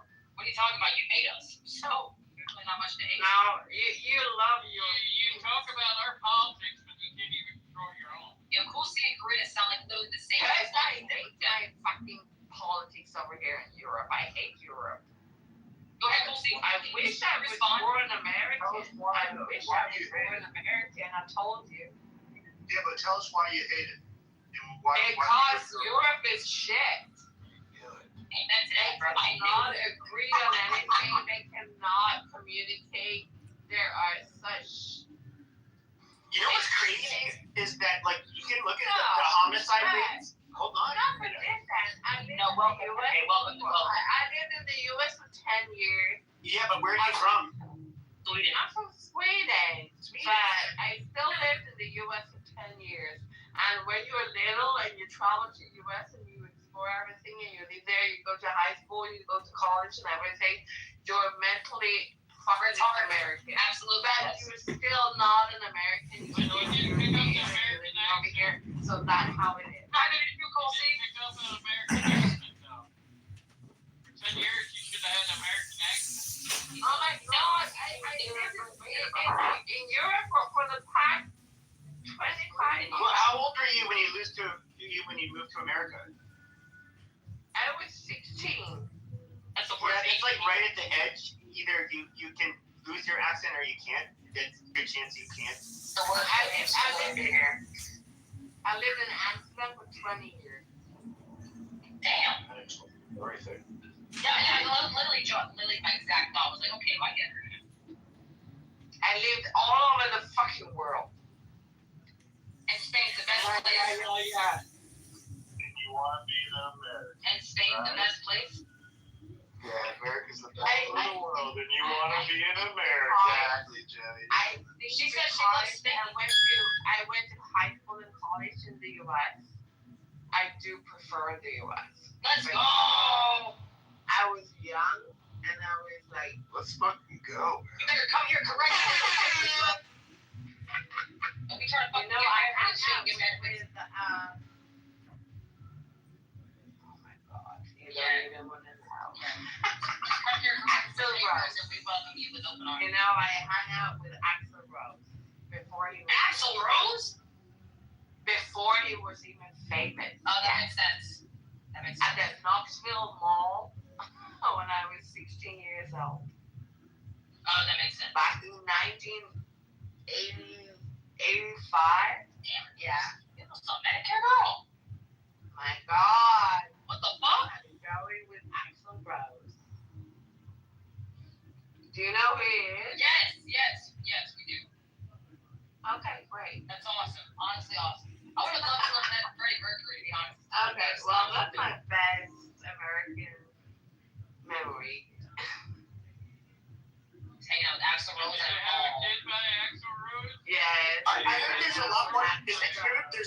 rapes in Sweden now?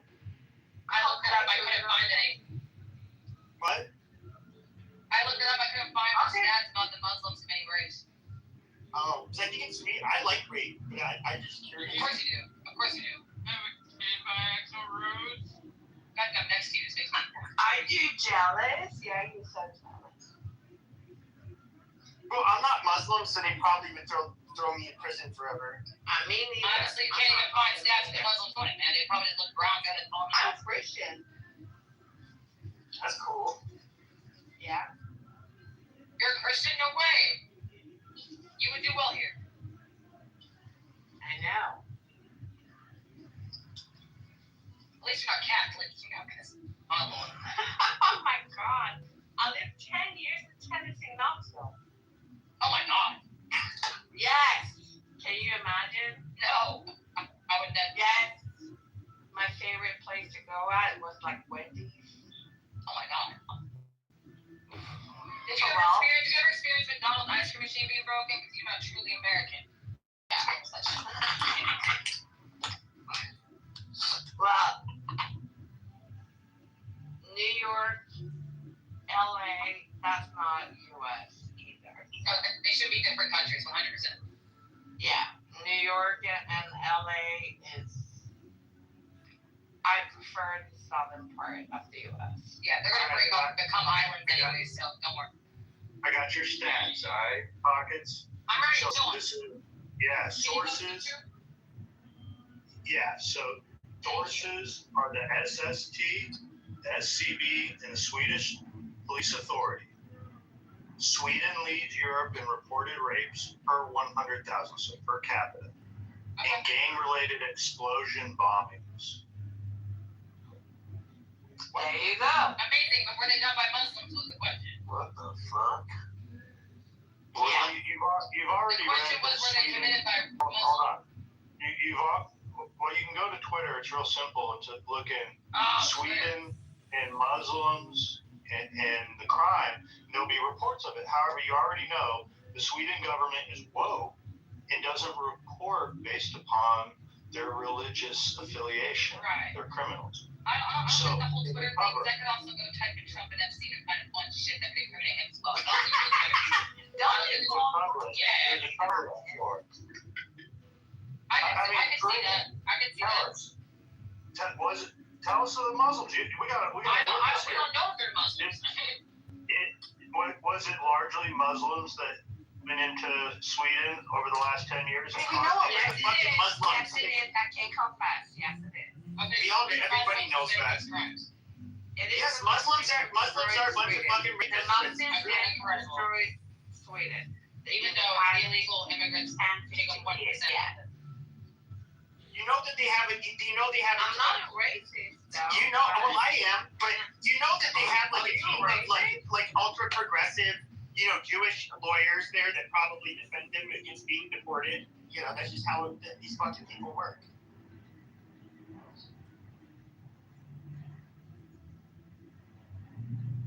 Yeah. Well, welcome to my world. Washington is doing better than all European countries right now, and that is Poland. Hey, shut your mouth. Yeah. Do you know why Poland fucking hot? Because they never ever. Hold on, shut up. Hold on, everybody. I'm talking to the Muslim. Hold on. Holy shit. Yeah. Okay. Look, dude.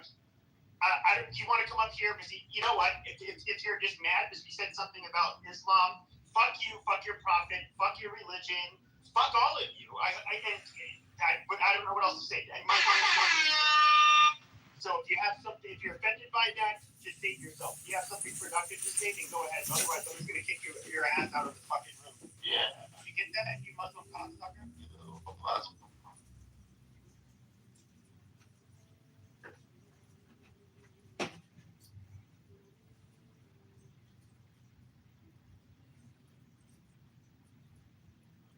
Mine is the head of one man, and thy insight is keen as the heart.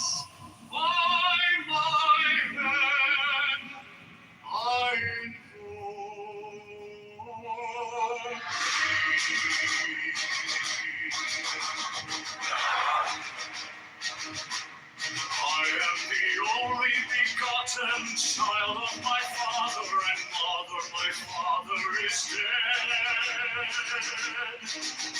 My mother bore me with labor and pain and fear.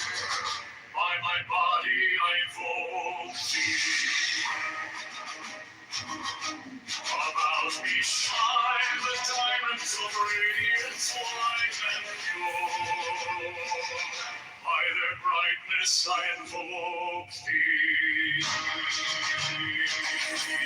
Mine is the red triangle, reverse the sign, given on unsacred need of thee, O Lord. By the Lamb and I invoke thee.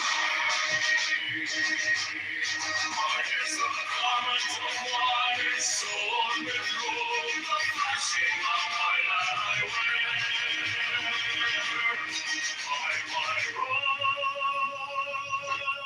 I invoke thee. Mine is the sign of the prophets and time. By the side I invoke thee.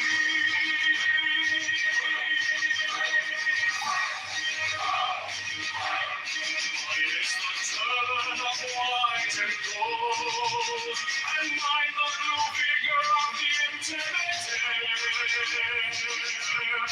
By my crown I invoke thee. My fingers travel on the beats of pearl, so run I after thee in thy car of glory. By my fingers I invoke thee. I pedal on the double power in the voice of the Master.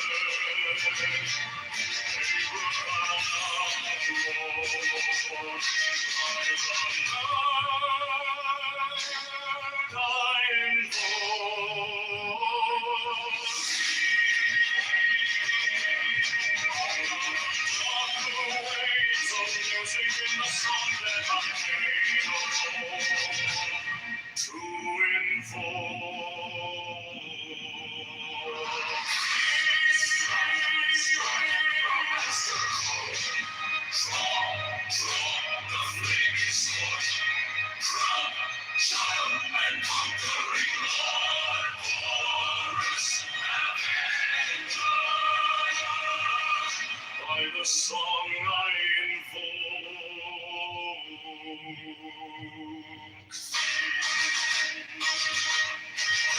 my hand is thy sword of revenge.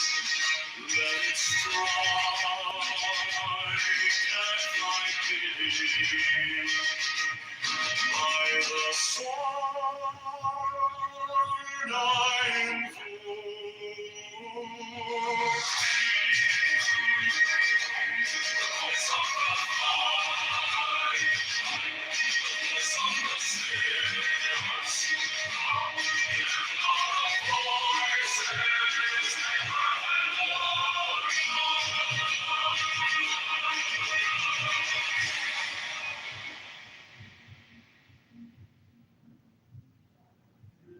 Mine is the head of the man, and my inside is keen as the ox. By my bed I invoke thee.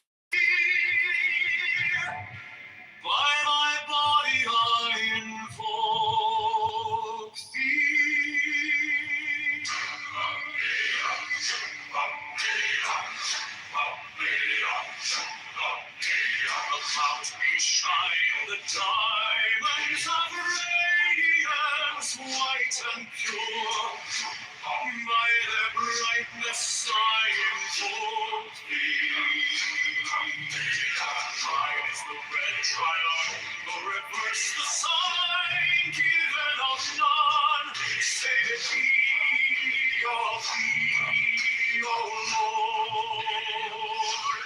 By the Lamb I invoke thee. Mine is the garment of white, sewn with gold, the flashing of day that I wear. By my robe I invoke thee. Mine is the sign of a compass and Typhoon. By the sign I invoke thee. Mine is the turban of white and gold, and mine the blue figure of the interwear. By my crown I invoke thee. My fingers tremble on the beat of pearl, so run I after thee in thy car of glory. By my fingers I invoke thee. Mine are the wand of double power in the voice of the Master. Aaron and Aaron, by the word I invoke thee. Mine are the dawn waves of music and the song that I made of old to invoke thee. Strike the master chord, draw the flaming sword, silent conquering Lord, Horus Avenger.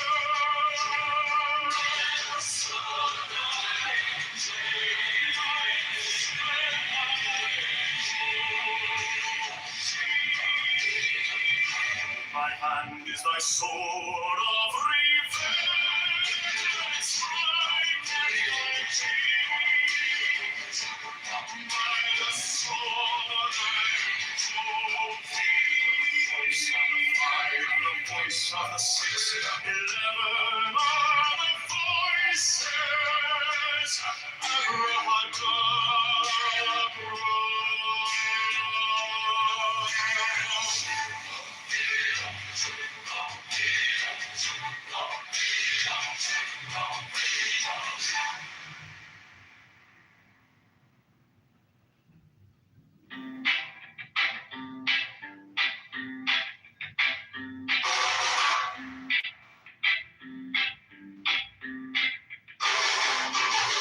Mine is the head of the man, and my insight is keen as the hawk's by my head I invoked it. I am the only begotten child of my father and mother. My father is dead, my mother bore me with labor and pain and fear. By my body I invoke thee.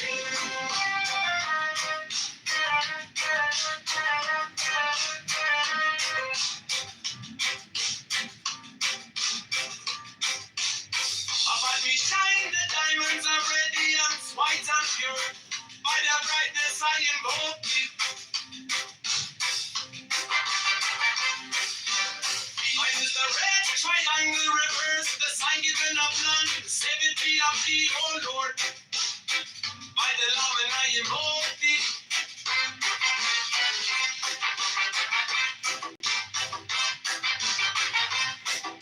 Free mine is the garment of white, sewn with gold, the flashing of eye that I wear. By my robe I invoke thee. Mine is the sign of Apophis and Typhon. By the sign I invoke thee. For mine is the turban of white and gold, and mine the blue figure of the intimate. By my crown I invoke thee. My fingers travel on the beats of pearl, so run I after thee in thy car of glory. By my fingers I invoke thee. I get the one of double power in the voice of the Master. Abraham, by the word I invoke thee.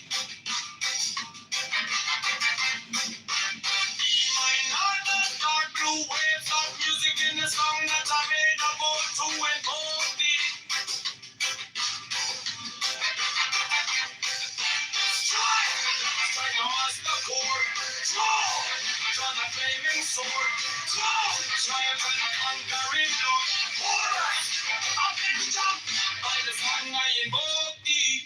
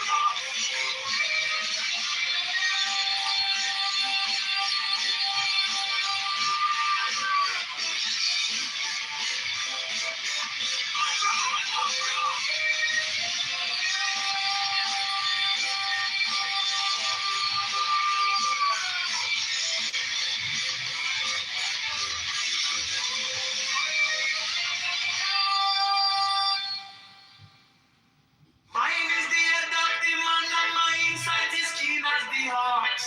By my head I invoke thee.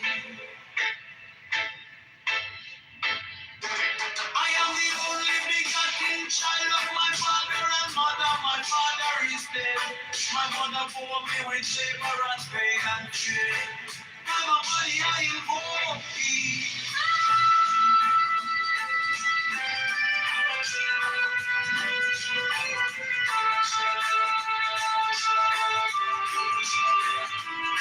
Above me shine the diamonds of radiance, white and pure. By the brightness I invoke thee. Mine is the red triangle river, as the sign given of none. Save it be, O thee, O Lord. By the Lamb and I invoke thee.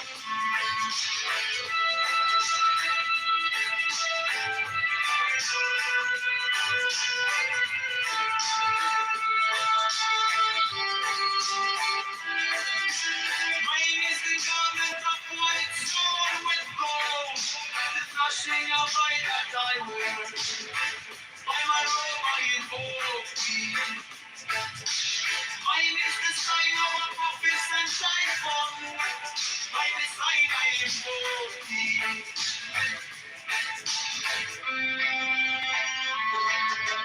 Mine is the garment of white and gold, and mine the blue figure at the intimate year. By my throne I invoke thee. My fingers travel on the beats of birds, so run I after thee in thy car of glory. By my fingers I invoke thee. For they're the one that will be covered in the face of the Master. Abraham. By the word I invoke thee. Mine heart is not two waves of music in the song that I made of all to invoke thee.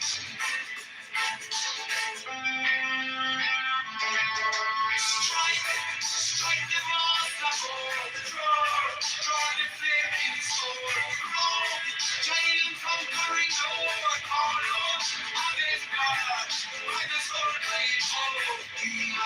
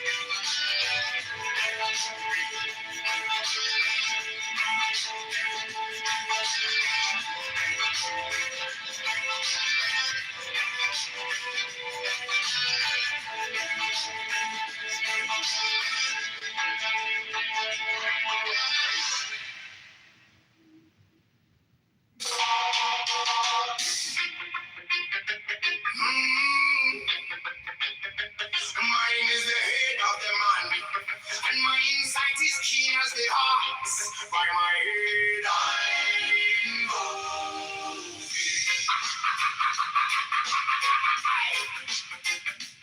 I am the only begotten child of my father and mother. My father is dead. My mother bore me with labor and pain and fear by my body. I know about shine the diamonds of radiance, white and pure by their brightness. I know mine is the red triangle reverse with the sign, giving of none save it be of thee. Oh Lord, by the layman. I know mine is the garment of white, so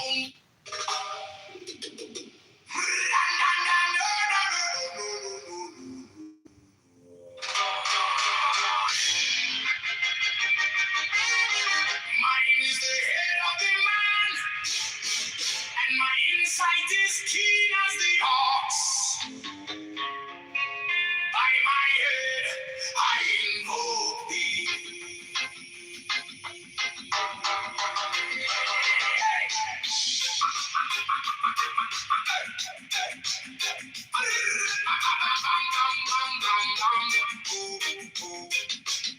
I am the only begotten child of my father and mother. My father is dead. My mother bore me with labor and pain and fear by my body. I invoke thee. About me shine the diamonds of radiance, white and pure. By their brightness, I. Mine is the head of the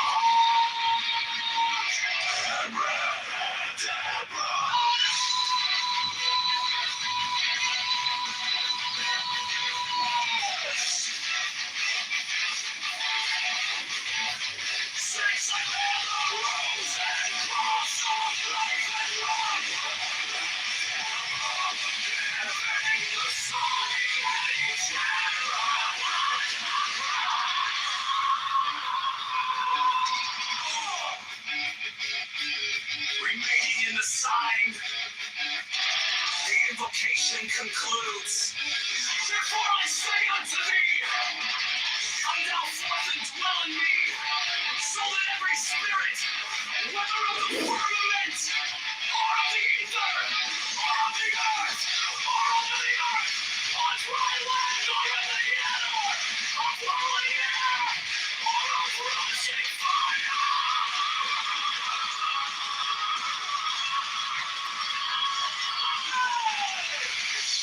and every spell and scourge of God, the vast one might be.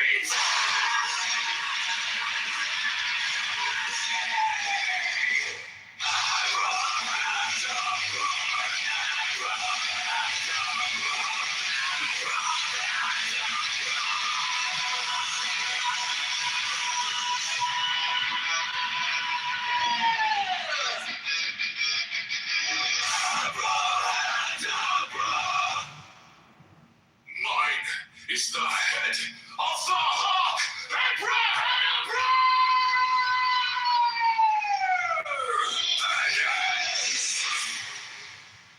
I bear the rose and cross of life and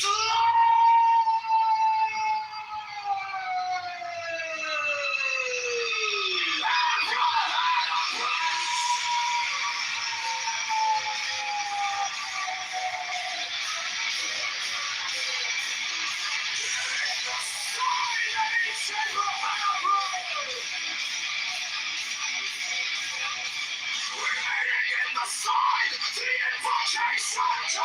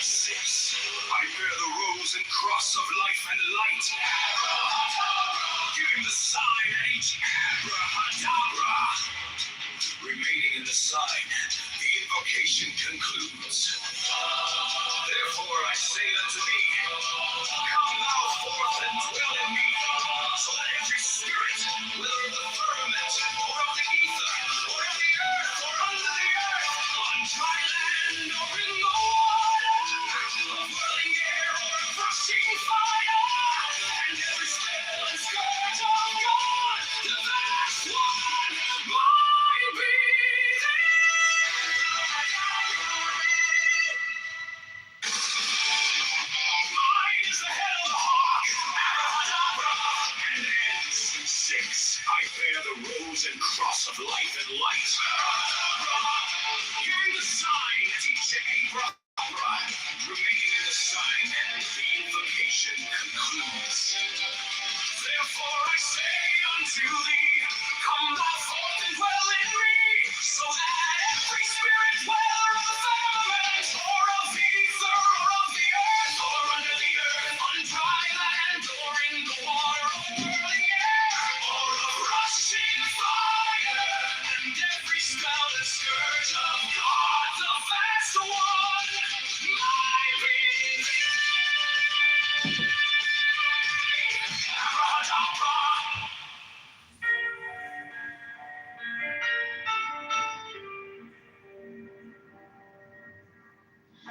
You came like dawn in my hands, soft but stronger than I will.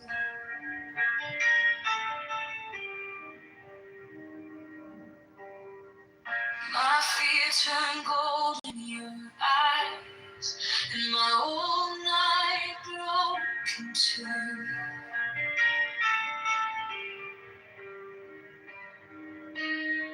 I was lost in the noise, now I'm learning how to stay close to your quiet light in the middle of the day. Stop thinking, let it fall. Take the deepest breath of them all. Hold it close. Don't run from the feeling. One more second. You can start believing. Wisdom of God. Knowledge God. Wisdom of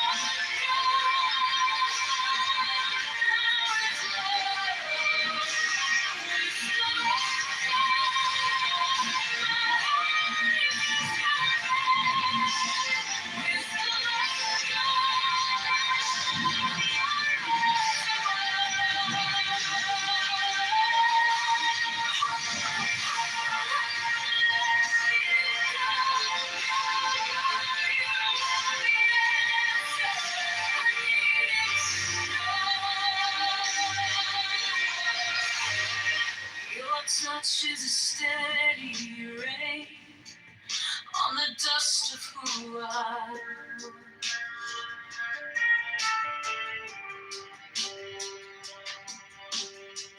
Every wound gets named, then it fades in the heart.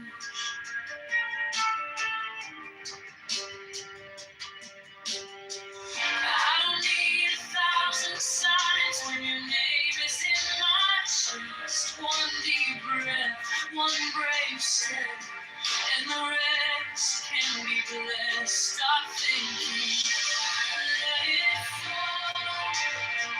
Take the deepest breath of them all. Hold it close. Don't run from the feeling. One more second. You can start believing. Wisdom of God. Knowledge God. Wisdom of God.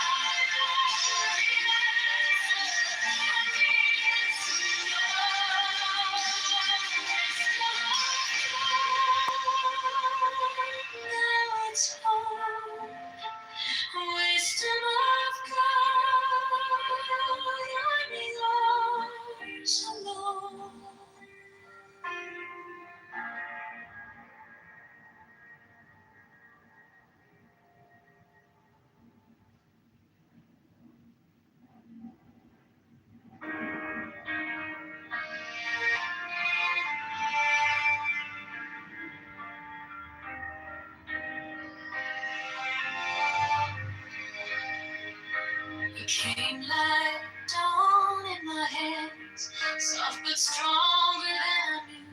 The fear turned gold in your eyes, and my old night broken. I was lost in the noise, now I'm learning how to stay close to your quiet. In the middle of the day, stop thinking, let it fall. Take the deepest breath, hold them all. Hold it close, don't run from the feeling. One more second, you can start believing. Wisdom of God, now it's joy. Wisdom of God, now it's love. Wisdom of God, my heart is open. Wisdom of God, I rise above. Let it go, go, go.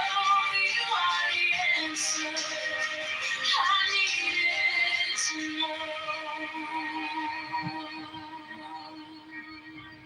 Your touch is a steady rain on the dust of who I was.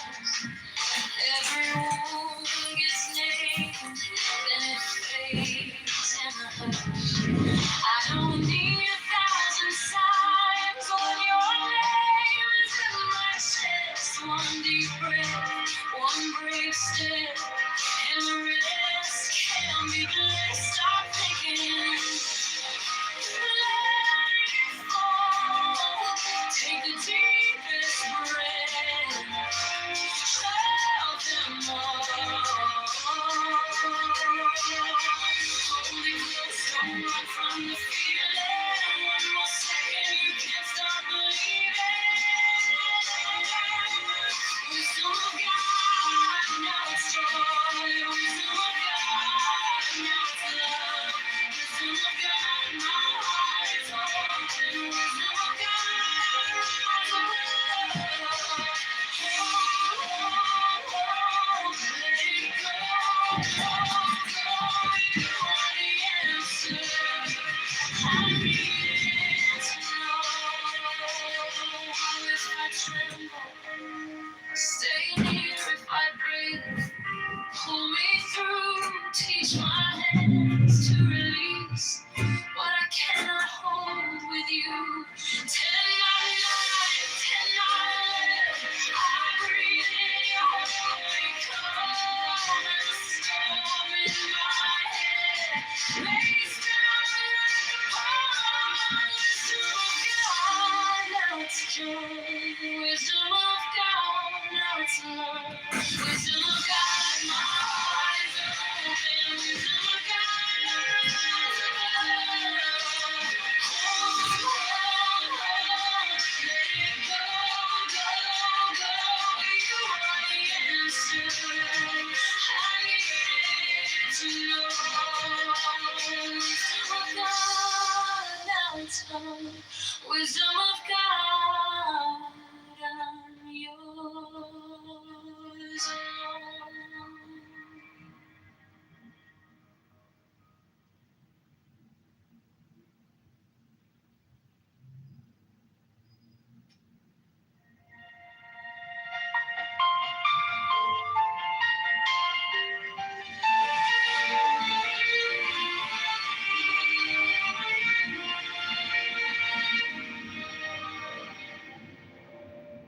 Wisdom of God is now joy of heart, enlightenment.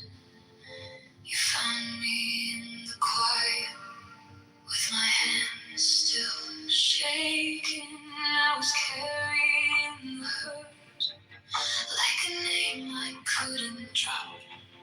Then you touched my trouble, and the whole room stopped. Stop thinking and your problems. Take the deepest breath of the day. Hold for 10, not 11. 10, not 9. Stay.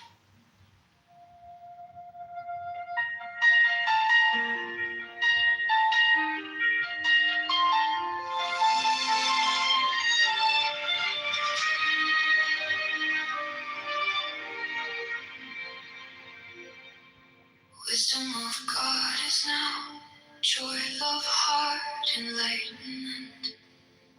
You found me in the quiet, with my hands still shaking. I was carrying the hurt, like a name I couldn't drop. Then you touched my trouble, and the whole room stopped. Stop thinking, and your problems take the deepest breath of the day. Hold for 10, not 11, 10, not 9, stay.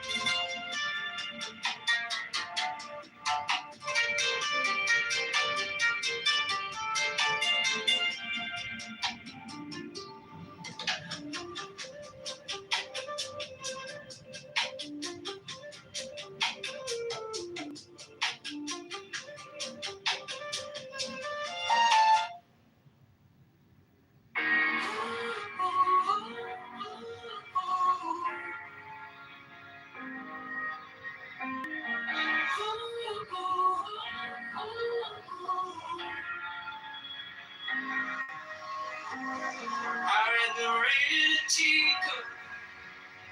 I read the wind in your hand.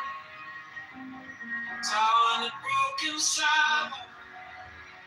Got in the grocery stand. Psychology in the pattern. Loving the way you stay. If I let go, I come back in. If I let go, you get me. Now it's wisdom, now it's joy, now it's wisdom, let it unfold. God is love here, love is now. Hold this, show me now.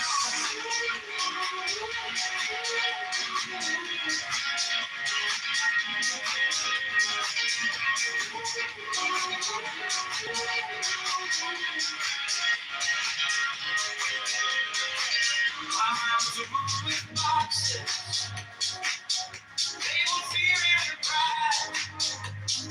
Now it's turn to sunlight, lady sat by my side. Truth is a soft instruction, how to play, how to change. If I breathe slow, I hear it sing. If I breathe slow, everything. Now it's wisdom, now it's joy, now it's wisdom, let it unfold. God is love here, love is now. I'm a hold this, show me now.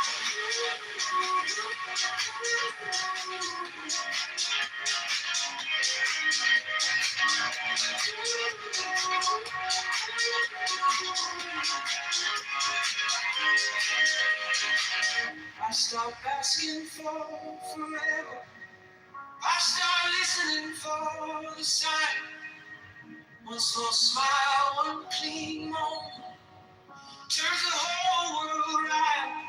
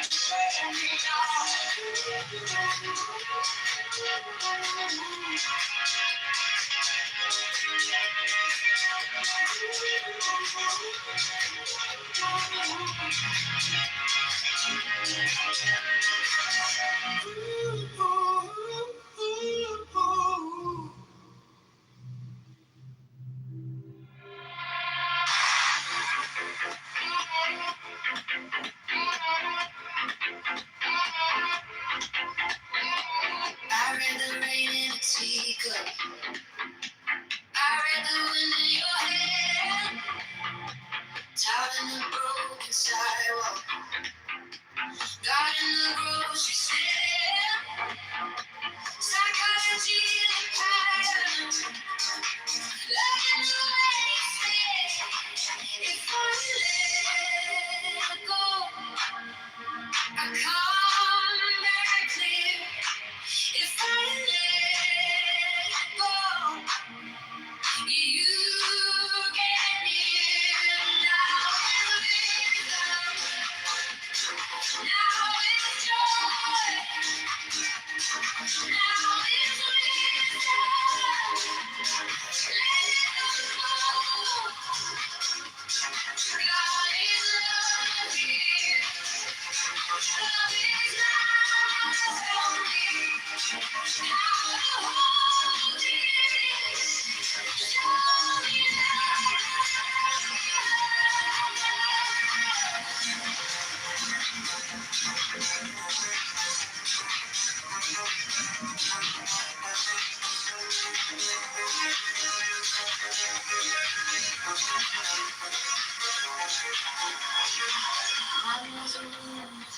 voices. Label fear and pride. Then I watch them turn to sunlight. Then you step on my side. Truth is the soul of construction. I'm made out of change. If I remain slow, I hear it sing. If I breathe slow, everything now is wisdom. Now is joy. Now is wisdom. Let it all flow. God is love here. Love is not only how to hold it. So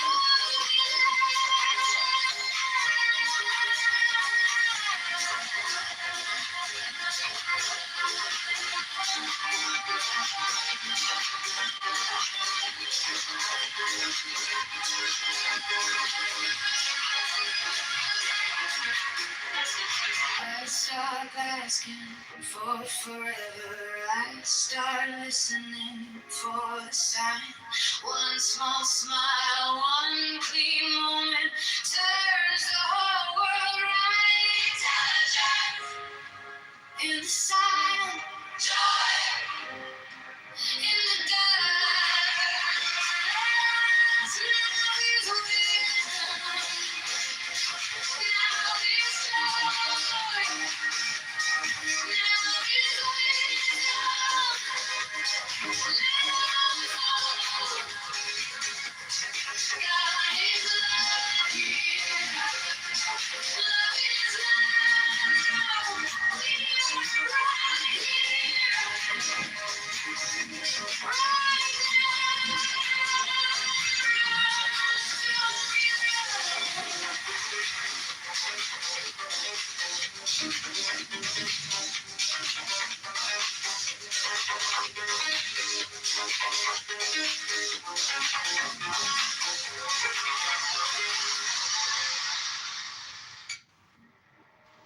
Mine is the head of the man, and thy insight is keen as the hawk's.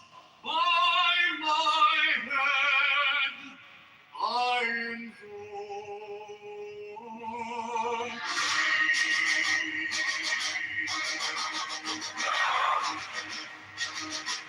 I am the only begotten child of my father and mother. My father is dead.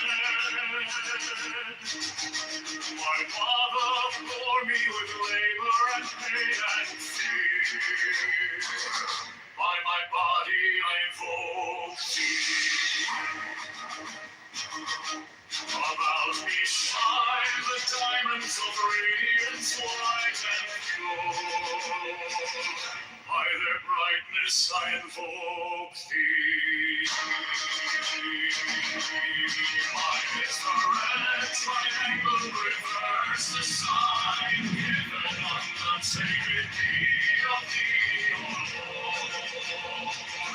By the Lamb I invoke thee. Mine is the garment of white, sewn with gold, the flashing of my land I wear. By my robe I invoke thee. Mine is the sign of the prophets and time. By the sign I invoke thee.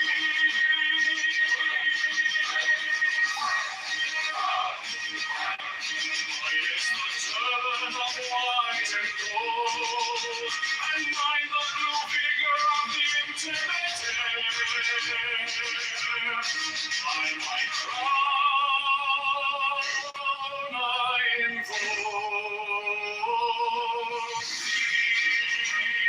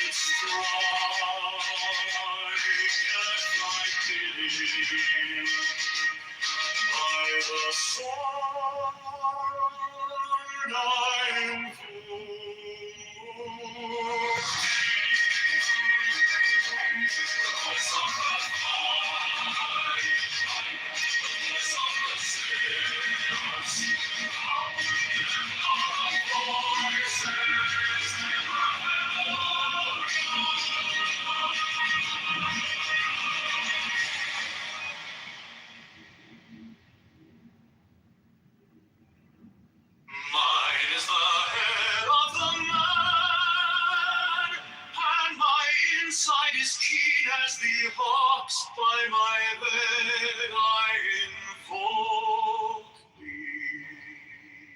I am the only begotten child of my father and mother. My father is dead. My mother bore me with labor and pain and fear. By my body I invoke thee.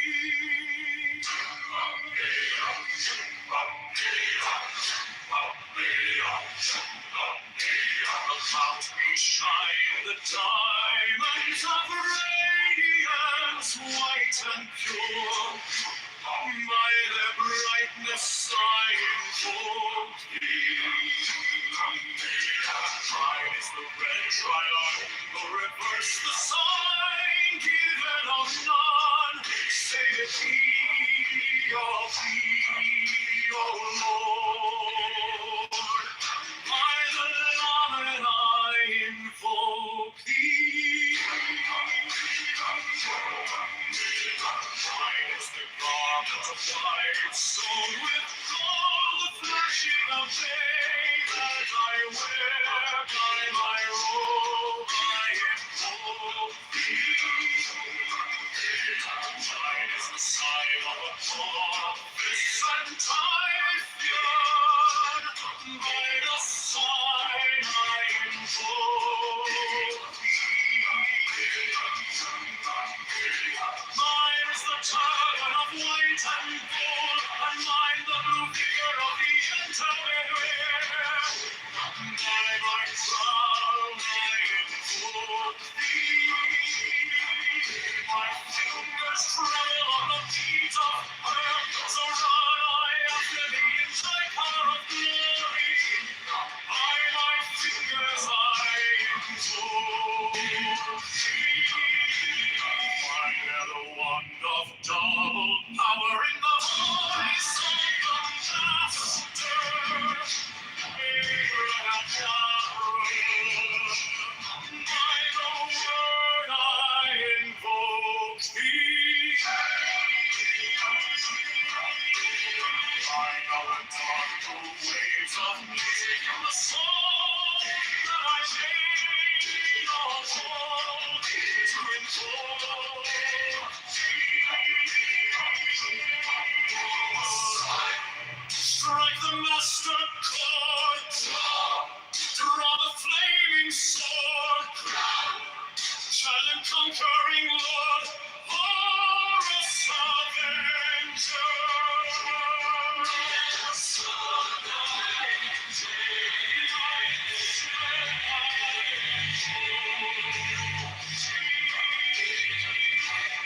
hand is thy sword of revenge, and its right and thy cheek.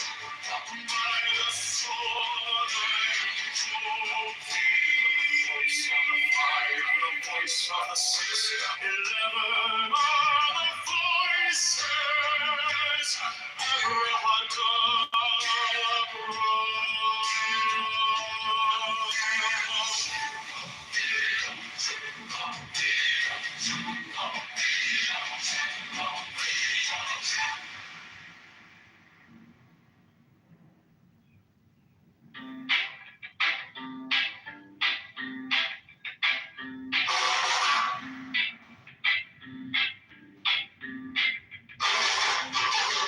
Mine is the head of the man, and my insight is keen as the hawk's by my head I invoked it.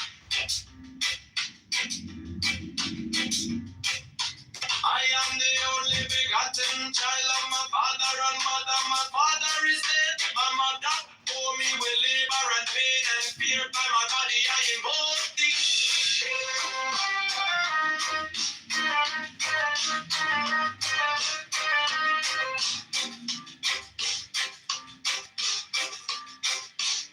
Upon me shine the diamonds of radiance, white and pure. By their brightness I invoke thee. Mine is the red triangle reverse, the sign given of none. Save it be of thee, O Lord. By the Lamb and I invoke thee.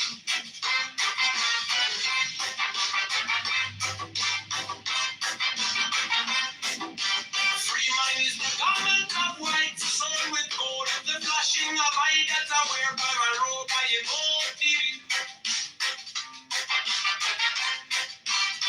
Mine is the sign of a prophets and typhon. By the sign I invoke thee. For mine is the turban of white and gold, and mine the blue figure of the intimate. By my crown I invoke thee. My fingers travel on the beats of her, so run I after thee in thy car of glory. By my fingers I invoke thee. I hear the wonder of double power in the voice of the master. Abrahadabra, by the word I invoke thee. Be mine are the dark blue waves of music in the song that I made a vow to invoke thee. Strike the master chord. Draw the flaming sword. Triumph and conquering Lord. Avenger, by the song I invoke thee.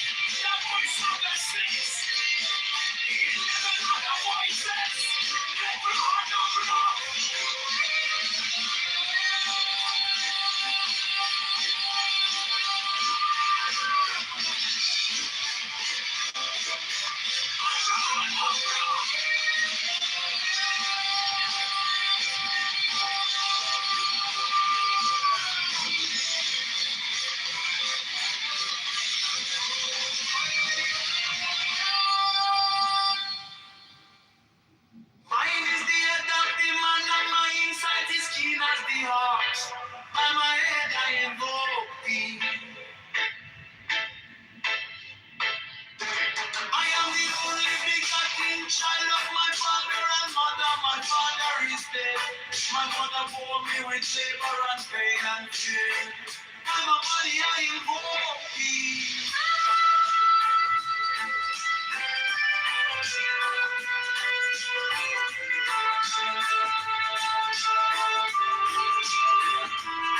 Around me shine the diamonds of radiance, white and pure.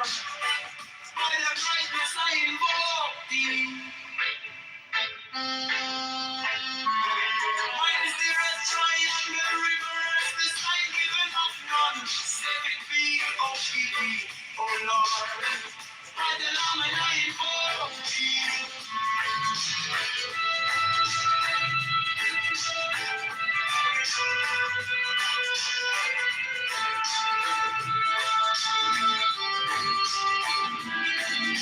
Mine is the garment of white sword with gold, the flashing of light that I wear. By my robe I invoke thee. Mine is the sign of a prophet and typhon. By the sign I invoke thee.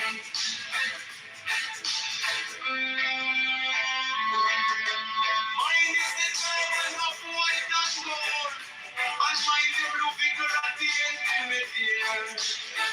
By my crown I invoke thee. My fingers travel on the beats of birds, so run I after thee in thy car of glory. By my fingers I invoke thee. For they're the one that has the power in the face of the Master. Abraham, by the word I invoke thee. Mine heart is not true waves of music in the song that I made up all to invoke thee. Strike the master board, draw the living sword, giant conquering Lord, call on Abed God, by the sword I invoke thee. In my hand is the sword of revenge, let it strike, I like thee. By the sword I invoke thee. The voice of the fight, the voice of the six, 11 are the voices.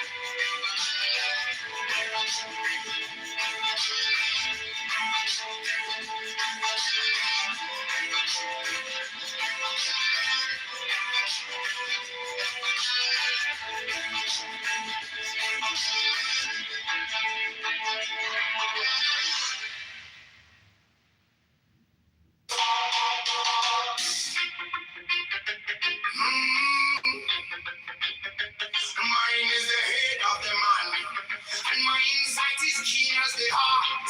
By my head I invoke thee. I am the only begotten child of my father and mother. My father is dead. My mother bore me with labor and pain and fear. By my body I invoke thee. About me shine the diamonds of radiance, white and pure by the brightness I invoke thee. Mine is the red triangle reverse with the sign given of none, save it be of thee. Oh Lord, by the layman I invoke thee. Mine is the garment of white, sown.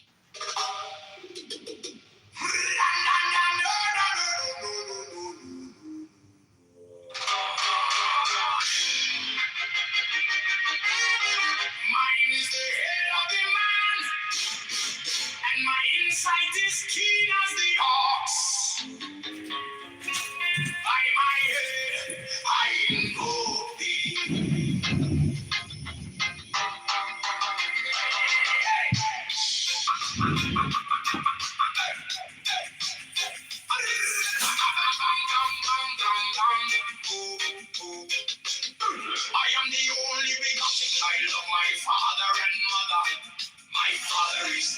My mother bore me with labor and pain, and fear by my body.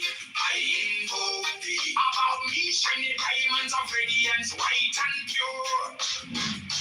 By their brightness, I. Mine is the head of the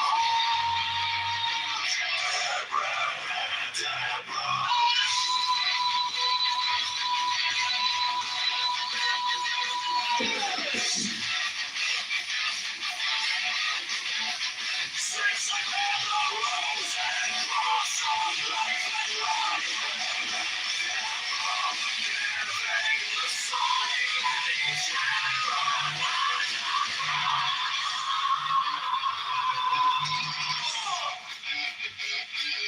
remaining in the sign, the invocation concludes.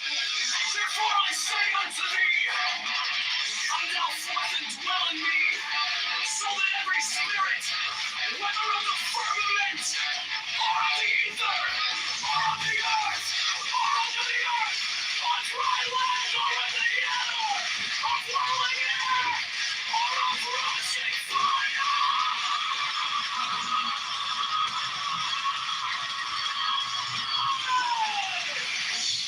and every spell and scourge of God, the vast one might be.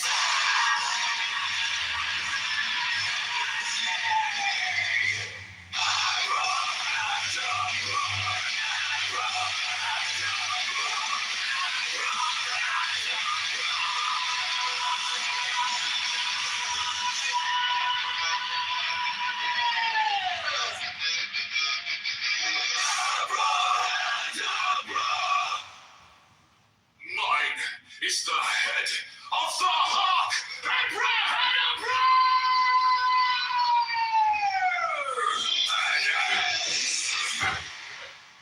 I bear the rose and cross of life and life.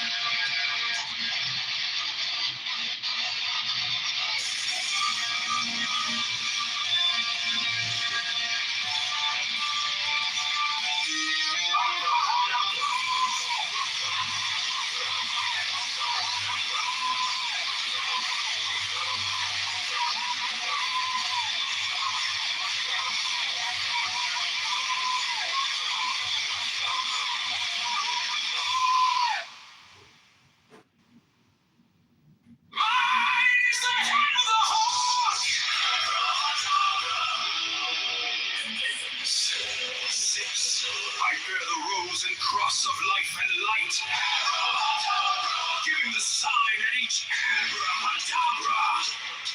Remaining in the sign, the vocation concludes. Therefore I say unto thee, come thou forth and dwell in me, so that every spirit, whether of the firmament, or of the ether, or of the earth, or under the earth, on dry land, or in the water, of whirling air, or of rushing fire, and every spell and scourge of God, the vast one, might be thee.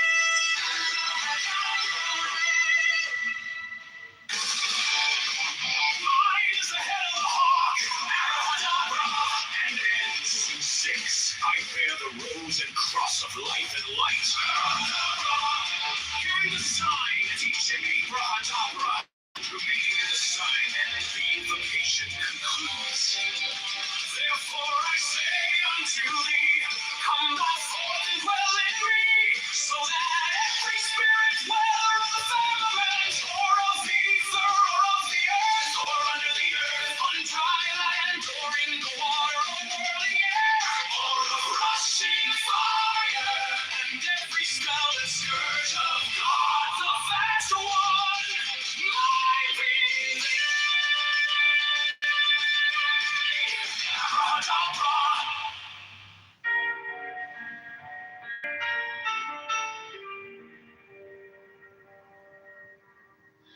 You came like dawn in my hands, soft but stronger than I knew.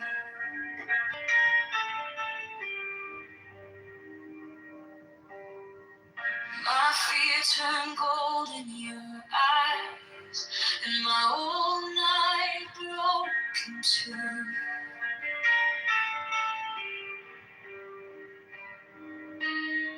I was lost in the noise, now I'm learning how to stay close to your quiet light in the middle of the day. Stop thinking, let it fall. Take the deepest breath of them all.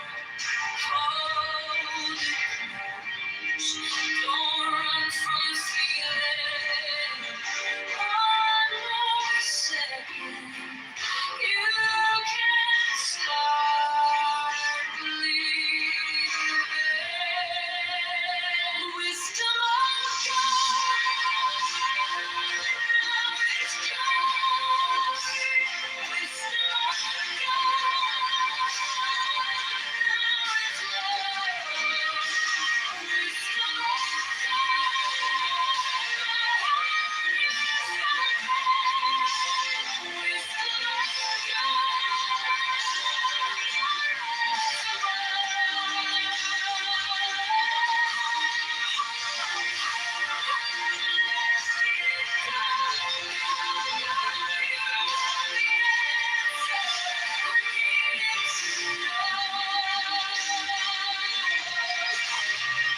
Your touch is a steady rain on the dust of who I am.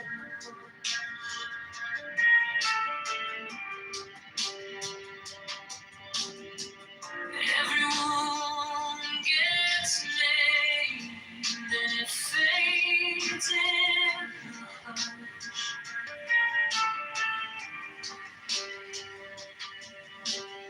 I don't need 1,000 signs when your name is in my chest. One deep breath, one brave step, and the rest can be blessed. Stop thinking, let it fall. Take the deepest breath of them all. Hold it close.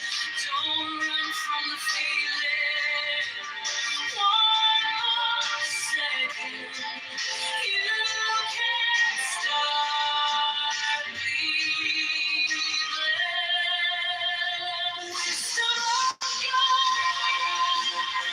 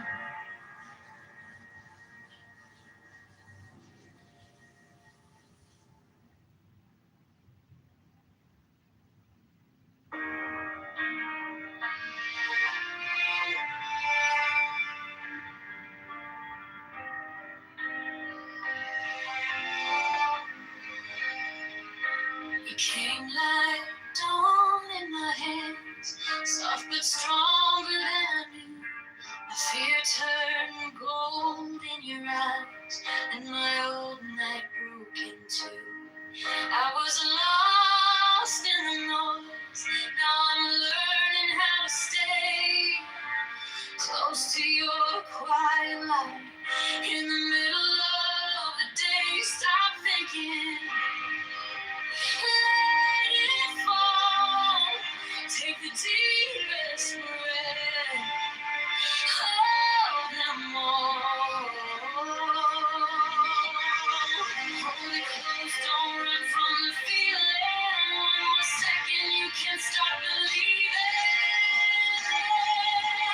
Wisdom of God, now it's joy. Wisdom of God, now it's love. Wisdom of God, my heart is open. Wisdom of God, I rise above. Hold, let it go, go, go. You are the answer. I needed to know. Your touch is a steady rain on the dust of who I was. Every wound gets named, then it fades in the hush. I don't need 1,000 signs when your name is in my chest. One deep breath, one brave step, and the rest can be blessed. Stop thinking. Take the deepest breath. Hold them all. Hold it close, don't run from the feeling. One more second, you can't stop believing. Wisdom of God, now it's joy. Wisdom of God, now it's love. Wisdom of God, my heart is open. Wisdom of God, rise above. Let it go, go, go. You are the answer. I needed to know. If I tremble, stay near. If I break, pull me through. Teach my hands to release what I cannot hold with you. Tend my life, tend my life. I breathe in your holy cold and the storm in my head lays down like a pond. Wisdom of God, now it's joy. Wisdom of God, now it's love. Wisdom of God, my heart is open. Wisdom of God, I rise above. Let it go, go, go. You are the answer. I needed to know. Wisdom of God, now it's home. Wisdom of God, I'm yours.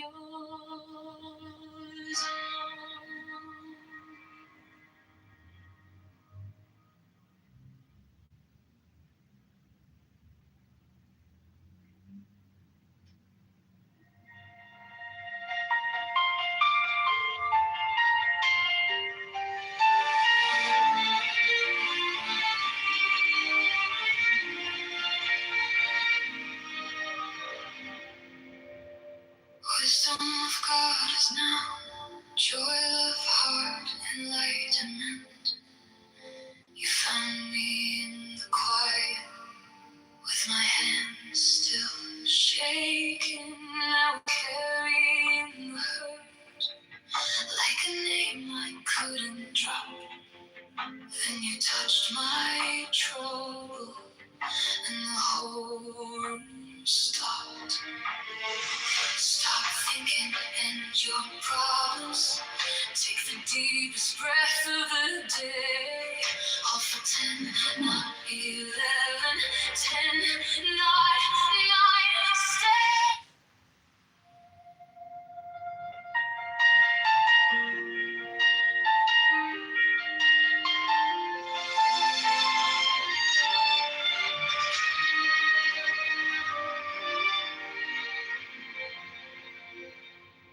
Wisdom of God is now joy, love, heart, enlightenment.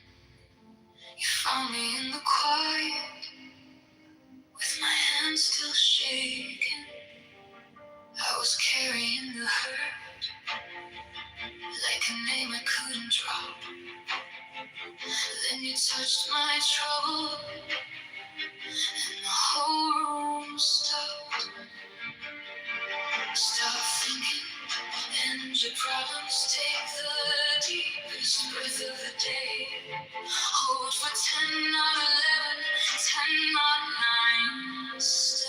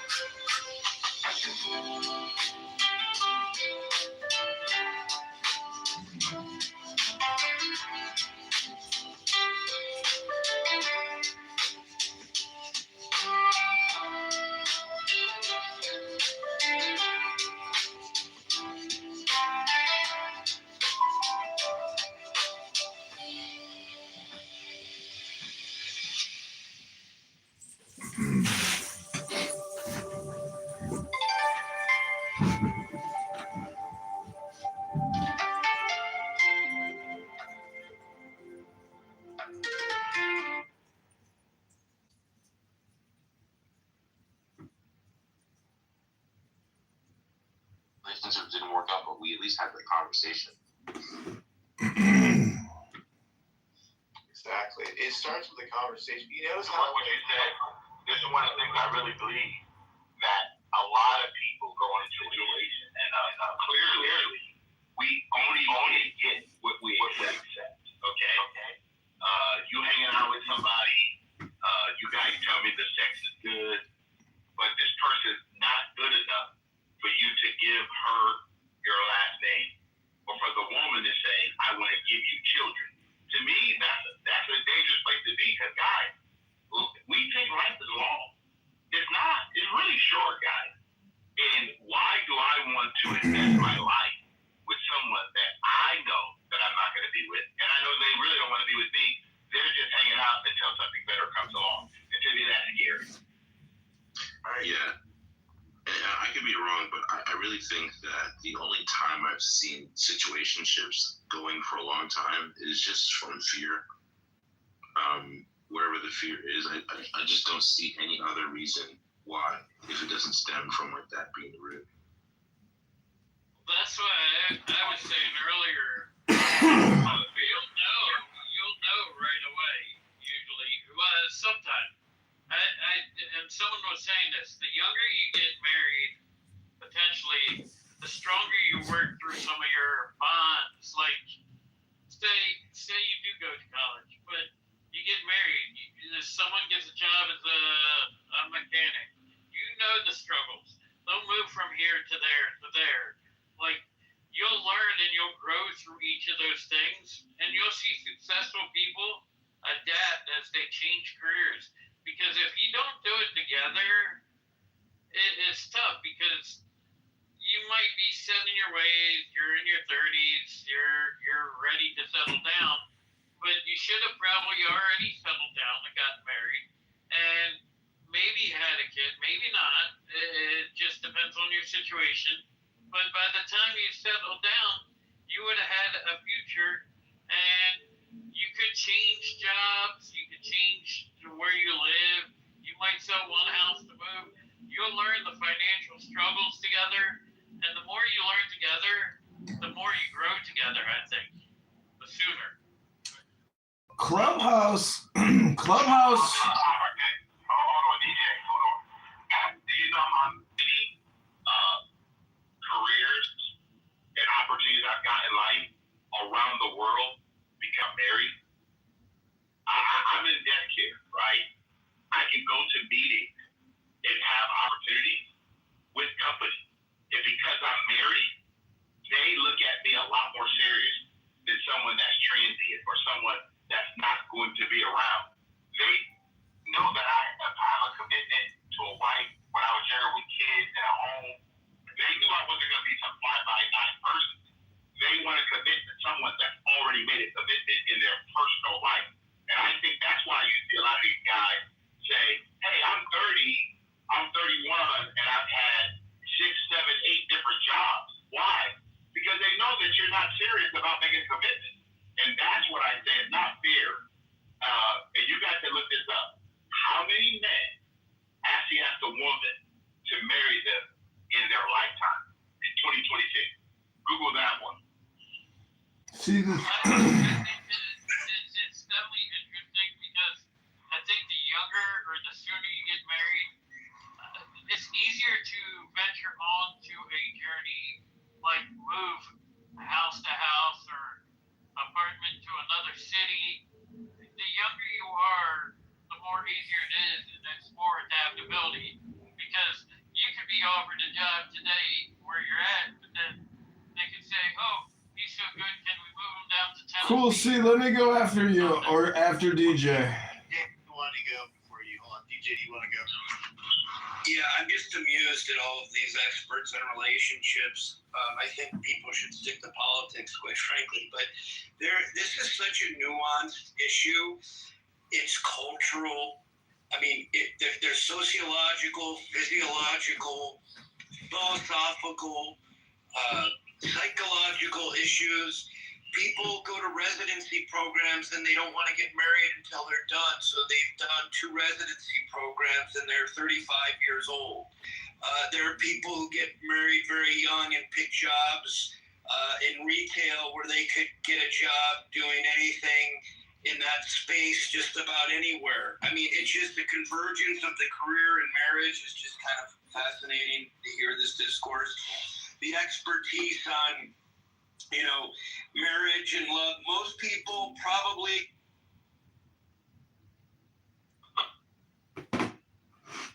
It looks like Bader from practical reasons. It's just so interesting. I think the key element is: have you been to therapy? Have you worked on yourself? Are you open and flexible? Have you done the work to heal all the traumas? And then when you get into a relationship, find a healthy relationship. Allison, the fucking Crowley. Hello? Have you guys ever seen Allison? Hold on. No, I've never read Alistair Crowley before. Oh, bro. Smart they are. Their experience is better than the lived experience of others, or it's more compelling. It's just so fascinating. Hold on. There's a disclaimer here. Okay. Hold on a second. We never said we were experts. You know. No, but I'm hearing from certain people expertise in their voices, right? And maybe they don't claim expertise.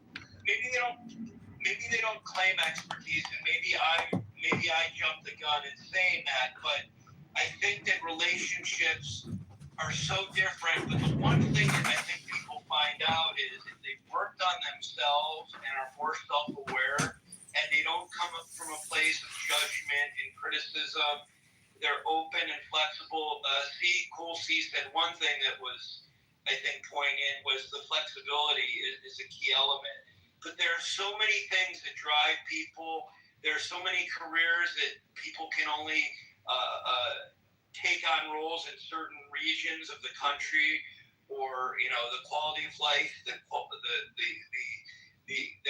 there's so many frigging issues to consider that to kind of pigeonhole any one type of relationship or one option or avenue, it's just kind of asinine. And I think one of the other things that people are finding is, the metric here seems to be that marriage is so indicative of success in the relationship, when in fact you'll see a lot of people in dysfunctional relationships who are married for perhaps the wrong reasons and perhaps the reasons they need, whether it's financial or whatever. But love is probably lower on the list, and to be presumptuous about other people's relationships, I find interesting. That's my opinion. You can take it or leave it. Well, so DJ, I was actually bringing this up earlier because I was avoiding really giving any I was of the impression that when it comes to personality traits and just how very different people are, my personal opinion, just what I heard from experts. Amazing. So that from actually listening to, I've been bored and listening to psychologists and stuff, and talk about this shit, but like perhaps things that I'd say for psychological reasons, that's probably might even play the biggest part in why some relationships are healthy and some aren't. Maybe you agree. I don't know. Yeah, I mean, I think that if you look, hold on one second. I think that if you look at the 12-step, if you look at recovery, for example, years ago I went to Codependence Anonymous because I came from a dysfunctional family. And what I found fascinating for people in recovery, whether they're in AA, who's ever gone through the 12 steps, right? Again, I'm not saying that's for everybody, but what was interesting is those people were less inclined to be so hungry to be in a marriage because they worked on themselves so that they built up their self-esteem. They mitigated codependency. They were interdependent, likely not codependent or counterdependent in their their relationship and their attachment to people. And so they don't look at the marriage as the metric of success. And I think maybe generations ago that made sense, where dependency was largely dictated by finances in many ways. But I think the beauty of people working on themselves is that they build enough self-esteem that a relationship is a bonus, but it's not a necessity. And hey, I'm a hopeless romantic. I love being in relationships. But I also find it interesting, my siblings, and I'll land on this personal note, my siblings are both married to people very early. They're still together. I can't tell you how healthy their relationships are or aren't. One is probably healthier than the other, and one of them is probably quite in love with their partner.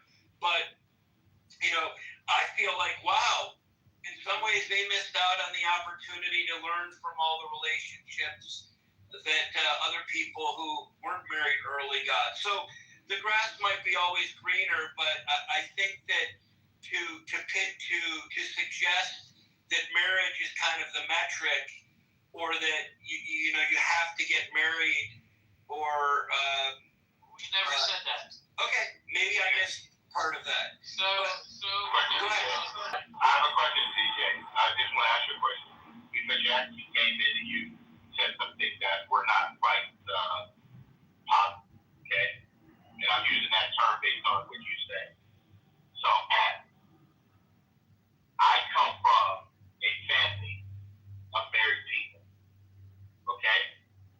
And my dad was married 58 years. My grandpa was married 49 years. And yes, they were happy people. And yes, they had happy marriages. Okay, I love when people say, well, they're together. No, guys, there are people out here that working together because, and I'm going to say this to you, DJ, how can two people walk together unless they agree? There's no outside psychologist or therapist working inside the house of two people. How much therapy go on? You still got to go home to that person. You have to work everything out with that person. That's what people celebrate, how they work out with their person. Okay? I've never done 12 steps. So you know why? I've never taken part in my life, never smoked a cigarette, never done a drug. And my wife and I met each other in a youth group. And you know what we're not doing? We're not trying to be dysfunctional. We're trying to be functional. And when things come up and issues come up, you know what we do, DJ? We work on them together. And so I know that you think you have all the answers. Wait, you interrupt me. Okay, hold on, DJ. You work with dead people. You work with dead people, right? Okay. So now you can be dead in the audience, okay? Since you want to talk like that, be dead in the audience, okay? So, guys, this is what I want everybody to hear. You can't come up here and think that just because you have an opinion, that your opinion is number one. Other people do have opinions. I'm not telling you my opinion because I'm not married to or anybody in your family. And I don't do 12 steps. I did one. I got it, DJ. Because you know what you want to do is come here and tell us that we're all wrong, we're all negative, and no, we don't have all the answers. You're correct, we don't. I don't have the answer. You know what I have the answer for? One woman who has my last name. That's it. And so there's a reason. No, you're going to throw me down, so I'll just wait until you throw me down. But actually, I'll talk till you throw me down. We don't want to throw you down, though. Well, hold on. Yeah. I'll bring him up. Just let Edward finish, and then I'll bring you up. Okay. So all I'm saying is, I'm not talking against DJ or anyone else. Okay. I don't have any answers, DJ. You don't know me. You never met me in your life. You hear something, and that's how you hear it. Okay. So let's all be very careful, because I hear all of you guys talk, but you know what I never do? I never take anything you guys say personally. I don't own any of it. The message you guys all have, those are your experiences and it's so sad that when someone else has something other than what you believe, that's the sad part. Okay? I never take anything. You guys talk about all kinds of stuff, and I never take it personally. But when Mr. Edwards speaks, you think you know everything. You're being kind of sick. No, you're listening through your own lenses, and you guys need to stop that. Thank you. Everyone, we're all adults, and I would like for people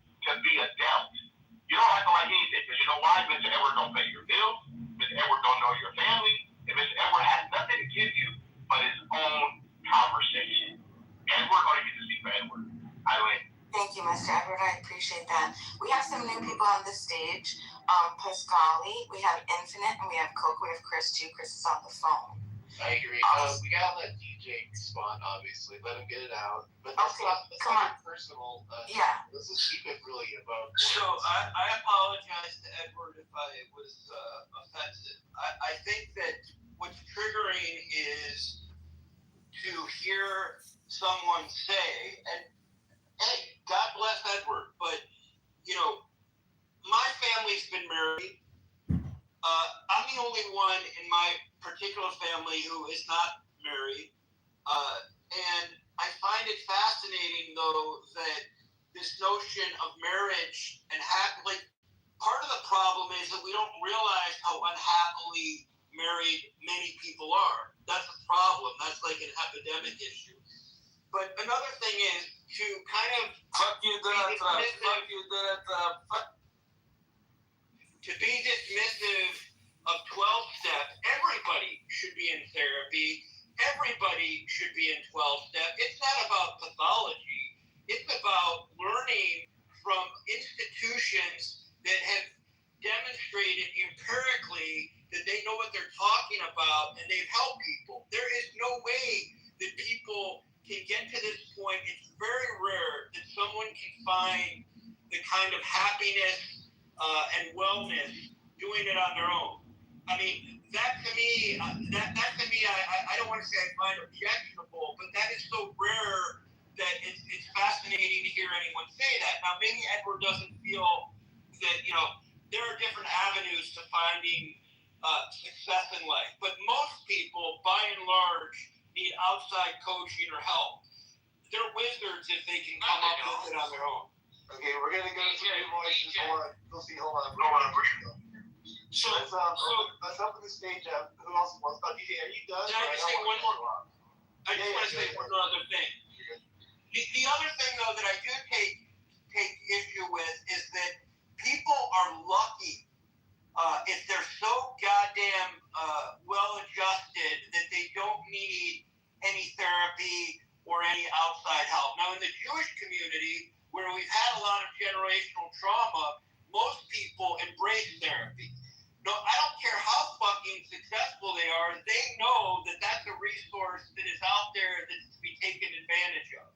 Now, people like to sit here and pedestalize Jews often enough and say, why are they so fucking successful? Well, maybe one reason that they find success is because they don't think they fucking know everything. So when I come in here into spaces and hear people project and play like they know everything, it's really off-putting. And I'll land there before I get more. We never once said that, DJ. And I never once said anything about. Not everybody. I think everybody just offered their opinion. I don't know. Dr. Jordan, you're coming in kind of hot tonight. Everything okay? I am a little bit because I sense that people have this. Not everyone in this room, but some people in this room have this kind of, I know better than you. Like, for example, I would never tell Bima what I think. Like, someone should tell her they should get married or they should. She admitted that she may have made some mistakes, but the first she wanted to know. She wanted the first Kofi. Thank you, Kofi. The clue to me is to kind of know your boundaries. And even if you offer to help someone, you do it in a way that is not coming from a place of, I know better than you. And maybe people didn't feel that way. That's how I took it. Okay. Maybe that says something about my insecurity. I'm willing to open it up. And, I'm a fucking constant work in progress. No, I know you are, DJ. And so that's why it drives me crazy. You don't have to be. I got it. I don't think wait, first of all, I don't think anybody here is saying they're good people. We are all flawed people. If you think differently, come off mic and tell me right now that you're not a flawed person. I am not a flawed. There you go. I was going to say you. Okay. I don't know if you want to open up to new people. Even your name was mentioned there. I don't know if you want to clear anything up. I don't know if you want to get involved in this, but Can I respond before May I respond? Okay, go ahead. Yes. So this is quite interesting that people today believe that there's not confident people.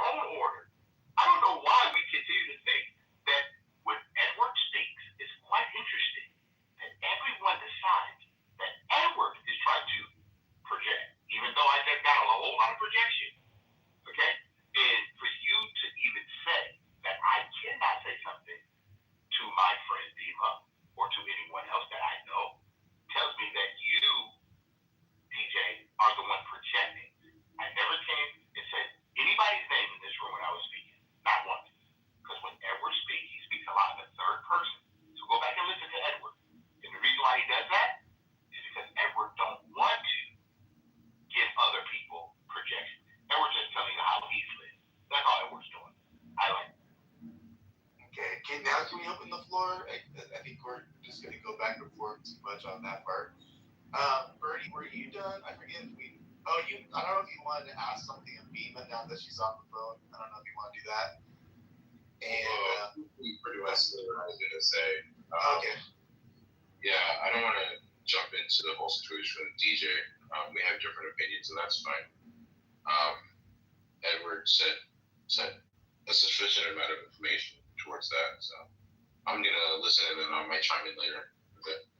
All right, the floor is open. I don't know if anybody wants to grab something they heard and run with it. Otherwise, I don't know. Wait, I have a question for Edward. What's that, Bima? Did you hear what I said, Bertie, or Bima, whatever, earlier? I said what you got your phone call to respond to, so. Oh, I did answer the phone call. See, I didn't hear what you said.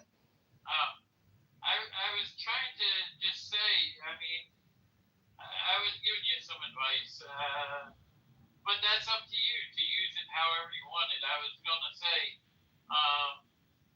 your future depends on you, and basically, when you get older, you may want someone to take care of you, and you may want to have your own kids, and you may want to do some of those things. So, at the moment, it was a different conversation I was having there before you got that phone call with you were trying to.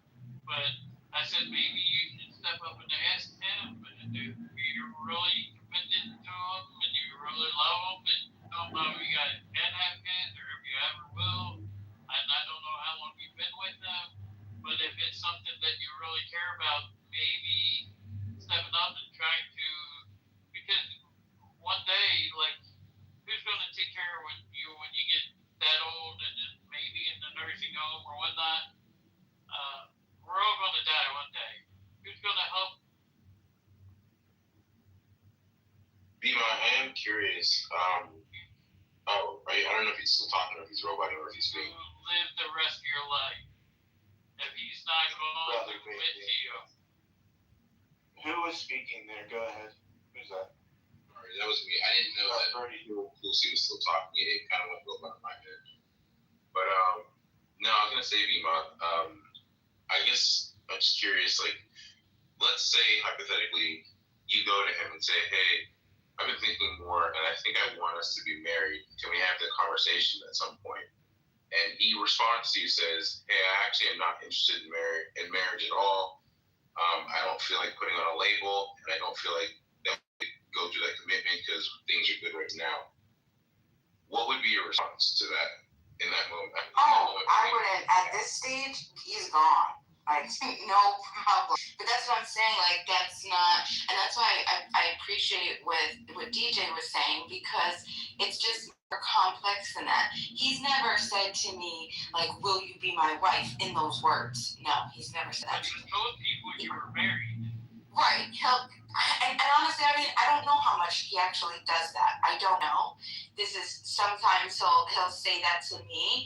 He says, he does say that I want to be married too. He does say that. He's like, I do want to get married. He said, I just wanted you to have the best wedding, and I just want to get to a place where I can give you all that. So it's not like he's not saying that, Do you know what that? How long have you been together, kind of, sort of? Like, have you been 5 years, 10 years? Yeah, okay. So do you know what that sounds like to me? That sounds like someone who says, he wants to say, "Hey, I am the fastest person in the United States," but he never entered a track meet. It's like they're not willing to actually do the training and actually enter the race, but they want to claim the title. Yeah. I didn't like that either. But he what did. happens if you want your own kid to come and say, "Grandma, Grandpa, your grandkid"? Well, I've talked to him about that too, and we've had discussions, and he said, I do want to have a family with you. And I'm like, well, you haven't, he didn't articulate that to me in the first few years of our relationship, and even him saying, like, I don't know, I asked him once early on, he said, I don't know. Now he'll say, yeah, I want to have kids with you, but, right now his job has him working I haven't seen him for a really long time. He works out of state, so That man has a whole second relationship and family. no, he doesn't. Yes, he does. All right, listen, I've had to tell many women this. I know men because I'm a man. If that man, especially if he. All I go from that is go. Go ahead, Chris. You're on. Go for it. So listen, especially if y'all had this like multiple year thing, and the beginning was like kind of like ducking the family thing, and then when you started saying like you wanted to be more serious, it's like, oh yeah, I do want this. And now your words, you said you ain't seen him in all this long time. He out of state, and especially if y'all ain't talking every day and all this or that, that man got a whole nother life. He probably married. No, we talk every day. We talk every day. I would be interested to hear what people think, knowing like what would the possible frustration, or what would you say to somebody who you actually knew is working? Like, we're going to say that this is fact, that there is fact, that you've identified that he doesn't live a double life. He doesn't have another relationship. He is just dedicated to me, but also he's trying to create a job and a life for us to be able to be together every day in the future. So why don't you move I have a couple questions that will help me answer that question. I have like maybe 2 or 3 questions that will help me answer that. One is, what does he do for work? He drives trucks. Okay, so he's a driver. Okay, so that gives an excuse to why he's gone, especially if he's working like OTR and he's like, 3 weeks gone, 1 week back. So when's the last time you've seen him? August of Woo! Ain't no truck driver job keep you on the road that long. It's last year, So my little brother's a truck driver. This is too painful. Bima, you're smarter than most people. Me and her were having a conversation. I don't care. I'm tired of it. No. Hey, listen. You go back to a CODA meeting and let us finish our conversation, because when you are done talking, me and her are talking. Give us a second and then come back in, okay, sir? Thank you. So, my little brother is smart enough to know that getting advice from use your 12 steps and recognize when it's time to be quiet for a second. Come on now. I'm not asking for a bunch of time. Damn. All right, we don't need to do the personal insults, though. Come on. That wasn't a personal insult. It was me telling another. No, you said the 12-step thing was a personal. Yeah, you don't need. That's just. I've been in 12 steps too. So if it was a personal attack on him, it was one on myself. Chris, I wasn't there for CODA, but question. It sounds like anyway. Bima's consenting. It seems like she doesn't have to answer anything, obviously. No, not at all. Go ahead. Then get to that third question, and let's get forward. Yeah. Well, no, I had asked the question already of how long you been away. She said August of last year. I said that is way. I wouldn't even say out of the norm, because unless he's working out of the country, no job keeps you away for more than 3 weeks at a time. My little brother's an over-the-road truck driver himself, and he's home 1 week a month. And I also would say that if you were trying to get serious, that there are always local driving jobs like that he could get that will pay the same that he does over the road, especially if he's an owner-operator, especially in today's climate with all these new buildings that's going up and things that need to be short-hauled. He could find something if he really wanted to. He doesn't need to be gone. That's a want, especially if it was for, half a year. That's where I'm at. And I think you should look into that and, honestly think about it. He could take you on the road. I'm a truck driver myself. Right now, I'm driving a truck. He could take you on the road. Yeah, he's offered that. Jose, he's offered that, and he's offered for me to go and go down there and pay for me to be down there, whether it's in like an apartment or an extended stay or whatever else. But I have duty here, and I can't leave right now. So the real question is, do they have trucks where you live? Yes. Well, unfortunately, I'm in a state, and if you're a truck driver, you know I'm in a really bad state. So But do they have trucks where you live? Where? What state? New York, and truck drivers, and they can't. But if you talk to owner operators and truck drivers, they'll tell you that New York is hell and to stay away from it. They intentionally. No. I work for a company right now out of Phelps, New York. That we hire owner operators right now. They're making $6,000 a week, take home $3,000 a week, take home $4,000 a week as owner operators. A week. I'm a company driver. The owner operators in my company are doing great. The owner operators in my company are Do you have to, in your company, if you have a CDL in another state, do you have to transfer your CDL to? Like driver's license. You don't have to transfer your state driver's license to another state. That is a federal document. That is countrywide. It's actually more than countrywide, because if you got to use, like, I mean, there's a couple other little things you got to do. I don't think the right word is endorsements, but essentially an endorsement to even travel, like, out of country, to, like, driving to Mexico and driving to Canada and things like that. You just need your passport. Yeah. So he don't got a reason to not want to be nearby. And then there's also the option of you, like, you know, giving yourself maybe a longer commute, which, you know, might be a little bit of hardship on you. But, you know, going to say, like, you know what, I'm a little more on the outskirts, and I might have to commute 45 minutes one way, but at least my man there. You know what I mean? And I think those are all options worth exploring with this man. But again, there's no way in hell that that you have not seen each other since August of last year to say that he ain't had a day off, that he ain't had a week off, that he ain't had no PTO, and he couldn't have made time for either you to take time off and come see him, or he took time off to come see you. Without his truck, there are such things as planes and rental cars. Yeah, he's asked me many times to go, but I just don't. But, okay, so you see, here's the thing. When you ask him, and he already knows that you're going to say no, that's why he asked. I know this, and that I have asked women things before that I knew that the answer was going to be no. And it's because I really didn't want to go, and I didn't want it to happen. And I was like, I'm not asking this crazy stuff. And they go like, but you're kind of like saying how, like, you're kind of you're kind of like projecting how you are onto other men. Where I'm trying to think of this on my head. He has kids. Make a commitment.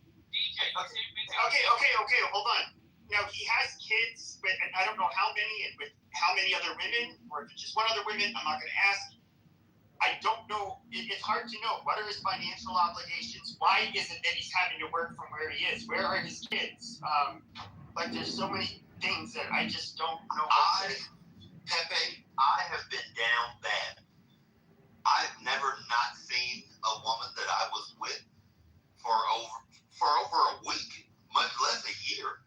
I go to California like often, and that's for me it's almost 1,000-mile drive to where I go, and it's something I do often, and I have to budget and make that shit match. It's something that I make do, because that's what men do. Men make do. If he wants to see you, he's gonna make do. You need that snatch, don't you? I don't know. I don't need anything, because if I wanted to get something, I could, but I don't. What state I don't sleep around. Potentially, what state did she say he was driving in, or where is he driving? He's down like in the Texas area, mostly. Well, okay, so Texas is very good for trucking, and I understand that. Is he a company driver, owner op? In between. That's what he's been working on. He's been working to eat. 1099? No, he has a relationship with the person that he's working with now, and he's trying to create his own company and own his own. It's only I mean, yeah, you got to come up with the money for the truck and all that. But if he came up with the money for a truck in his LLC, which in New York or wherever he's going to create it, it's not that much. Where is his child at? What state is his child in? Utah. So he's not even near his own child. Yeah, right. So he can't even commit to going up there and driving, or maybe he did drive up there. He's just telling you he's in tech. I don't know. It's one of those jobs you can take anywhere and everywhere. Like, I live in Pennsylvania. I see my wife every weekend. I've been doing this now, going on 5 years come August, September. I'm trying to get to owner-operator stage. He may have been doing it a lot longer than me. But it's a choice you make. And you could go wherever you want. It's just, if he doesn't, New York's not that bad. It's the Northeast that people hate. But like I said, the company I'm with, they're doing well. Company driver, it's okay. But they have like a milk division, a fuel division that's doing well. The company I'm with. So it just depends on what he's looking for. And again, if he's with a renowned trucking company, he can easily get another trucking job without losing any money or without even losing any work. And I think he's with the local person. I think he's working with the local company. All right. We do have new people in the stage, and Bima, thank you so much for accommodating all of the questions. But we have Coco Infinite who came up, B-verse back. I think it's Cali and DJ's back up. So let's continue to talk about relationships and what makes relationship good. How do you make it work? And what have you done to make yours successful? And what do you think makes it successful? I'd love to hear from Infinite. Infinite, are you, and Pascali, Infinite, are you in a relationship? If you've been in a relationship, how long have you been in a relationship? And then are you married? Everyone. You can call me Callie, for short. We can barely hear you. Oh, sorry. Is that better? There you go. Okay. Yes. So, hi everyone. You guys can call me Callie. But yeah, I am in a relationship. I've been married for almost 20 years, and I have a little bit of experience, I guess, of keeping it right. I think what it entails is you do first have to know yourself to a certain degree. You're not going to know everything. And you're going to learn with the person. That's very important. To have patience, not be judgmental, and talk things through. Because you, at some given point in time, like, you're both going to make a mistake. But if you have that mutual respect for each other and you're able to, communicate with each other, even through the bad times, then you'll pretty much be able to work out anything. Respect, also making sure that you align with each other on certain things. Like, you may have a difference of opinion, but if you could figure out a way how to meet halfway, that definitely helps. And learning how to be emotionally regulated. Can't be in a relationship and shut down or explode. Somebody tells you something that you don't necessarily want to hear in that moment. And to just trust the fact that your person has your best interest at heart at all times. That's like super important, because whenever that individual tells you something that you may not want to hear, at least you know that they're coming from a loving place, because they want both to win. Like, you're on the same team, you're in it together. And yeah, I mean, there's just so much. There's so many different lessons that you learn along the way. I don't think it's I don't think it's a cookie cutter way for all people. I think you have to go through it yourself and just kind of figure it out as you go along. I don't think that my way is going to work for everybody. I don't think that someone else's way would necessarily work for me. You just have to know you, and you have to know your person, and you guys have to make a plan and see what works for you and toggle it as you go along. So, I mean, that's ultimately my advice, and just try to learn from the people around are in successful relationships, and just pick things that other people's relationships that you like, and incorporate it into your own. And the things that you've seen not work for other people, just proceed with caution. It doesn't mean that what didn't work for someone else may not work for you. It's just like, take note of it and proceed with caution, and you'll make your own situation a success at some point. Yeah. And thank you for talking about adaptability. That's one thing that I have done for years. Every situation you have to adapt to. We get children. Now we're in the grandchildren stage. We're in daughter-in-law stage, son-in-law stage.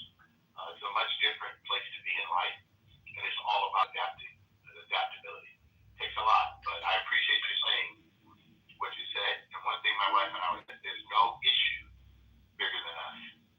We're not going to allow an issue to take us down, and that's what we work on every day. So I appreciate that. Thank you so much for the 20 years you got in. It's a beautiful thing. No problem. Thank you guys for allowing me to speak in your space. Thank you for coming. Infinite, are you there? Do you have anything that you'd like to add?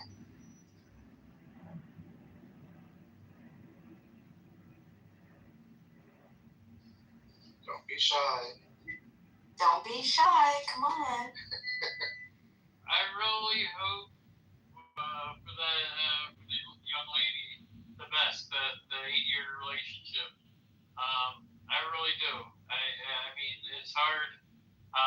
I don't know if that phone call you got earlier was him on the phone, but it's important for him at times if that is. But adaptability is the easiest thing for a trucker to do. You can go anywhere. And the possibilities are endless.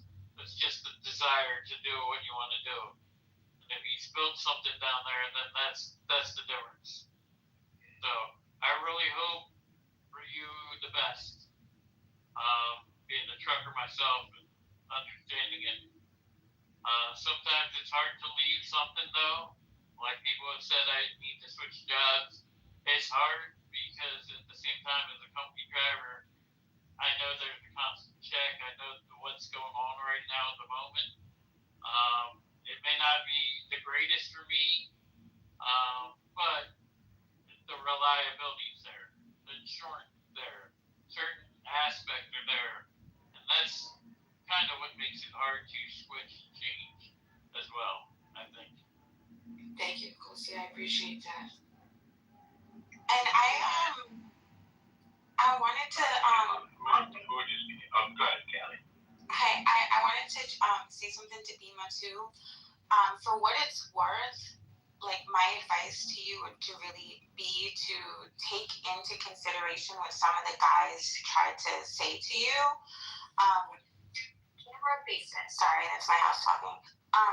But like I have 8 brothers, so like I've had a lot of experience with guys, and I think that some of the guys in the room were really giving you really, really sound advice, and I would consider it, not necessarily like fully act on it, but just be aware and mindful, and just take some of it into consideration, because if a guy really is into you, he will make whatever changes or sacrifices to make it work and to like be present, or to have you come out to see him or whatever, you know what I mean? So like I wish you the best as well, and I hope you make it work, Thank you, Kelly. Yeah. Now, one of the biggest things I was surprised you haven't had. One second. Matt, so you said you have a whole range of no. I'm saying I have a very diverse range diverse range of topics for the in this place. not that I have any topics you had right now, but yeah. Oh, okay. Well, one of the one second, Bima. One of the things I like, as you said, let's talk relationships. And one of the things I've learned is, how do you have a relationship with yourself? Do you trust yourself? Do you make yourself a priority? Do you pursue your best interest for yourself? These are kind of things that I think that a lot of people may not have ever done for themselves, because the biggest person you have to have a relationship with is the one you see in the mirror every day. And that's going to be the toughest one. You don't think that's contradictory, though? Like, number one, I'm going to go out on a limb and say some people do not have the ability to trust themselves. They literally do not have the impulse control. People were mentioning, the 12-step program and addictions. I mean, there's a highly genetic component to that. Organically, there's organic brain differences that cause people to behave in certain ways, and I would even go out on a limb and say that it's impossible for people to trust themselves, even most people. And I think that also it seems like it's a little contradictory. It's like you put yourself first. I mean, I kind of get it, but there is a level of sacrifice you have to make, though, where I feel like if you truly, quote unquote, love somebody, you can't put yourself first. Yeah, Pepe, let me share this. It says this very clearly. To love your neighbor as yourself. This is a principle. Okay? And I've learned this over time. I can no longer, in any area, love my wife or children if I don't love Edward. Edward has to like who he is and love who he is first and foremost. Because that's what I bring to my marriage. That's what I bring to my children, my grandchildren. This is what I've learned over time. And a lot of people, when you say they can't trust themselves, that's because they're not making proper decisions for themselves. You have to learn to be your best customer. Because if you're not your best customer, then how are you going to be a good customer to someone else? And I'll end on this. This is what someone said a long time ago. They said, why would you go to a restaurant when the chef don't eat their own food? Could I jump in? If I could, I know y'all. DJ wanted to go. I know y'all have a back. I know what the veterinarian guy down there. I was just saying, can I jump in after a while? I'll let you go. So all I want to say is this: my wife and I have this. Okay, we're the best two single people on the planet. You know why? Because we believe that each person should be their priority. Instead of we try to change each other, we work on each other. Meaning that I work on me, my wife work on her. When we come together, we're bringing the best of each other to our relationship. To me, that's what makes it work. I was just gonna say this. I agree wholeheartedly with a lot of stuff that you said, and I wish that I had that thought process when I was younger and I was married and I had my first child. I didn't have that thought process. I was listening to my mother, I was listening to my grandmother, all these elderly women.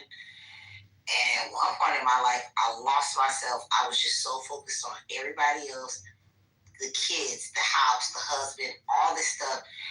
Never even looked at myself in the mirror. And one day I was like, who the fuck is this person? You know? And it's so easy to slip into that as a woman, because the way I was raised, it was like, you do all the things, you keep the house, you keep the food, you fuck your husband whenever he wants. You know, you keep yourself together, keep makeup, keep hair, your glam, all of this. That shit is fucking exhausting, okay? And sometimes you will lose yourself because you'll fall into a state of depression because you're so focused on taking care of everybody else besides yourself. Don't let you have elderly parents. Oh, put them in between the sandwich. So now you got the kids your husband, your in-laws. Don't let his parents get sick. You know, it's just a lot of fucking pressure. That's one of the reasons why I'm hesitant about remarrying. It's a lot of work. I'm done speaking.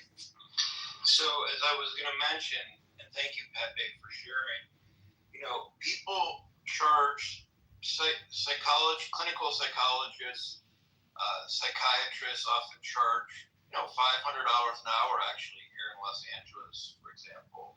And they do it because they're practicing a psychodynamic approach.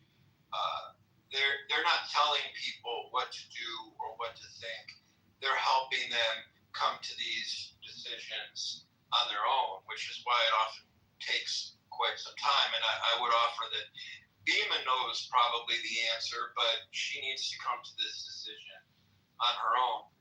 But this notion of, why, people have to love themselves, blah, blah, blah. If it was so easy to just love yourself by telling someone you should just love yourself, we'd be putting therapists out of business, coaches out of business, people who are trained to help people get to these points. So I'm just shocked at the lack of insight into the empirical nature of helping people put their best foot forward and become their best selves. Now, people aren't as lucky as Edward and some of the other folks who may not have had any trauma in their youth, or they may have been just so smart to figure this all out on their own, whatever the case may be. I think by and large, people who have resources and are lucky enough to have those resources often invest in themselves. I think that, the interesting thing about the Jewish conversations in these spaces, people wonder, why are some Jewish people, finding so much success? I also find it interesting that in the Jewish community, they're the most inclined to either become therapists or seek therapy themselves because they don't have the answers. They know they can't possibly have all the answers. So if you think that you're just going to become happy on your own or suddenly love yourself because you will get to that point, I don't know, that's probably unlikely. I'm sure that it happens, but the data doesn't, the research doesn't support that. And so because I'm science-based or evidence-based, I tend to lean on where the evidence takes us. I may be wrong in making that choice, but that's what I believe. Well, I do agree with you. I do think there's a lot of doctrinaire prescriptions that are being put out there for how to be happy or be successful. And the thing is, though, is I'm somebody who at least has some experience, working in mental health, and I realize, faith-based organizations or in religion, maybe it has somewhat of a therapeutic effect, depending. But that means psych hospitals and kind of like you said, psychiatry and psychology, all of this would go out there, clinical psychology that is, would all go out the window if it was just simple enough to just do some of the things that people are saying. And I do think that, I'll actually preface it this way. I think that you get well-rounded individuals psychologically, that yes, they can do a lot of these things that try to take care of themselves, be a good person, follow the Bible, all of that stuff. But the reality is, though, and I know this, just empirically it's true, there is a good chunk of the population that is not going to be capable of being this healthy, well-rounded person because they were not born healthy and well-rounded. And the reality is that it's not even possible to make these people well-rounded. They are, and when I say well-rounded, in other words, it's imagine you had to go to West Point or something like that. You have to be a perfect physical, you have to be very smart, but you also have to have physically very healthy, and you can have no mental health problems. They're basically, you're getting educated to become an officer, and that you just have to be completely healthy. Most people get are not eligible. I mean, fuck, most people aren't eligible. Only like what 20 to 25% of America is eligible to even be enlisted in the United States Armed Forces because of certain behaviors, whether it's because they use drugs, whether it's because they have they've taken medication for ADHD, they take any fucking SSRI, they're overweight. There's a million things. Well, we're not all the same. What do you think about, going back to some of the research, looking at clergy, right? I think 30% of clergy surveyed were presumed to have pretty significant levels of narcissism, which is always a bad thing, right? But that kind of confidence to get up there and tell people, and I'm not knocking organized religion at all, but I know that most of my rabbis had more confidence than necessarily competence. Now, that's not true for all clergy. Some people are probably very competent, but the competence that comes in telling them what they think they need, and there's no real substantive way of discerning whether or not there's a God in the first place. So it's a great place to lead people, and it often, but not always, draws people who are overconfident, and that's, narcissistic in its own right. I have my own narcissistic traits that I'll own up to, so I'm not knocking it.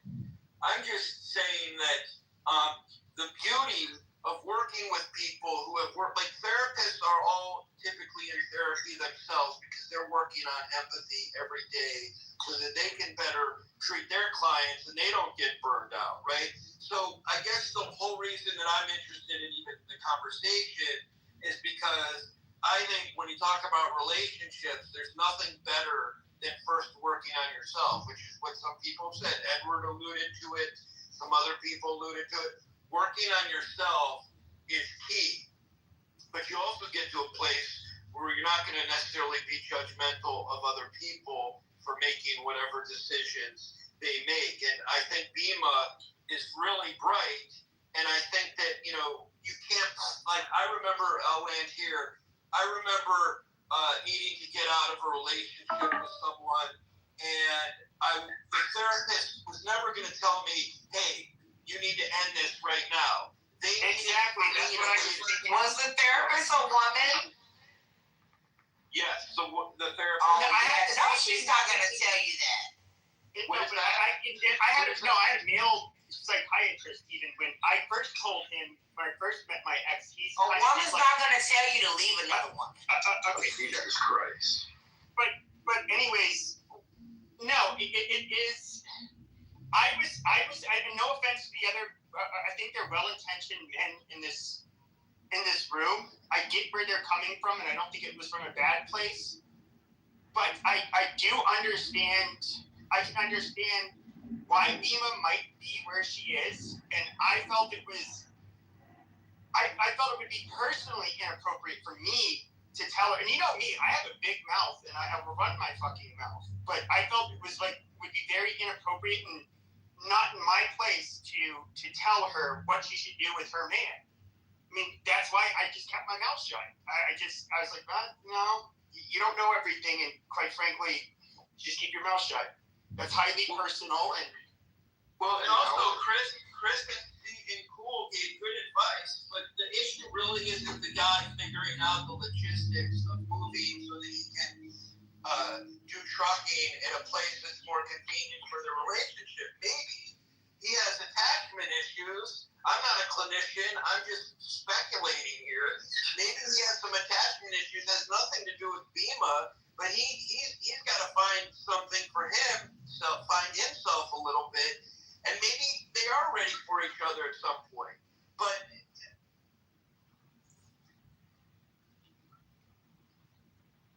he could figure out how to truck close. You cut out up there, just let it go. Okay. Can you hear me now? yeah, go ahead. So I just want to ask this first question. Do you guys think that this right now is a therapy session? Yes. No. And I say yes because talk therapy is a thing. That's why I actually love Clubhouse. I haven't left the app because sometimes I talk on here here. Sometimes I take my shit out on people. I just trauma dump on people, and then I leave, and then I can leave. This is way too toxic of a place to be. This is probably one of the worst places you could be. In fact, if you were in therapy, I'm not. And this is just a wild guess, but I can imagine with some individuals, they would probably tell you to cut out what you're doing on Clubhouse. It's bad. That's totally true. Well, this is an observation, and I hear you guys use the word judgment. We all make judgments every day, but you still have to observe. Okay, I don't know why we think this is because you judge something. We have to make what I call observational observances that we make judgments every day of each other. And my wife always asks, what is it that when you go here? And I said, babe, it's quite interesting. She hears you guys sometimes. And I said, you know what I learned? I'm sorry to hear that. What? What'd you start to hear? That your wife hears us sometimes. Oh, she does, Monica. That's funny. And you know what she said? She said, now I know why. Because you learn how not to live. Because you know what? I have to make observations. My ex-boyfriend, he hates Clubhouse. He hated me to get on here. He hated it. And now he's your ex. I know. Monica, so your piece. This is one of the things I've learned. Okay, we had this conversation earlier today that people do not really self-govern themselves to the point where they think someone's coming to their rescue. And even like Pepe said, Pepe has no hope in the human race. I do. I believe that when people decide that they're going to change, they will change. They have to decide. No, I didn't lose hope in the human race. I said that with certain people, I'm realistic. Look, I will never be. Think of somebody who's intellectual like Thomas Sowell. I was not born with his brain. I'll never be as smart as him. I can try all I want. I'll never be, Kareem Abdul-Jabbar. I'll never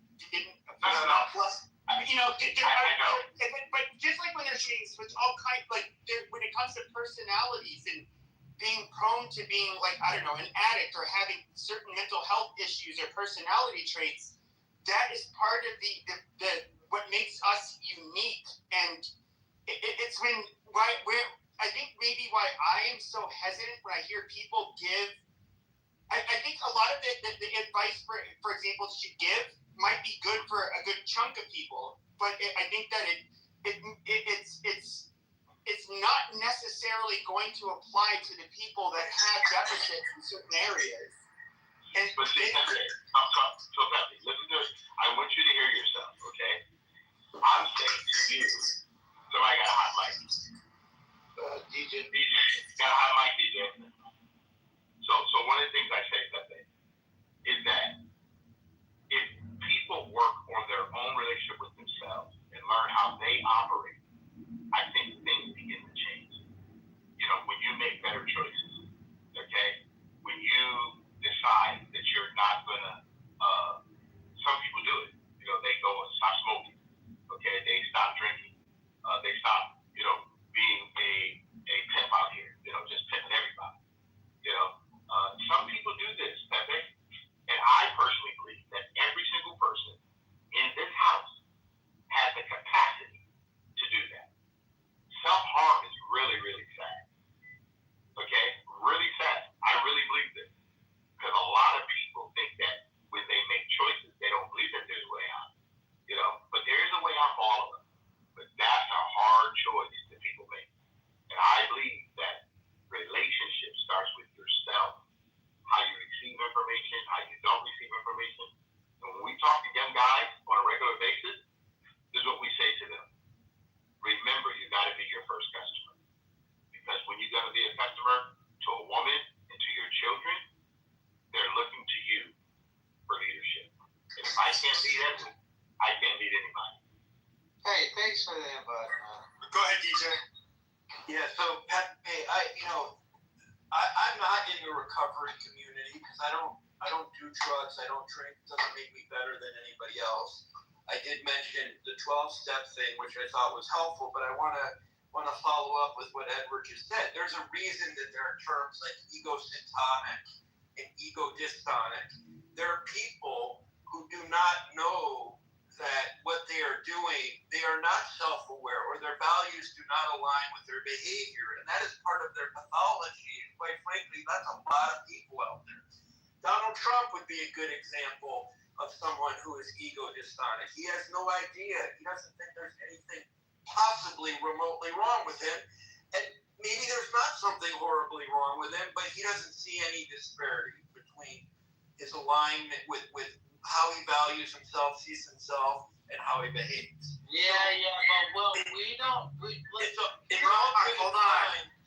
It's all good and fine to, I think Edward is aspirational, and I think those are good thoughts, but again, this is why, people are really lucky if they don't have any trauma from their childhood that needs to be addressed in any way. And trauma doesn't have to be huge, but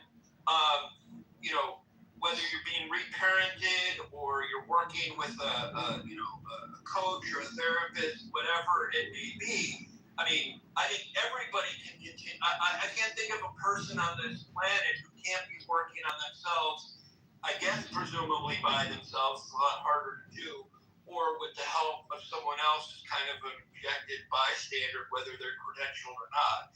But what I wanted to say, and I'll just land here, Pepe, this is why I tend to like people who come out of this recovery community. I was telling this to a friend the other day, is that, God, because they stop judging themselves and stop judging other people, they're much more beautiful souls for me to be around, right? Like, I like the people who have really worked on themselves because it's a whole different kind of engagement. And so that's not to say that you can't be a beautiful soul if you haven't had these challenges, but by and large, to me, the most beautiful people on the planet are the ones who struggled and transformed in some way, shape, or form. It doesn't make them better. It just makes their journey different. And I agree, but there's very specific things like I can think of. So it seems like you know a bit about narcissism. Now, if you have, let's say you have NPD, you are you pretty much take all of the traits to a severe degree. I've listened to psychologists talk about this. They can help you. Are you going to be a person that is not where these traits don't come out and where it's not going to make you a very difficult person to be with? No. Borderline personality disorder, something very similar. Antisocial personality disorder. Pepe, do you mind catching me up to speed? I'm so sorry. Hold on, Rob. You just came in, dude. You're interrupting. No, I know, but I'm just asking. We're talking about, giving general advice and about having healthy relationships, and there's a little bit of a discussion going on beyond, how we approach that. Yeah. Yes, yeah. And so I just named like 3 cluster B personality disorders, which are, you can look this up, cluster B personality disorders in relationships. You'll get a million fucking Google responses. These are disorders that are, they wreak havoc. These are lifelong conditions. They don't just simply go away. Even with lots of treatment, they don't go away. You learn how to cope with them, but with antisocial personality disorder and to somewhat of a lesser extent, narcissistic personality disorder, you can work through it a bit. And then you have things that aren't necessarily for example, a clinical psychopath. There's not an actual DSM-5 diagnosis for these people. However, these are people that you have 2 types of empathy. It's cognitive and emotional empathy. Cognitive means like, ow, you stubbed your toe. I know that must hurt. Emotional empathy is like, ooh, you like kind of flinch because you're like, ow, that must have hurt. You kind of feel it. Emotionally, that impacts you. Right. So who would you be speaking to? Jesus Christ. Brock, it's happy hour started early for you. And so these are people who, by the way, their brains are different. They literally cannot feel empathy for other people, at least emotionally. There's no therapy, there's no treatment, there's no drugs to treat that. Are the two things Pepe? Now, hold on 1 second. Let me ask you this question. Because you talk about all this orders and stuff. How do you approach people in relationship to have that conversation? But we're talking about people. You can't. What I'm trying to tell you is that you can't give general advice on how to have a healthy relationship to these people because they were born incapable of it. I know, but I'm saying if you met a woman, right? How would you approach that situation? That issue, yeah. Oh, so you're not going to always be able to tell it right off the bat. There's some very interesting things. So if there's, well, first of all, it's kind of inappropriate to ask off the bat. But I have one question, guys. Hello, can you hear me? Shut the fuck up. I have a question. I have one question. India is good in soft power. India is good in hard power. Sean, we're happy to have you, but one, we can't understand what you said, and two, somebody was speaking. Could you just give us a second? Go ahead. So I would say this. So if you were to meet somebody with, let's just say that the 3 disorders I spoke about, all right, so they tend to be like out the gate, especially with narcissistic personality disorder and borderline personality disorder. These are 2 groups of people where these people are it's called like the love bombing, like a super honeymoon. These people are going to seem to connect with you more intensely than anybody you've ever met. They'll be extremely thoughtful. They really are. Probably you'd be like, oh my God, how do I deserve such a fucking person? Because they're going to be so great to you. But then that will change anywhere from weeks to months later, where they become a fucking nightmare. Now you're generally not going to notice these people have such a disorder or traits of a disorder, until you kind of start. Wait, I'm so sorry. Oh my God. So sorry. Oh my. So, it's one of those things where you often are not going to know. And now, would a clinical psychologist or somebody like that pick up on what they think is some off behavior? Yeah, I'm sure a lot of them would. But us everyday folks, I don't know. And you often, when somebody's so great to you, like a narcissist or somebody who has borderline personality disorder is going to be, you want it to be true. Like, you don't want to think like, oh no, this bitch is just. And a lot of people think they're being intentionally manipulative. It's actually somewhat more subconscious. So, Pepe, how do you think we parse that out? How do we differentiate the people who are love bombing us and they have a narcissistic personality disorder or traits versus people who actually have lived their entire life and fell in love for the first time and are love bombing you because they're truly in love? Well, look, there's psychologists I would defer you to them, like on YouTube, they'll talk about that exact topic. There's so many videos about that. But if it seems unreasonable or over the top,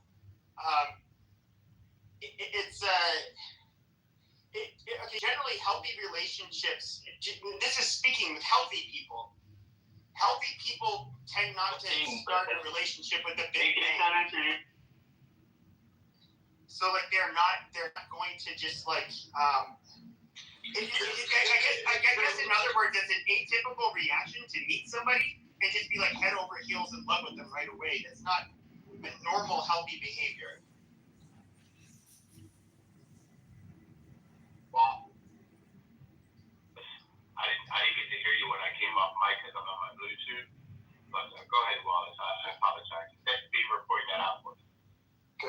songs.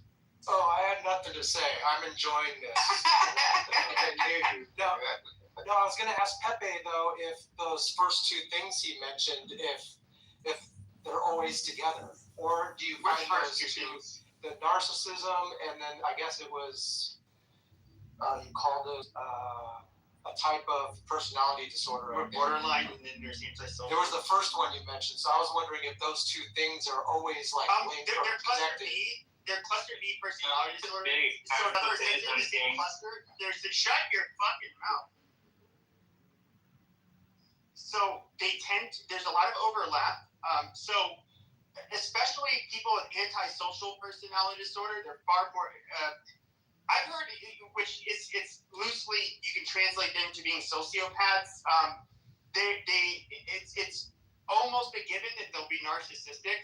So, especially with those two, but not every narcissist is a sociopath.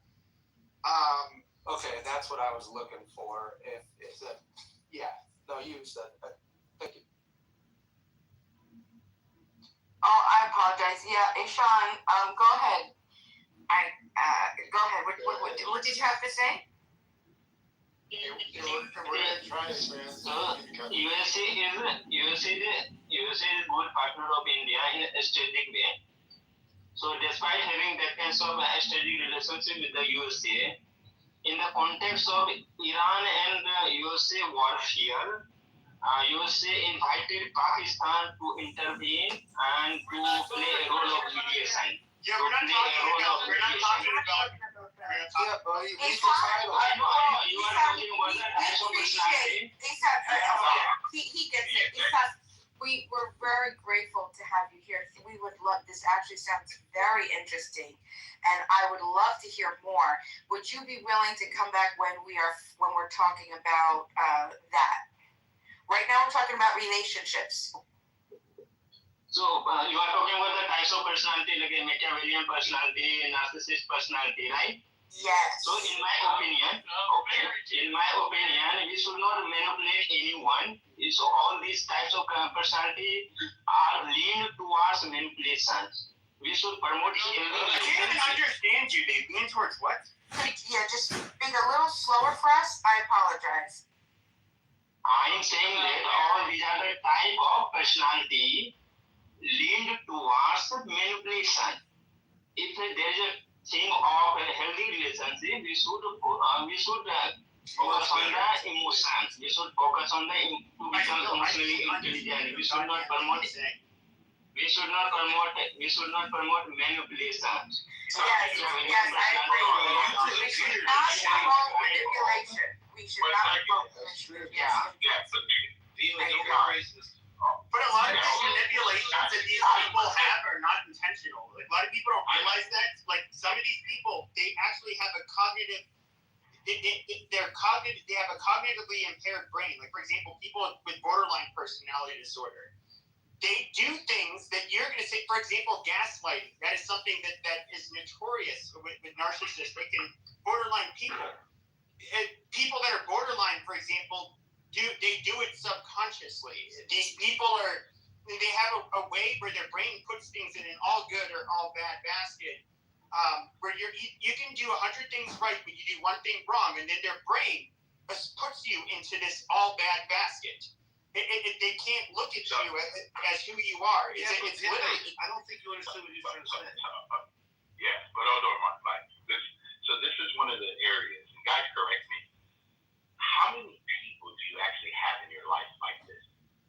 They always tell us that the closest 5 people to you is what molds your life. But we're talking about the average population, though. That's the difference. I know, but he's talking about my partner. No, hold on.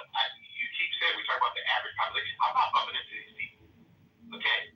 The average population I deal with every day. You know why? Because they have a death. They come in, and I have to navigate with them.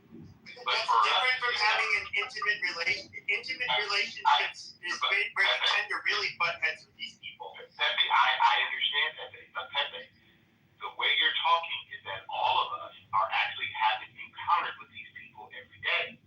And I would just like to ask the stage if you guys want to put a poll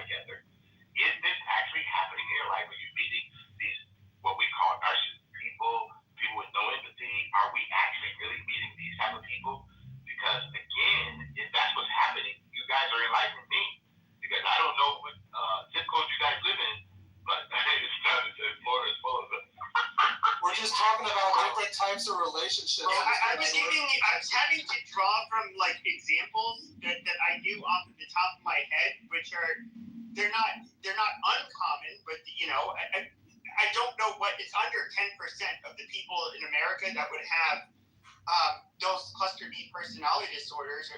As far as their traits, maybe it would go over 10%, but then there's a bunch of other different issues. We can look at addiction, which would be a much bigger one. We can look at there's basically so many things where that's where I just like this. Any cookie cutter advice, I start to cringe. And I know I beat to death the whole like doctrinaire prescriptions for everything, because I feel like that is so fucking simplistic, and it's not something that works for everybody. I mean, really, it doesn't. Just like like I don't mean to keep interrupting, but is this an excuse not to talk about the topic? No. But I'm just saying that, like, you can tell. Well, this advice, a lot of the advice that I'm, for example, hearing from Edward, I think would work for people who are their personality is more. They're healthy in many ways, but they're also more likely to be have a higher level of religiosity than others.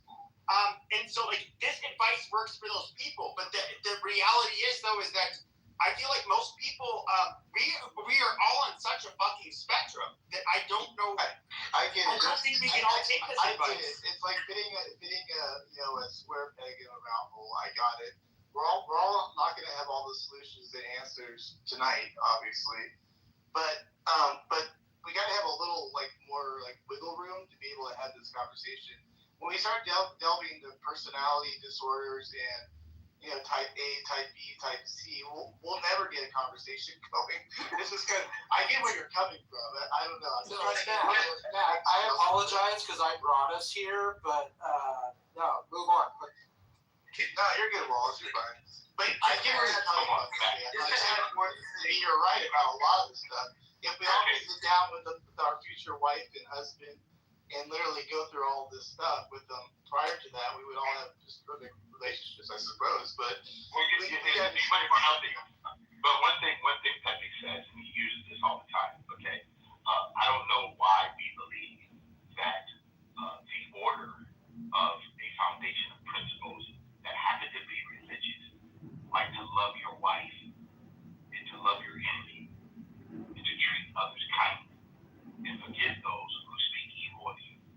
I don't know why those principles don't resonate with other people, but they resonate with everyone. No, they resonate with me. I think not with the people we're talking about. No, they resonate with me. I just don't think that the ability for people to follow those principles.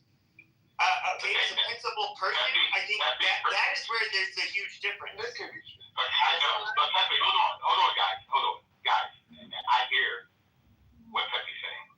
If we're going to follow principle, okay, we all know what hurt looks like. We know when we have said in our society that someone cheated on someone versus saying that someone did not keep their word. We don't do that. We're glossing over stuff, okay? We call it cheating. The scripture calls it adultery, okay? We say that, we were just keeping around. The scripture calls it having marriage. Yes, I do believe those principles. And I believe also that if we practice some of them, we would not have as much heartache that we actually do. Because I think those principles actually are going to build relationships with oneself. Because if I have self-destruction, that's going to break up all of my relationships. Let me use one example. Okay, so I already know that your answer to this. Can you imagine? Just imagine. Do you think there's anything, even if you were not religious, that could compel you to rape and kill somebody?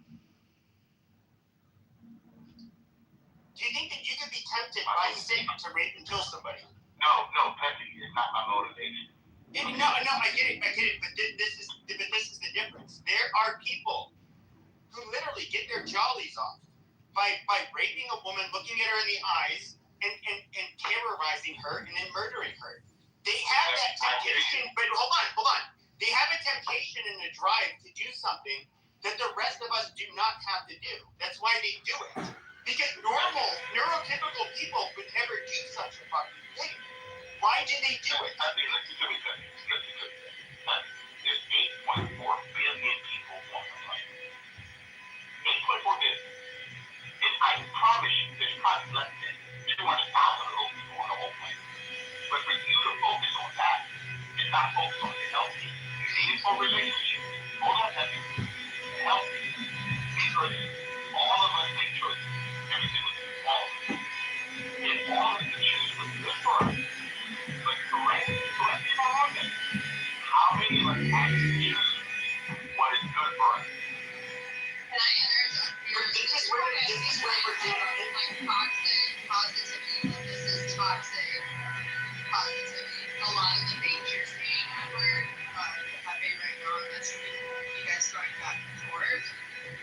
It's like, let's just dissociate. Like, what I'm hearing from Pepe is like, okay, this is a concern in our society.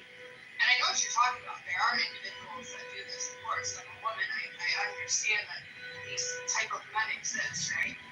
And there's some women that are somewhere in that same range where it comes to abuse. They get off to it, right? So what I'm hearing from Pepe is he has a concern for this. It's what I'm just really hearing from him, and this is an issue in our society, right? But you're like combating that. Like, why should we care about that? You should focus on your good relationships. Okay, let's just dissociate, right, from the problems in our society and only focus on the good and allow those people to drown, to just continue drowning. Like this is actually, this is kind of part of the point. This is why I'm purposely going to extreme examples of behavior, like somebody who likes to rape and kill. Like that's an anomaly when it comes to humans. However, when we start getting into transgressions that are more common, like adultery, once again, I'm going to say that the individual that is born, despite whether or not they were raised by a very, a religious, nice, good family, there are going to be people born that are going to be far more primed to be willing to commit adultery, to steal, to lie, to do all kinds of things. And I'm talking from major transgressions like rape and murder, all the way to the little ones like lying. This is a reality that we have, and this is where this is where like doctrinaire prescriptions for everything really fucking bother me, because life is not that simple. Like the golden rule, it sounds good, it's a principle you should live by, but we're pretending like people are all capable of. If everybody could live by the golden rule, our society would not have that much problems. But we do have problems, and we've never been a country, a society. There's never been a society without problems. Like people are very complicated, and they have a lot of issues. Yeah, and Pepe, to add to that, I mean, not only have so many people been touched by this, many public intellectuals would say that these issues are of enormous concern, that they are infiltrating all aspects of society, not just at the very top, but that in Western culture it is so epidemic that it is increasingly frightening to think that we aren't combating it. It is a huge problem. Everybody has been touched by this, and the funny thing is that like if you haven't been touched by this, something is off because it's so common or you're not recognizing it. So I can't reiterate enough what Pepe has said. That this is I know. You guys, Coco, Pepe, and you. I believe there's more abundance in the world, and I hear you guys. Listen, I come to Clubhouse, and it's not positive. There's no solutions. Everybody's been touched by negativity, but I think most of us realize that we choose it. Instead of you talking about positivity, hold on, Coco, seriously. You guys come up here as if though I am talking about something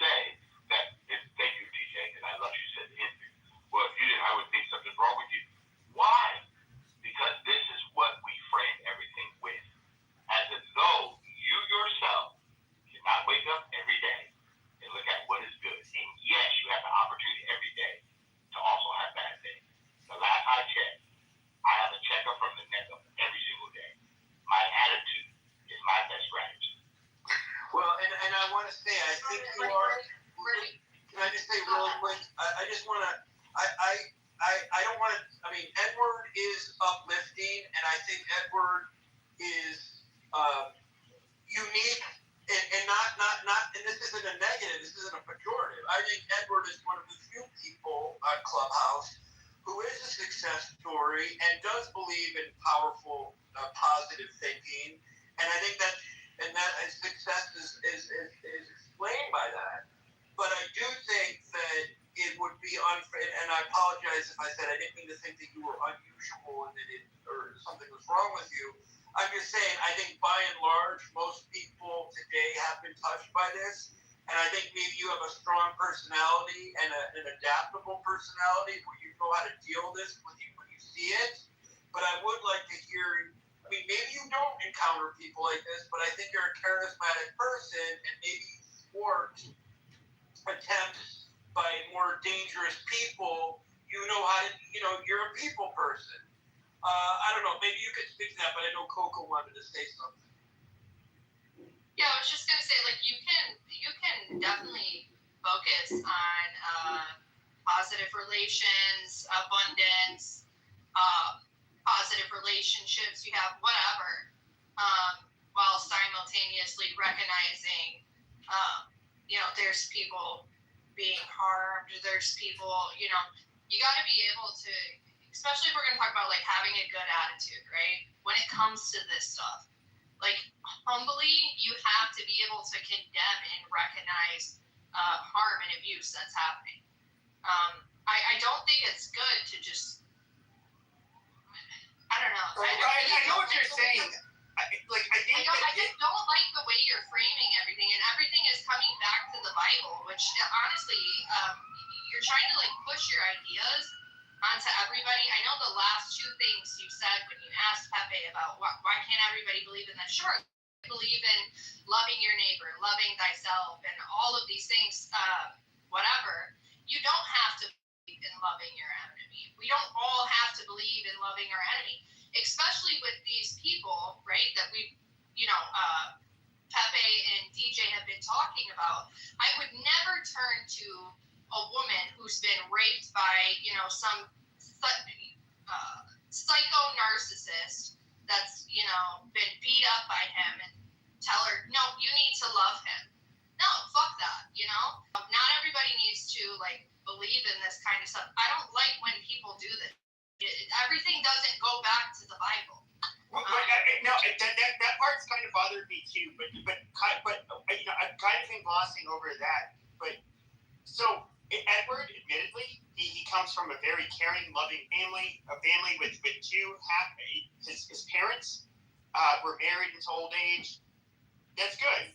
Now, here's where I have, as harsh as I am about the Black community and a lot of their rhetoric here, there are Black children who grow up with a single fucking mother, and this is, of course, these are going to be fringe cases where the mother will, and you can look this up, this is actually a thing that happens. I've seen it several times, on the news.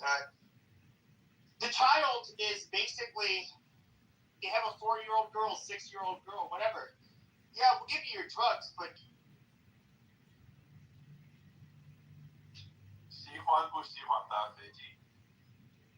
What is Alabama nigger? I mean, black snake. You guys have McDonald's in China, right? McDonald's?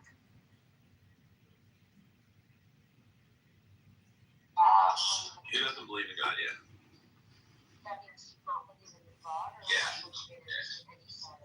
Agnostic means they don't know. It just means that they make a definitive claim that they know there is a God. Well, at least when it comes to these, radical atheists, like Cora. Cora's not a radical atheist. Yes, it is. Oh, Get her talking about God by says about homosexuality and all this crap.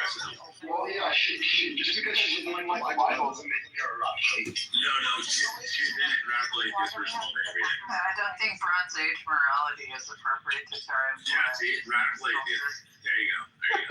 That doesn't necessarily make her a radical atheist. She is a radical atheist. I'm not sure. She's in atheist rooms modding every day, talking shit about Christianity. So she's a radical atheist. I mean, just because you talk shit about Christianity doesn't make you an atheist. She's overnight Scotch Irish. No, she does. She does. It's okay. Don't worry.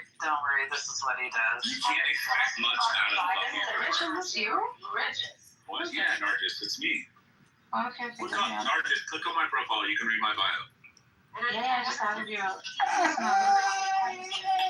Oh, Rich. Yeah.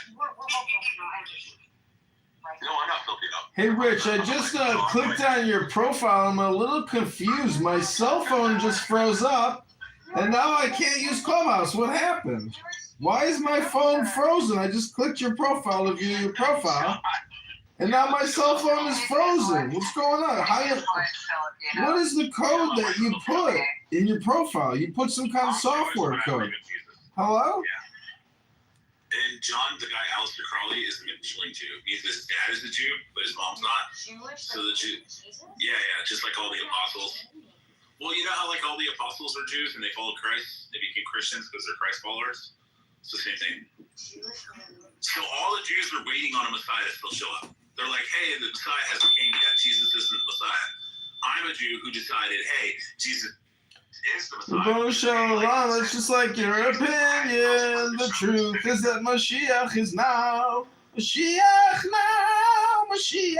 now. And we don't have to wait anymore because Mashiach is now. Mashiach is now. And we don't have to wait anymore. John, can you dig it? Oh, he dug it. Mashiach now, and we don't have to wait anymore. Don't get to be on stage if you ring the damn bell. Alright, click on my profile and read my bio. It has the word rules. Oh, welcome. Nice to meet you. I'll add you. But I'm not Filipino. I'm Jewish by blood, Christian by faith. I'm ethnically Jewish and I'm religiously Christian. Yeah, I did add you. Don't click on my profile. You did. Oh, she clicked on my profile. Dang it. It'll lock up your phone. You just gotta clear the app like 3 times. And then come back in. Sorry, man. Cora clicked on it. I told her not to click on it. Cora, I told you to. It's a glitch that I have in my phone. It's in my bio. I know, yes, it is hacking. Sorry, I told you. Yeah, you gotta be careful clicking on certain people's profiles. I got it like when it first So, started okay. in 2020. So, May, And the pandemic, when you had to invite people, and I was getting introduced. Wait, what ethnicity is your dad? I know he's white, but. Yeah, I don't talk to him. I don't know. Oh, okay. I didn't know if he's like German. Some sort of white. No, Polish. I don't know. Polish, okay. But okay, if you guys click on the chat, there's that the fucking numbers or the letters and all that kind of shit, scribble scrabble shit. If you copy that and then you go into your bio and you clear your bio, make it blank, and then paste that into your bio and then hit done. It'll make your phone do the same thing like this. Well, then people can't do that. If anybody has an iPhone like Cora, when she clicks on me to like move me to the audience or kick me out of the room, it freezes her phone. Why would you want to do that? Oh, because I can go into Muslim and Black Hebrew Israelite rooms and I can crash out and make fun of them. It is fucked up. Well, okay. Let me ask you a question. Do you think it's okay when the Black Hebrew Israelites are saying that they're going to take my kids and they're going to attack them as against the wrong? Oh my God.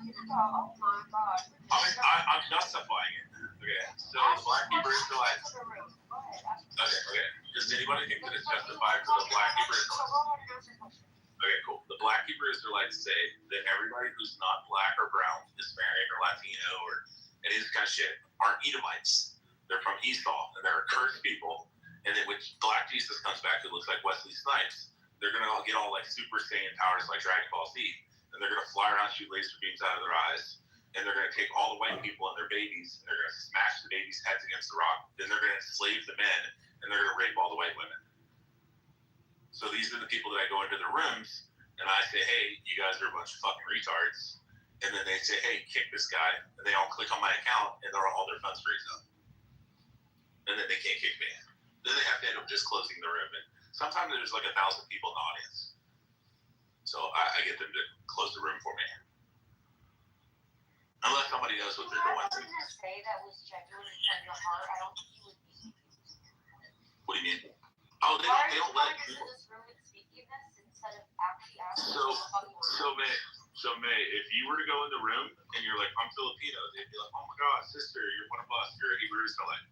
But then you're like, yeah, my dad's white. No, but they would ask you, they'd be like, what are you? You'd say, my mom's Filipino, my dad's white. They'd say, okay, well, you're an Edomite, you're from Esau, and we're going to kill you and we're going to rape you. Then I exit the fucking conversation. You don't feed into that bullshit. So why are you bringing bullshit into this room? I put this in my bio. So here's the problem. Once you put it in your bio, you can't take it out. Yes, you fucking can. No, I can't. If I click on my profile right now. Oh, yeah, I get that. No, I get that. But I'm talking about the glitch. I couldn't go up there and have a genuine conversation. All they're going to scream and cuss. Yeah, I know. But it's fun. I'm over this. Who else? Yeah, go ahead, Nargis. Let's talk about the muzzies. Y'all know this man? Let's talk about it. Okay, Benny, you want to talk about the Gnostics of people? Let's talk to Quran about Sunan Abi Dawud 47:17, where Allah. Yeah, let's do Gnostic free world. Yeah, give me about 5 minutes. Teach me, you can ask a question. Okay, Quran, whatever your name is.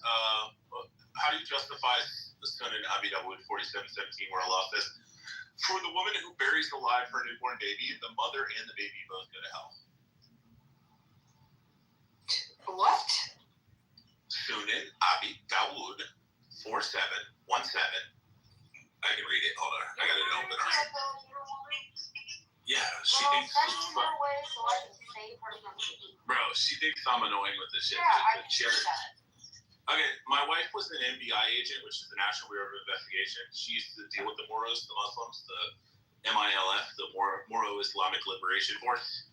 And she's seen fucking 40 soldiers in the Philippines dead with all their balls cut off and their penises stuffed in their mouth. Wait, hold on. There's a Muslim group called the MILFs? Yeah, they're called the MILFs, the Moro Islamic Wow. Liberation Force. Yeah. So, okay, let's read Sunan Abi Dawud 47:17. So, Sunan Abi Dawud 47:17, Amir reported the messenger of Allah, may peace be upon him, as saying, the woman who buries alive her newborn girl and the girl who is buried alive, both will go to hell. This tradition has been also been transmitted by Ibn Masud from the Prophet, may peace be upon him, to the same effect through a different chain of narrators. Grade Sahih al-Albani. Hold on, what did you say to the Prophet again? If I did not hear it correctly, what did you say something? I hope that you have an iPhone when I say this again. Amir reported to the messenger of Allah. No, hold on. It's peace be upon him. Sorry, I misread it. Sorry. So Amir reported to the Don't do messenger that. of Allah. I don't intend to speak with you when you talk like this about the Prophet. Okay. I'll leave out the parentheses. No, you didn't. I did say peace be upon him. Listen, so everything. All right.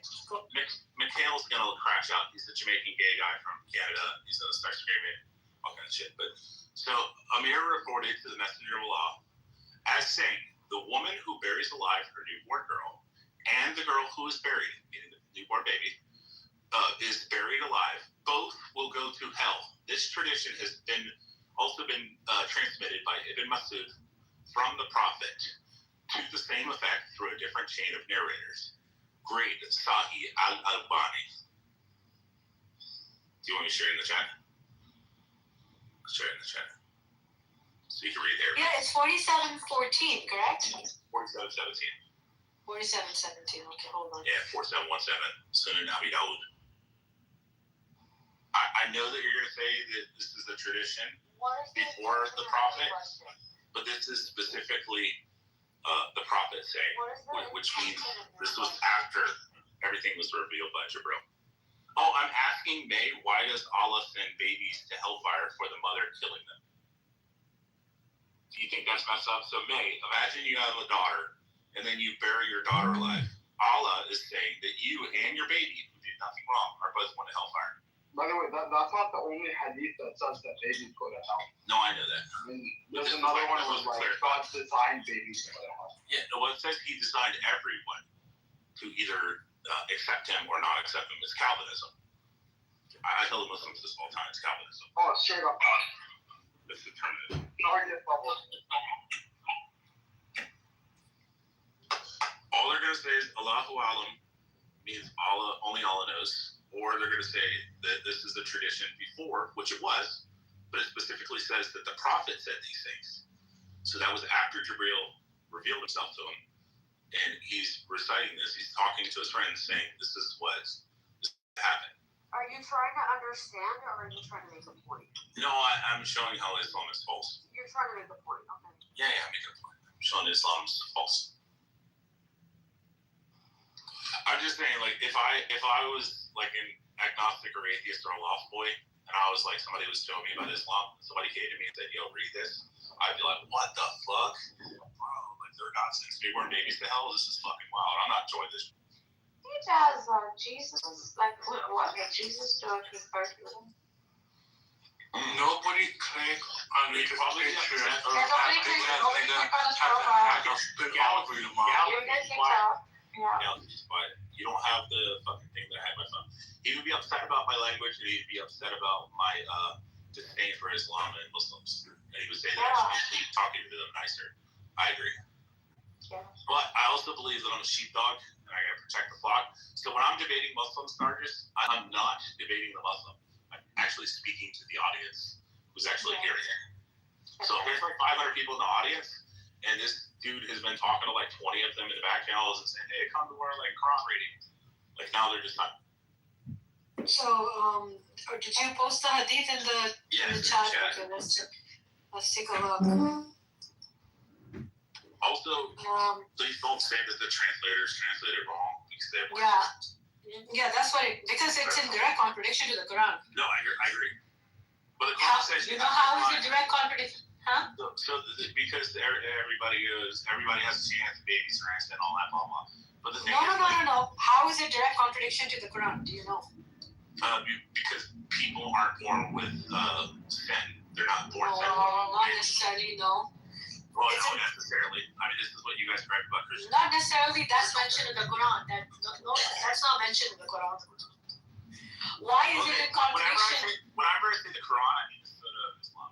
No, but I'm specifically talking. Whenever the Sahaba's right, I have to accept if I'm going to write. It is good with the Quran. Understandable. The Quran more than I understand. Somehow. Wait, how does that contradict the Quran? I'm curious. It contradicts the Quran because with what their understanding of this hadith is, that with their understanding, which means that the girl who was buried alive and the mother who went through murdered her, and they're both going to go to hell. Yep. But that's their understanding, and this particular understanding is in direct contradiction to the Quran. Oh, because you like. I guess what about the Quran is this that like the judgment. It's in direct contradiction to the Quran because Quran says no person will be burdened of a sin that they didn't do. Like, or everybody will be granted the deed of the even if it's a mustard seed. Yeah, you're born with a clean slate. No person is supposed to. Exactly. So everybody will bear their own burdens. So by that extension, this fetus rather, or this infant that was born and had no doings in being treated this way, it does not make sense that would go to hell. Therefore, therefore, the translation of the word. No, hold on. But that's not a contradiction. She's gonna. Hold on. This is not a contradiction, though, from a logical standpoint. Yes, they're born without burdens, but they're born without deeds either, right? So it's a blank slate. So if they're at zero, it's God's decision to, throw them in hell. because there's Yeah, but no also an balance. innocent life taken, right? So No, I what think the Quran It's says like not necessarily an innocent life because Why? God knows, you know, Zero is what what? these people could have been up to. No. But Don't baby make has no dates. That's Don't a weird make- ass gaslighting. don't She make can say that. a She could say that, like taking up money from my. Can I take listen, don't make He is logical, but he I'm is not asking her. also. You just gonna say that you No, know. what do you mean I'm being logical? No, There is no they're making contradiction the in what hadith. you're saying. It is absolute contradiction. There are Absolute contradiction. It's because no soul shall bear another soul's burden. Everybody's this supposed to hadith bear their doesn't own say burden. okay, this hadith doesn't say that the buried infant was burdenful. No. That's not what. It means no person will be wronged, unjust, or will be wronged in the hereafter. Yeah, This is Allah is absolute punishing unjust you. and wrong, and she's Allah absolutely is unjustly No, wrong. wait, hold on. How is it unjust? I don't understand. This baby Because was she a clean slate. That's what I'm She has a saying. clean slate. She That's has a what I'm clean saying. slate, So right? how is she? Okay, that means she has no. This means she has no sins nor deeds. So she's at zero. So if you put her on the scale of, you know, of weighing her, I don't know, whatever moral dilemma. So why would you propose hell? Why would you? Women during battle, and you can make them your sex slaves. Tito, calm down. Okay, one at a time. Calm down. Sit down. Sit down, please. Do one at a time. This is ridiculous. You're like now regurgitating. Yeah. Stop regurgitating all the one that she has Settle one I'm first. just gonna say I don't see the contradiction. That's correct. I don't see the Okay. contradiction. Bani Adam, it's a contradiction because why would you not propose heaven for her? Why hell? Why does she get to have hell when she's at zero? Why can't Because Allah is actually. I think that's a good question for God. It's not a contradiction. That's the point. So hear me out. Like you can ask God, you know, when you get there. So hear me out. The Because explanation. God is Satan, that's why. No, hold on. Hear me out. The explanation for the wal mawaddatu is maddatu fi nar. The one that ordered this doing is the one that's going to go to hell. The one that ordered this doing. So not the baby. It's not. It says and the baby. It doesn't say baby. It doesn't say. And the girl. It says, No, it doesn't say that. It says listen. the Do person. not do this. I know the Quran better, the Hadith, and I can translate it better than the fucking scholars. The woman who buries the reason the scholar wrote this is because this is what it means.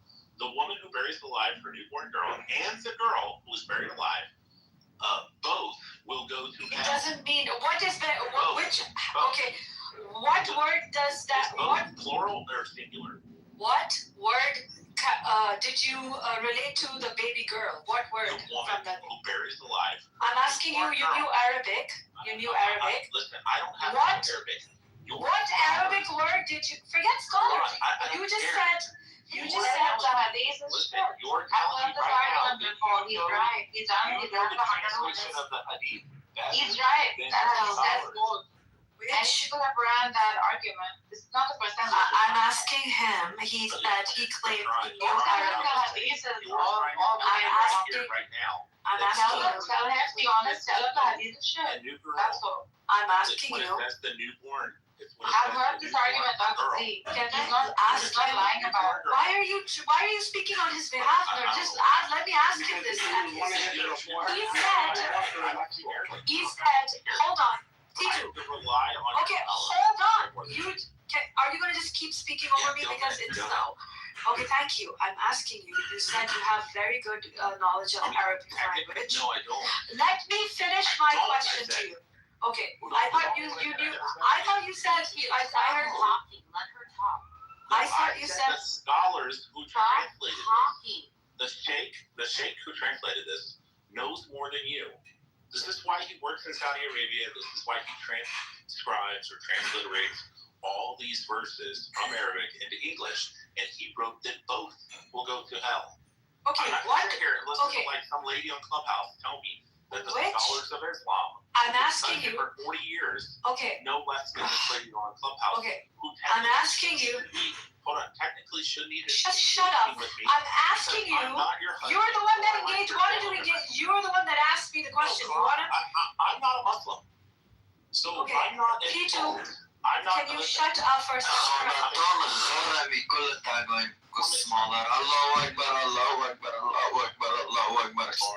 And shaitan. So listen, No, you listen first. I'm asking you the question you asked about.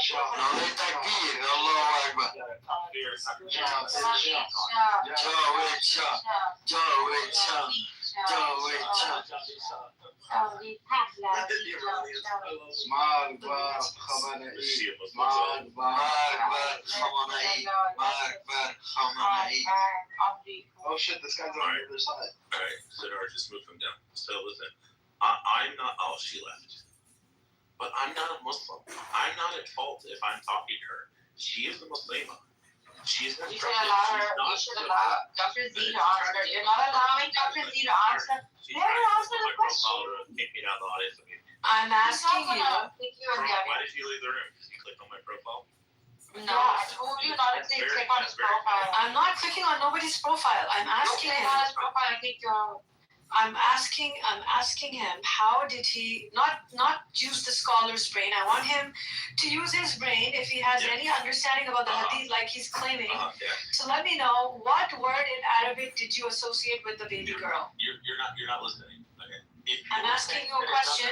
You're saying that it doesn't say baby girl. Asking you a question. Give me your question. don't answer me question by asking me a question. Don't be a jahil, seriously. No, I'm asking you a question. You're a woman, and that's what Allah says about you. I don't believe that. But listen. Please don't do this. English, honestly, and you know what? I know this. I am trying to answer the question, but she's deficient in mind and she's not listening. Okay, then shut the hell up and tell me. Because she menstruates. That's what Allah. Okay, yeah, we're deficient. You're the most efficient. So tell me efficiently. What is the word that you associate? Oh, he's just ranting. Like I don't even want to get to stop at that point, right? You can tackle. I know you're ranting. So I'm trying to explain to you. You said what word in Arabic does it say?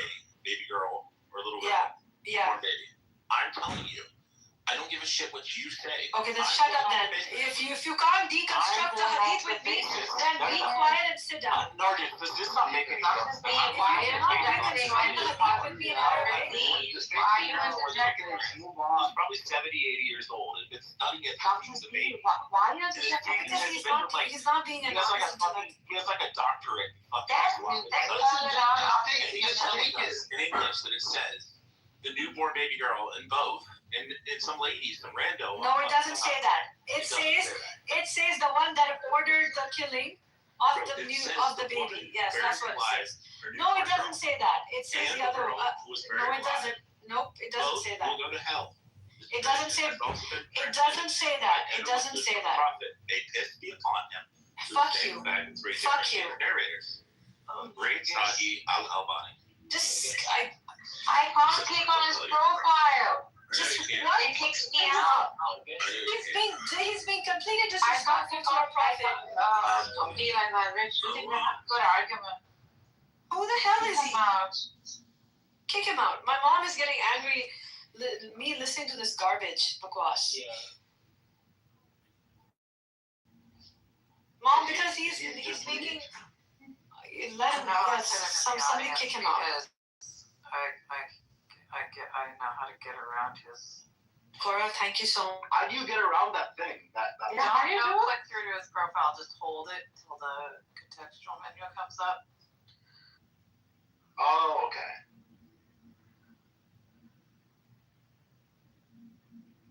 Well, I mean, he was making good points. Oh, he wasn't. I mean, that's okay. No, he wasn't. Like, listen, I don't arguments. The thing It's is, not like, new, this argument.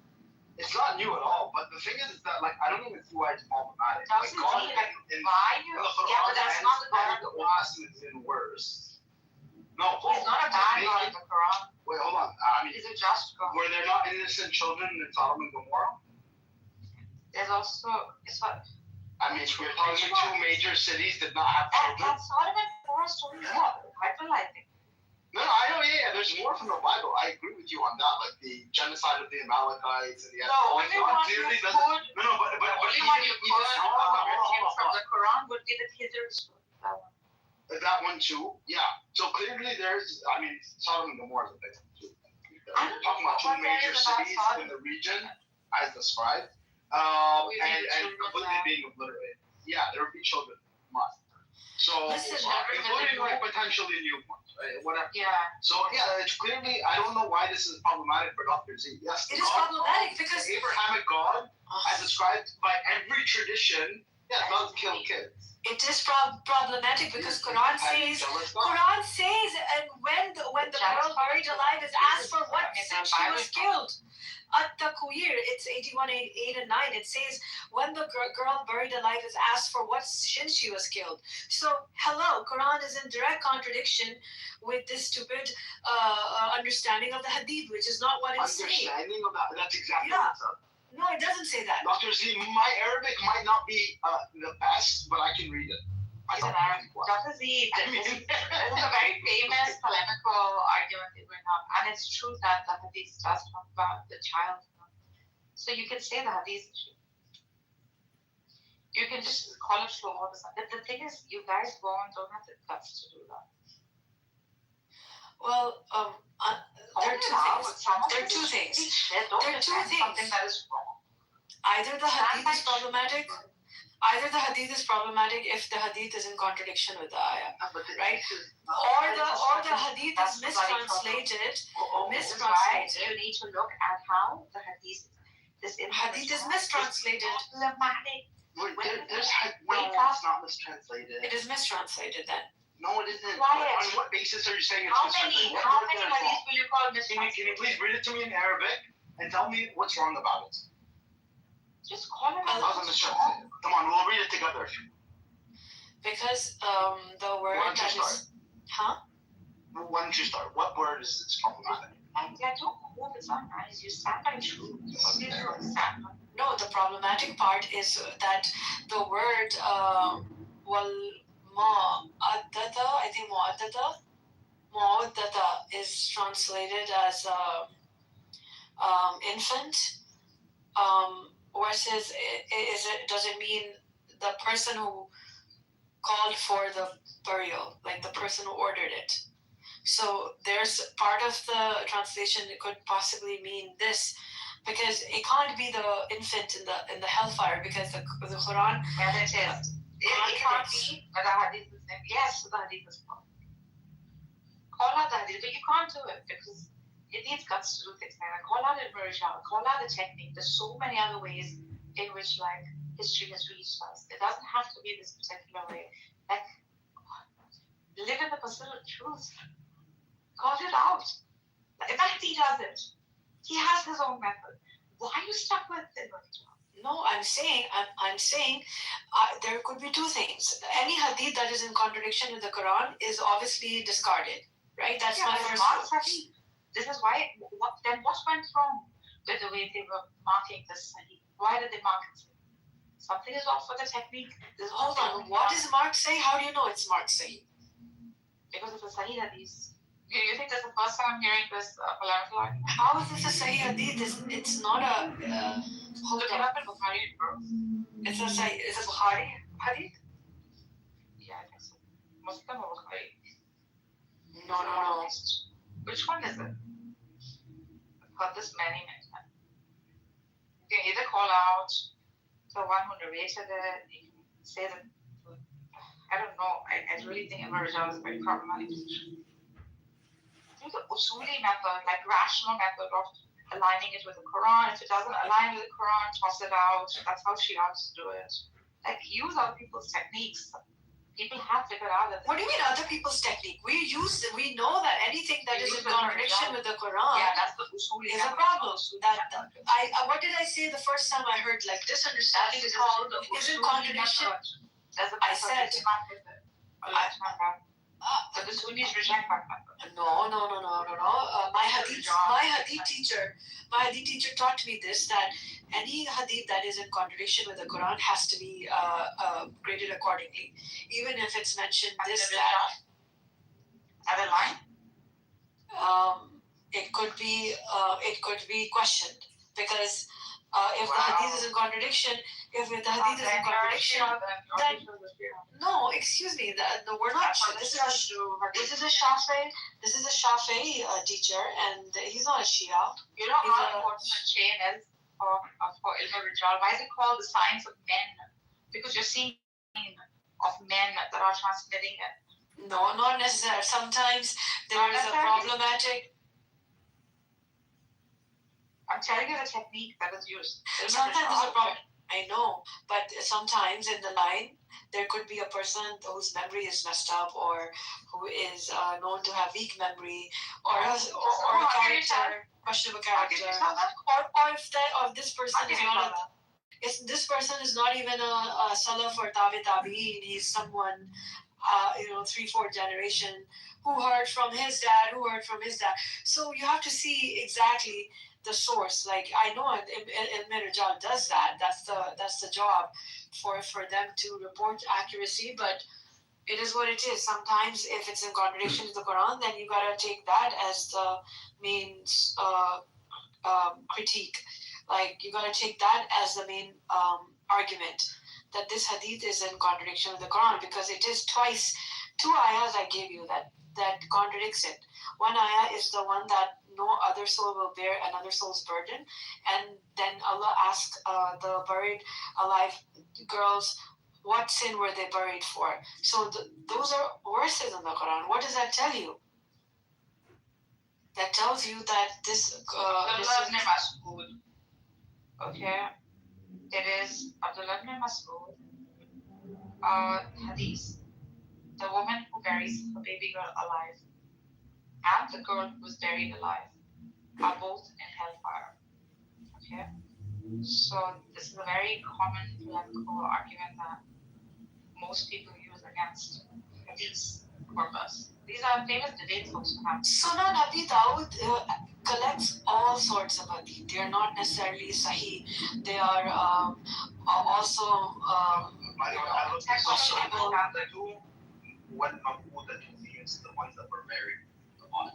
Yes. This is a famous, so many debaters against. You can literally just take the Arabic text and put all the. Just go to YouTube and watch how many debates have been done over this. Now you're coming and saying this is not how it should be read. You're coming and saying this to Rich. He knows this Greek and he's heard it on YouTube. It's a very famous collector. The guy who posited for you. But that guy is just a trouble. He's not even good conversation. This is a famous polemical argument. The truth is, I think the Quranis, for all of their retardedness on some level, they expose a lot of the really bad stuff. Yeah, they can clean up all the shit, right? They don't need any of those. But Ibn Dawud, Sunan Abi Dawud is not the Bukhari. It's Sahih. No, it's not Sahih. That's what I'm saying. The Sunan is Abi Dawud is Sunan Abi Dawud has all Hassan and has Mutarab. What do you call that? What is that word? What are you doing? Mutarab. Now she's attacking the source. You see? What are you doing? Sunan Abi Dawud. Why are you not attacking the source? This doesn't go with the Quran. I'm saying Sunan the Shia and get rid of it. I'm saying Sunan Abi Dawud is known for collecting all levels of hadith. This is Sahih and Hasan. Weak, it could be fabricated, it could be. Look what she's doing. This is why I don't give a fuck about people. Why? What do you mean? What am I doing? Already you should know that if this is Sunan Abi Dawud, then you gotta be a little more careful knowing where this hadith is coming from, because he's known for collecting everything. Let's move on. Under the sun. We're done. You've done this. This has been going on for 5 years. This philosophy. Yeah. Let's move on to the free will in Gnosticism. Yeah, this is really disturbing. Recent checkpoint in Nagas and Instead of saying, you just call out the hadith and say it's pathetic. Right. No, why would you not take the argument as is? Because both the arguments are valid. Sunan Abi Dawud is known for collecting all sorts of hadith, be it sahih, be it weak, be it fabricated. No, I'm just saying. So it's not hadith then. I don't know. Abi Dawud made a mistake. No, I'm saying he collected everything. He collected everything under the sun. Let's take that into my head. Okay, recent checkpoint. You see, this guy come in. Okay, let's say another Muslim guy come in. The conversation that Nargis is typing. Don't blame it on the guy. He's just not a guy in Clubhouse. This is a very famous argument. This is a very famous debate on the studies. This is not the first time. Well, guess what? It contradicts the Quran, so it sets aside because it contradicts the Quran. Yeah. Okay, wisdom checkpoint. I have not finished. Okay, wisdom checkpoint. Now, the hikmah is like this. There is two parts of things. Which one comes first? The person you need to handle first, or the subject matters? Which one first? The meaning, if the person is Muslim, you go for the subject matters. But if the person is non-Muslim, you go for the person first. That is the order or the list of order. Why? Because we want to get the hikmah out of that. So maybe he is a Fir'aun, I can learn from him. But allowing him to make all the error because he's non-Muslim, that's where the hadith is error. The hadith is error. Sure. So if you put error, well, the hadith spit on it, spit on it, throw it out.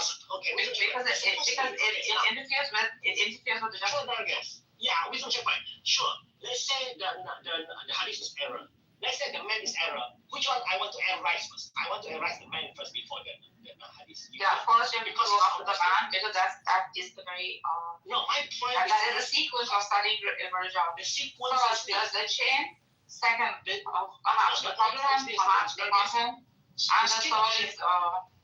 If it's Muslim, no, if it's because the vibration of start point, the lane is two different lanes already. One is Muslim, one non-Muslim. So that means the conversation, even he said, I know how to. He said something, he said something, this guy, Tito guy. He said something about, I know about. It's not Tito. Who cares? Tito is making an argument which has been made 5 times before. Okay, I looked it up. Can I say something? Yeah. I looked it up. It's saying, actually, this particular hadith, scholars differed over both its chain, isnad, and its meaning, matan. So the scholars already had problems with this hadith. So it's considered either one of the weak hadiths. Since when?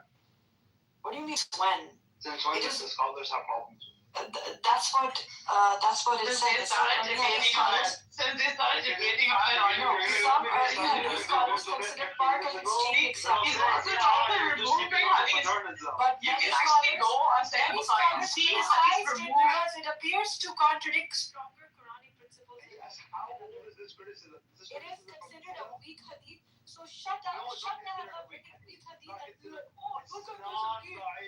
Sit down. It's a weak hadith.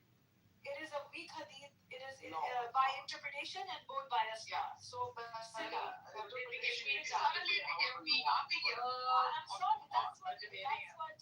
what is said about this. Let's get a move on. Yeah, but you guys are like, how excited you guys get when one obnoxious person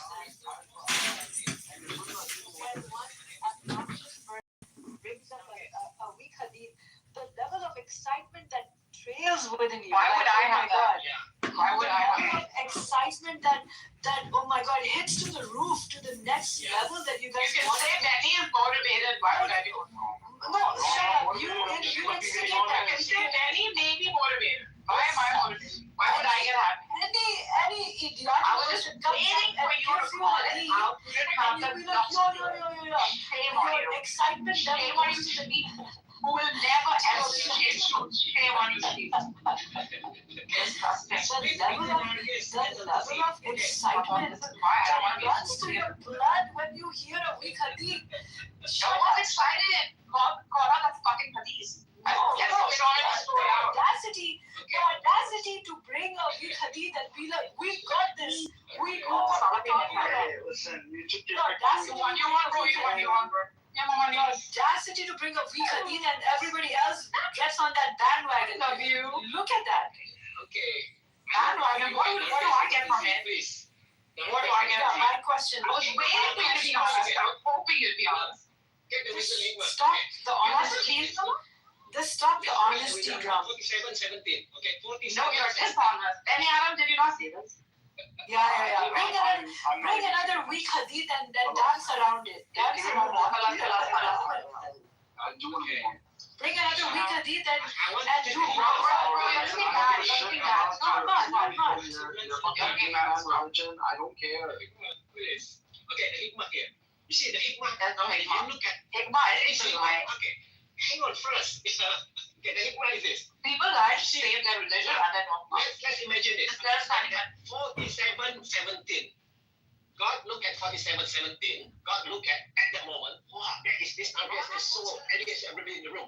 I'm going to jump this person into the room. That's a plan of God's plan. Why? Use all this on the system. He's just an I'm not saying he's got fault. You can't. God He's just that's what I'm another saying. guy on the app. And I get excited every time he brings a weak hadith. Yeah, that's my point. It's You not, see, it was this is never why- weak. It is weak. Okay, confirm. GPT confirmed it. Any other, you put it in the air. It'll give you a synthesis of what this hadith is. It already sounded a problem. Yes, you're getting sources from Muslim websites that like confirm modernism. Bro. Let's just fucking move on. We all know that shit. Next time you get upside down. Muslim Christian like I'll tell you when they change. Maybe give me a minute. Let's see. What's the hadith number? Let's see. 41:17. Yeah, 41:17, right? Okay, 41:17. Now, hang on, everybody. When you look at that 41:17, because God look at this is good to spike everybody, to splash everybody. Some of you can be splashed. It's always someone else. 47:17. Sorry, 47. Yes, precisely. 4717. That's what I'm saying. God is looking ahead. 4717. You're going to be the one that is splashed. Nagas will be splashed with cold water. Zombazine will be splashed with warm water. Now they come with hot water. But the same splash 14717. That means God's plan towards that one. So what will happen? We need to allow to have that run so that everybody gets splashed according to their coldness, whether it's warm, hot, or cold. So it's a splash thing, So that is the wisdom that I'm getting. That's why everybody need to really, hey, am I spiking or not? If I'm spiking, that means I don't get the benefit of the splash. I want to have that splash of cold water.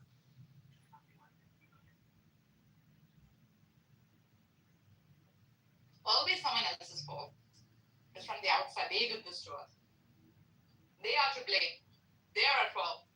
No, tell me, why do you have this problem of bringing a weak hadith and you turn it around and make it like it's a solid argument against Islam? Why would you do that? Many a times this was brought up. Okay, this hadith became a problem for Ibn Rajal. Scholars came out. You don't know the history of it. This what's his name? Benny? Who's the guy who came out and said Ibn Rajal is a flawed thing? I don't know. The guy who it wasn't Muhammad Hijab, it was the other fellow. Yasir Fadi? Huh? Qazi, Yasir Yasir Qazi. Yeah, that guy. Yasir Qazi came out and said this thing. Rajal is a fraud. He destroyed the narrative. That's the thing. The destroyed narrative of the Sunnis, it's so like it's very binding. It's Yasir Qazi destroyed the whole fake in a lot of ways. Like I don't know. Yeah. Anyway, can we move on? Then some hadith started to disappear. The debate ones from Sunnah. And some others were marked weak. MBS had an interview where he said like, yeah, we might be taking out some. Yeah, he said he wanted to clear out the hadith. We want to wipe it out. That's why when Sunnis come on here, I tell them, time to clear up. Time to clean up. Okay, anyway, so free will in Gnosticism. Yeah, let's do it. Okay, so what did you come to?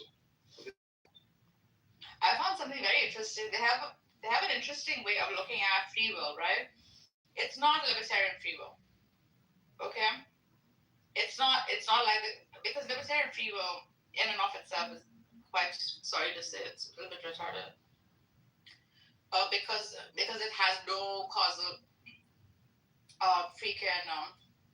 it has no causal change. It doesn't even take causality into consideration. Right? It says that it makes free will an ontology in and of itself, right? Like co-creating, co-working, that kind of a thing. Well, so the free will would be associated with the spiritual realm. Right. Or at the very least the it's well explained actually. Yeah. Yeah. So, but the thing is that there is the determinism in the material world, but not inherently. It's just as a result of like a cosmic creation of the archons. Yeah, like a cosmic thing, right? I mean, that would be one there's some aspect of faith involved. Yeah. But it's just for the material realm. The whole point of Gnosticism is to break out from that. Yeah. Right? Through gnosis. Correct. So, inherently, you actually do have free will. You're just being conditioned to believe that you don't. Correct. Yeah. Yeah. So yes. Give me 1 minute. So there's something called like cosmic determinism. Okay. Which is Hermanine, and there is the tripartite division of humanity, or the three castes, right? And I think it's a very interesting concept. It still holds the hierarchy though. Can you look into it so that I can come back?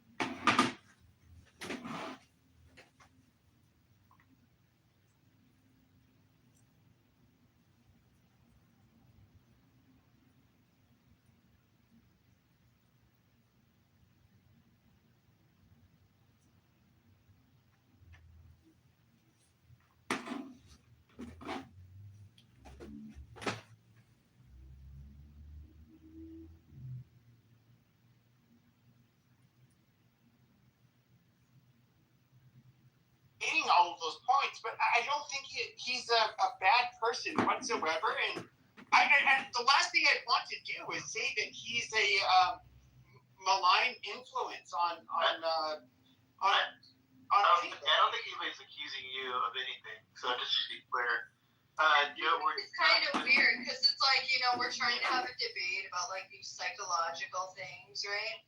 And multiple people are jumping in and like being like, oh, well, and we're talking about people outside of ourselves who have psychological disorders. We're not talking about ourselves. We're trying to debate.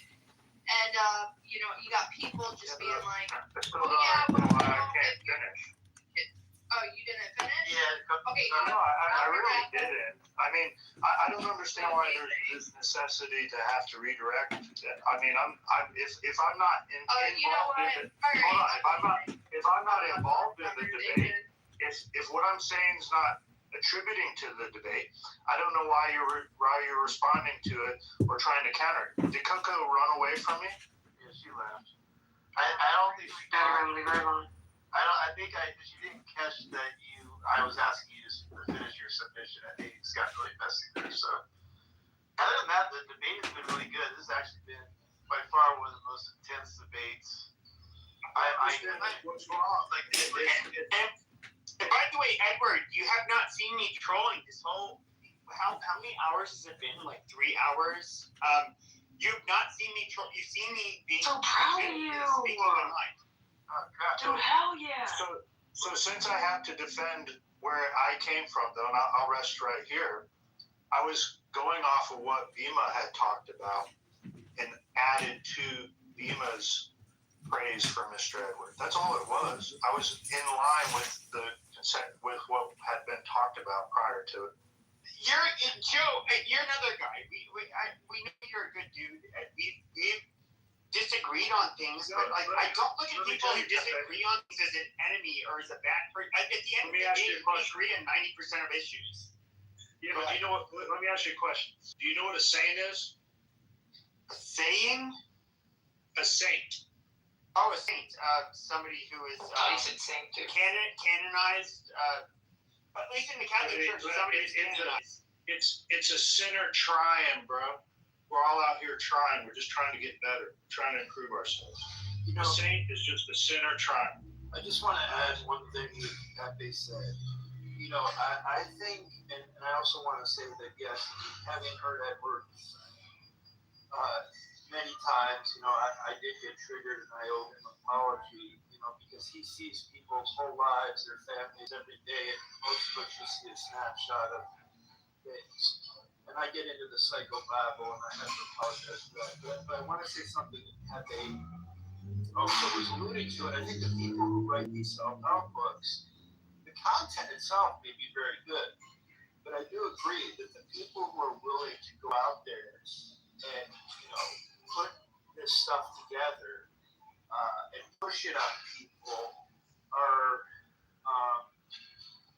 you know, not all of them are necessarily malignant individuals, but you have to have a certain kind of personality if you're willing to go out and write a self-help book and tell other people how to do it. Not everyone who does it has that personality archetype, but I think you mentioned what's his name, Tony Robbins. I kind of agree with that, and probably that stuff has helped lots of people. But I do think the person behind the book is probably super confident, which isn't a bad thing, doesn't mean they're pathological, but I don't know that most of us would ever have the inclination to want to go write a book like that. And maybe he didn't even, maybe he did want to monetize it from the get-go. But just having that personality is distinctly different from other types. I don't have I'd be way too insecure to go try and do that. It doesn't make me good either. I need to work on that. But I think Pepe's point about these authors that kind of Bima pushed back on, I think he's kind of right on with regard to, you know, whether you're selling Amway, hey, I did Amway years ago. Whether you're, because I deal with people who want to be in public and visible all the time now, right? And so I see these personality types. I used to want to be more like that. So I kind of sense that the Tony Robbins persona is kind of what Pepe described. And I'm rambling, so I'll shut up. Thanks, Dr. Jordan. Dr. J, DJ. Shoot, Bina left, right? She's gone. But left. Yeah, Bina's gone. I'll be back so we can talk about the trust part. Well, let's talk about it. But Matt, I do want to say something to Joe. He knows this. Real quick. Joe, for the years, my wife and I have invested our own money. You know that, for people all over the different apps. People stranded in different places, don't have a way to get home. People want to go to different events. You know this, Joe. So we don't talk a lot about what we do. We just do it. Because I think it's important that people know that there are things we can do. No, for a fact, I can confirm. Mr. Edwards, greatest man I've met on these social media apps. He's the most genuine person. That's all I wanted to say and add to it is I've known him a lot longer than just Clubhouse. Take the wisdom if you want it, but he ain't forcing it. I ain't forcing it down anyone's throat. Yeah, look, I don't. Tell me, Joe, I lost my black card. He's somebody who's had a lot, like a lot of conservative people. He's had a lot. He's some pretty harsh words about me. Last second. Earlier in the night, he was advocating for the nuclear family, and he was getting pushback from the MAGA room on that. I mean, if the right wing and conservatism, that's what we champion, is the nuclear family. And here we have a great example, Mr. Edward, where he came from and the family that he built. We should praise it and say, look, this is the type of stuff we can build a strong America on as a nuclear family.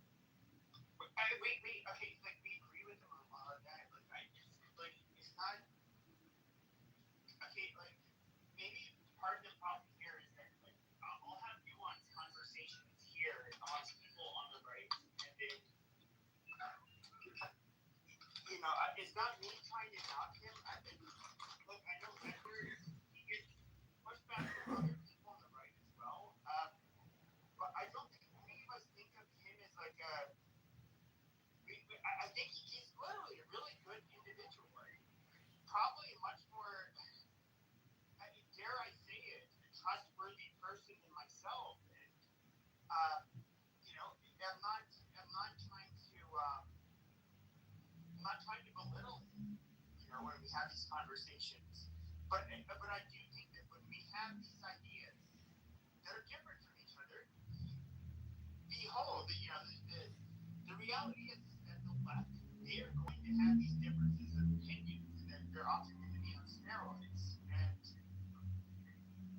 And we can look at this with like bail reform. We're basically, people should have rough upbringing. Yeah, go ahead. She's so fucking woman's throat on a train, even though he says out on bail for a bunch of other violent shit. We have to.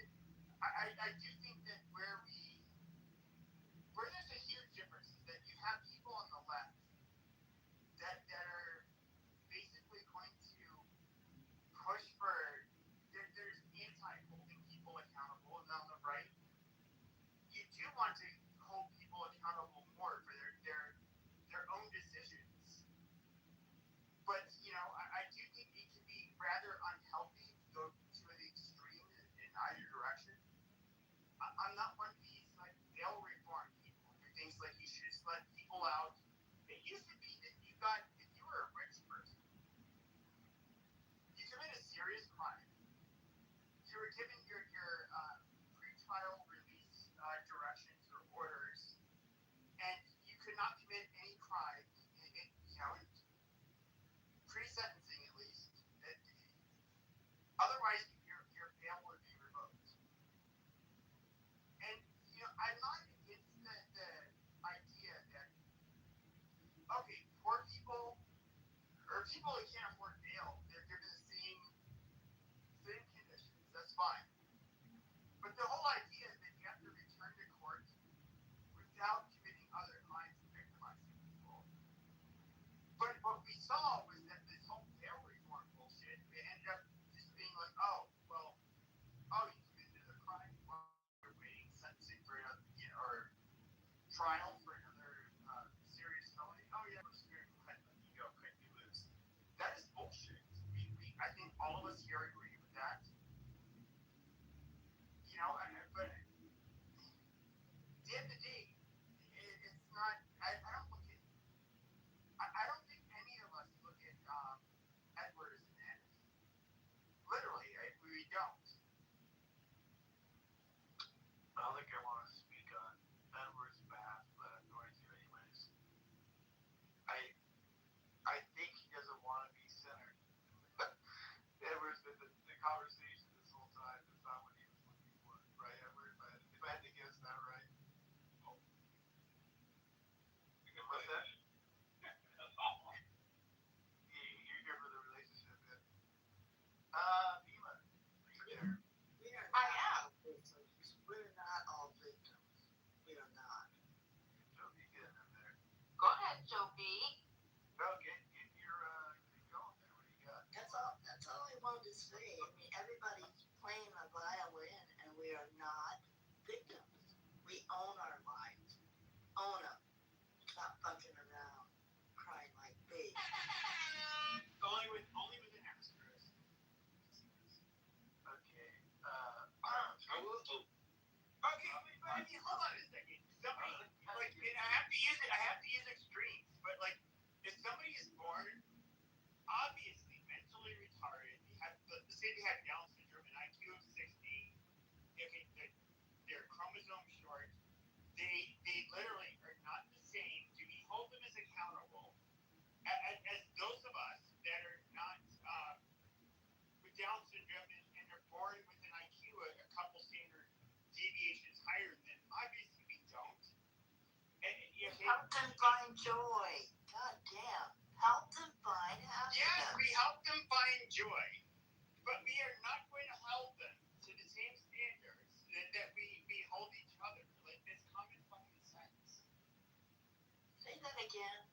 Say it loud. We will not hold cognitively impaired people born with Down syndrome to the same standards as people of the same age that are not mentally retarded. can't do that. We realize people are born different. We meet them where they are, and we love them. So, Are we wrapping up the segment? Everybody got their stuff in? Anybody else out there want to say more? Or otherwise, Mike Allen's coming up. What's up, y'all? hey Mike. Did you want to jump in real quick? Yeah, I'm going to be very quick. I just want to know. Go ahead, Ed, we're good. I didn't want you to finish all your thoughts on that. I just want to say to Joby that she knows I appreciate her. Thank her for all of her awesome submissions to classes and her input. It's beautiful. Oh, and we're not paying you either. I'm kidding. You'll send them a bill. Mike, what are your thoughts? So, I just, real quick, I've been listening for a while here. I'm not really going to go against anybody here. But I do kind of want to echo Beamer's thoughts, right? It's just, it's pretty important. Kind of helped me, kind of changed my life a little bit. And I'm hoping that every time, you don't want to change everyone's lives. Maybe you say something that tweaks something in someone's brain, and they end up making themselves a better person. And maybe they say it, whatever, right? It's the first thing. So, when I was like 24, 25, I got arrested in the parking lot smoking weed. And I got like a written arrest, right? The cops pulled the parking lot. We're at a bar. They gave me a written arrest, and I like walked to the bar with the cops. Like, I held the door for the cops to walk to the bar after I arrested. And like I had to go to this drug court thing.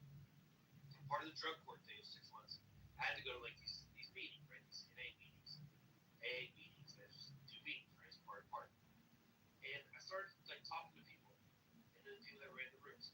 The two things that took from me, crazy interesting. I don't know if you guys ever seen like Half Baked.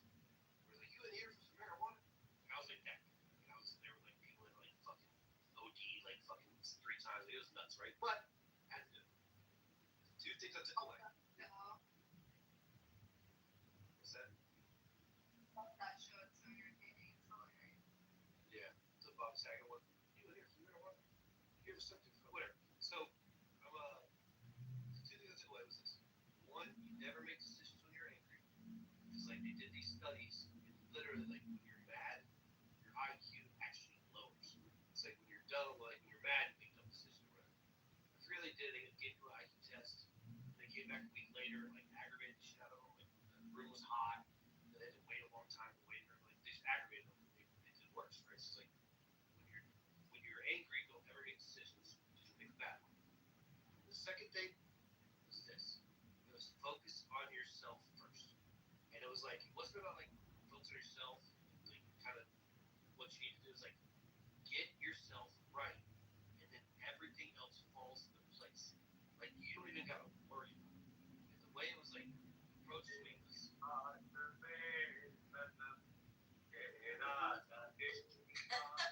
Here we go. It's not gonna stop. Yes.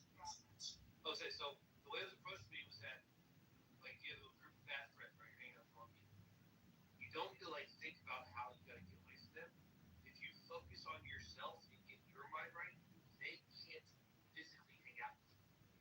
It's like because your energy is different from theirs, and then they literally won't be able to be around you. So you need to be finding other people to be around that are what you're looking for, right?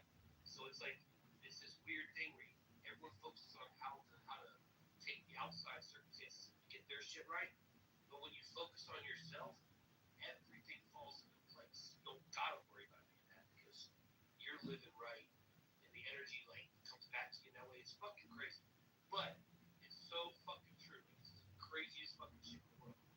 Like bad people physically can be around you once you're living right. It's fucking nuts. But anyway, that's all I'm saying. I have a question. That was beautiful. Well said. So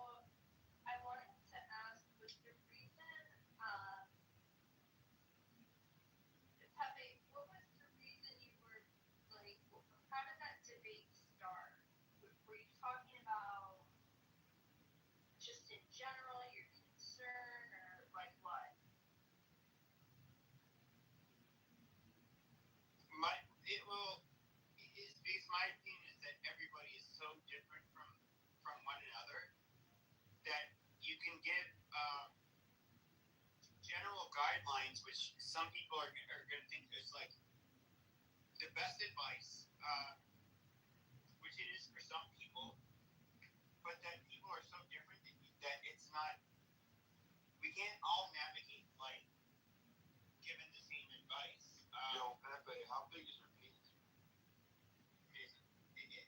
Your mom was crying. It hurt.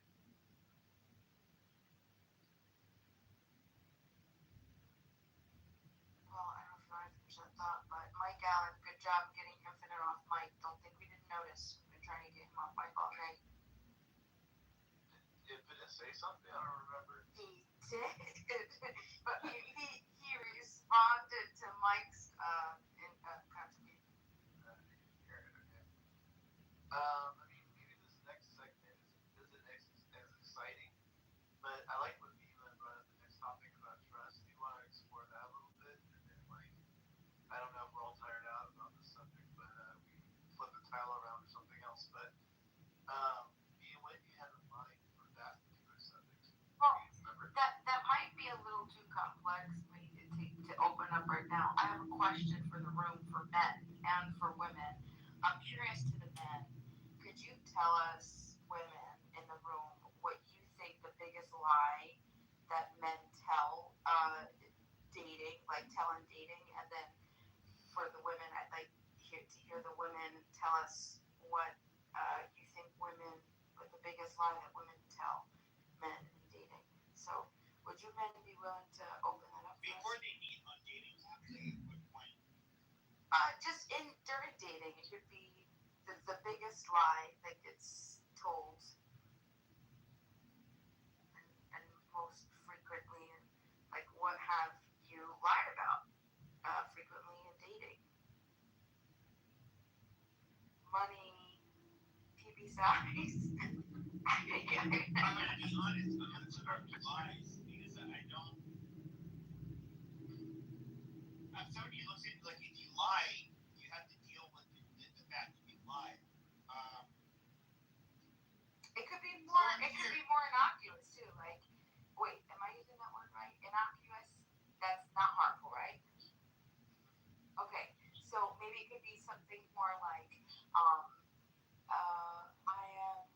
a family man, or I want to get married, or I want, so I don't know.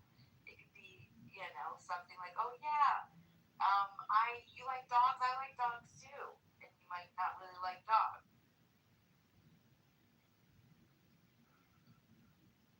What do you men lie to us about?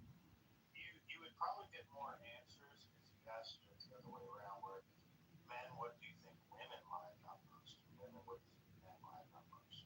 See, but I don't know. We can ask our statements doing all this lying.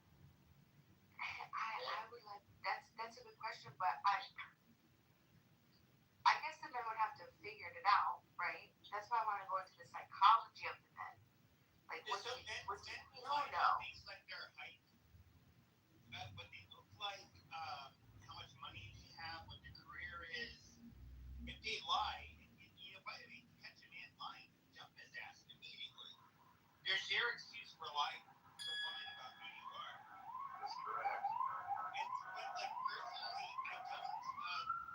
I'm somebody who doesn't resort to lying. I look at it like this. So if you're trying to meet somebody that you want to be with, if you lie about something, it'll be uncovered eventually. So what is it the most, like, me personally, like one of the most liberating things you can do is just be yourself and just don't, why fake the punk? Why act like you're somebody that they're not? Yeah, so that's good. So then we'll say that, serendipity says maybe we're past the point of like kid lying, whatever. So then let me ask you this. What do you think, because we can say, okay, lying is a red flag. What other red flags do you identify in relationships outside of like lying? Like, okay, yeah, red flag, boom. What's something else that would be worth sharing for other people to kind of look? My mom is like way too charismatic and strong in the beginning. Really? Absolutely. Oh, yeah, definitely.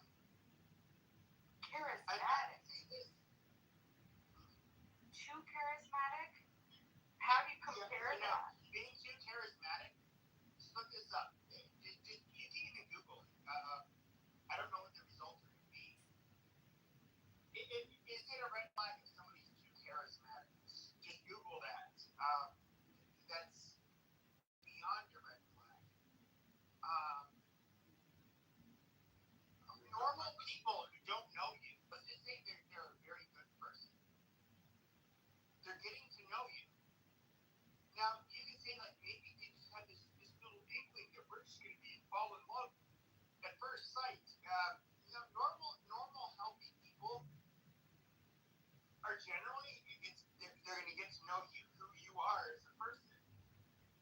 Then they'll fall in love with you. They don't just. There's not going to be this huge bang in the beginning, where they end up, just like falling madly in love with you. That's not. It's something that's. And I get it. Like, I would love to think that love at first sight is just so romantic and everything's perfect from the beginning. It's intense from the beginning. It remains intense. But relationships don't work like that. If somebody's ever been married, healthy, empirically, relationships do not sustain any kind of like you would have to be in like a hypomanic state, or both partners would be to have this like throughout your relationship, you can't keep up a hypomanic state. Right. Well, you're saying the honeymoon phase doesn't last. The love bombing is just temporary. So yeah, when you fall in love in the honeymoon stage, you're kind of teasing yourself. I mean, when you go crazy in the honeymoon stage, you're kind of teasing yourself. You want to find someone who isn't all excitement, because that's too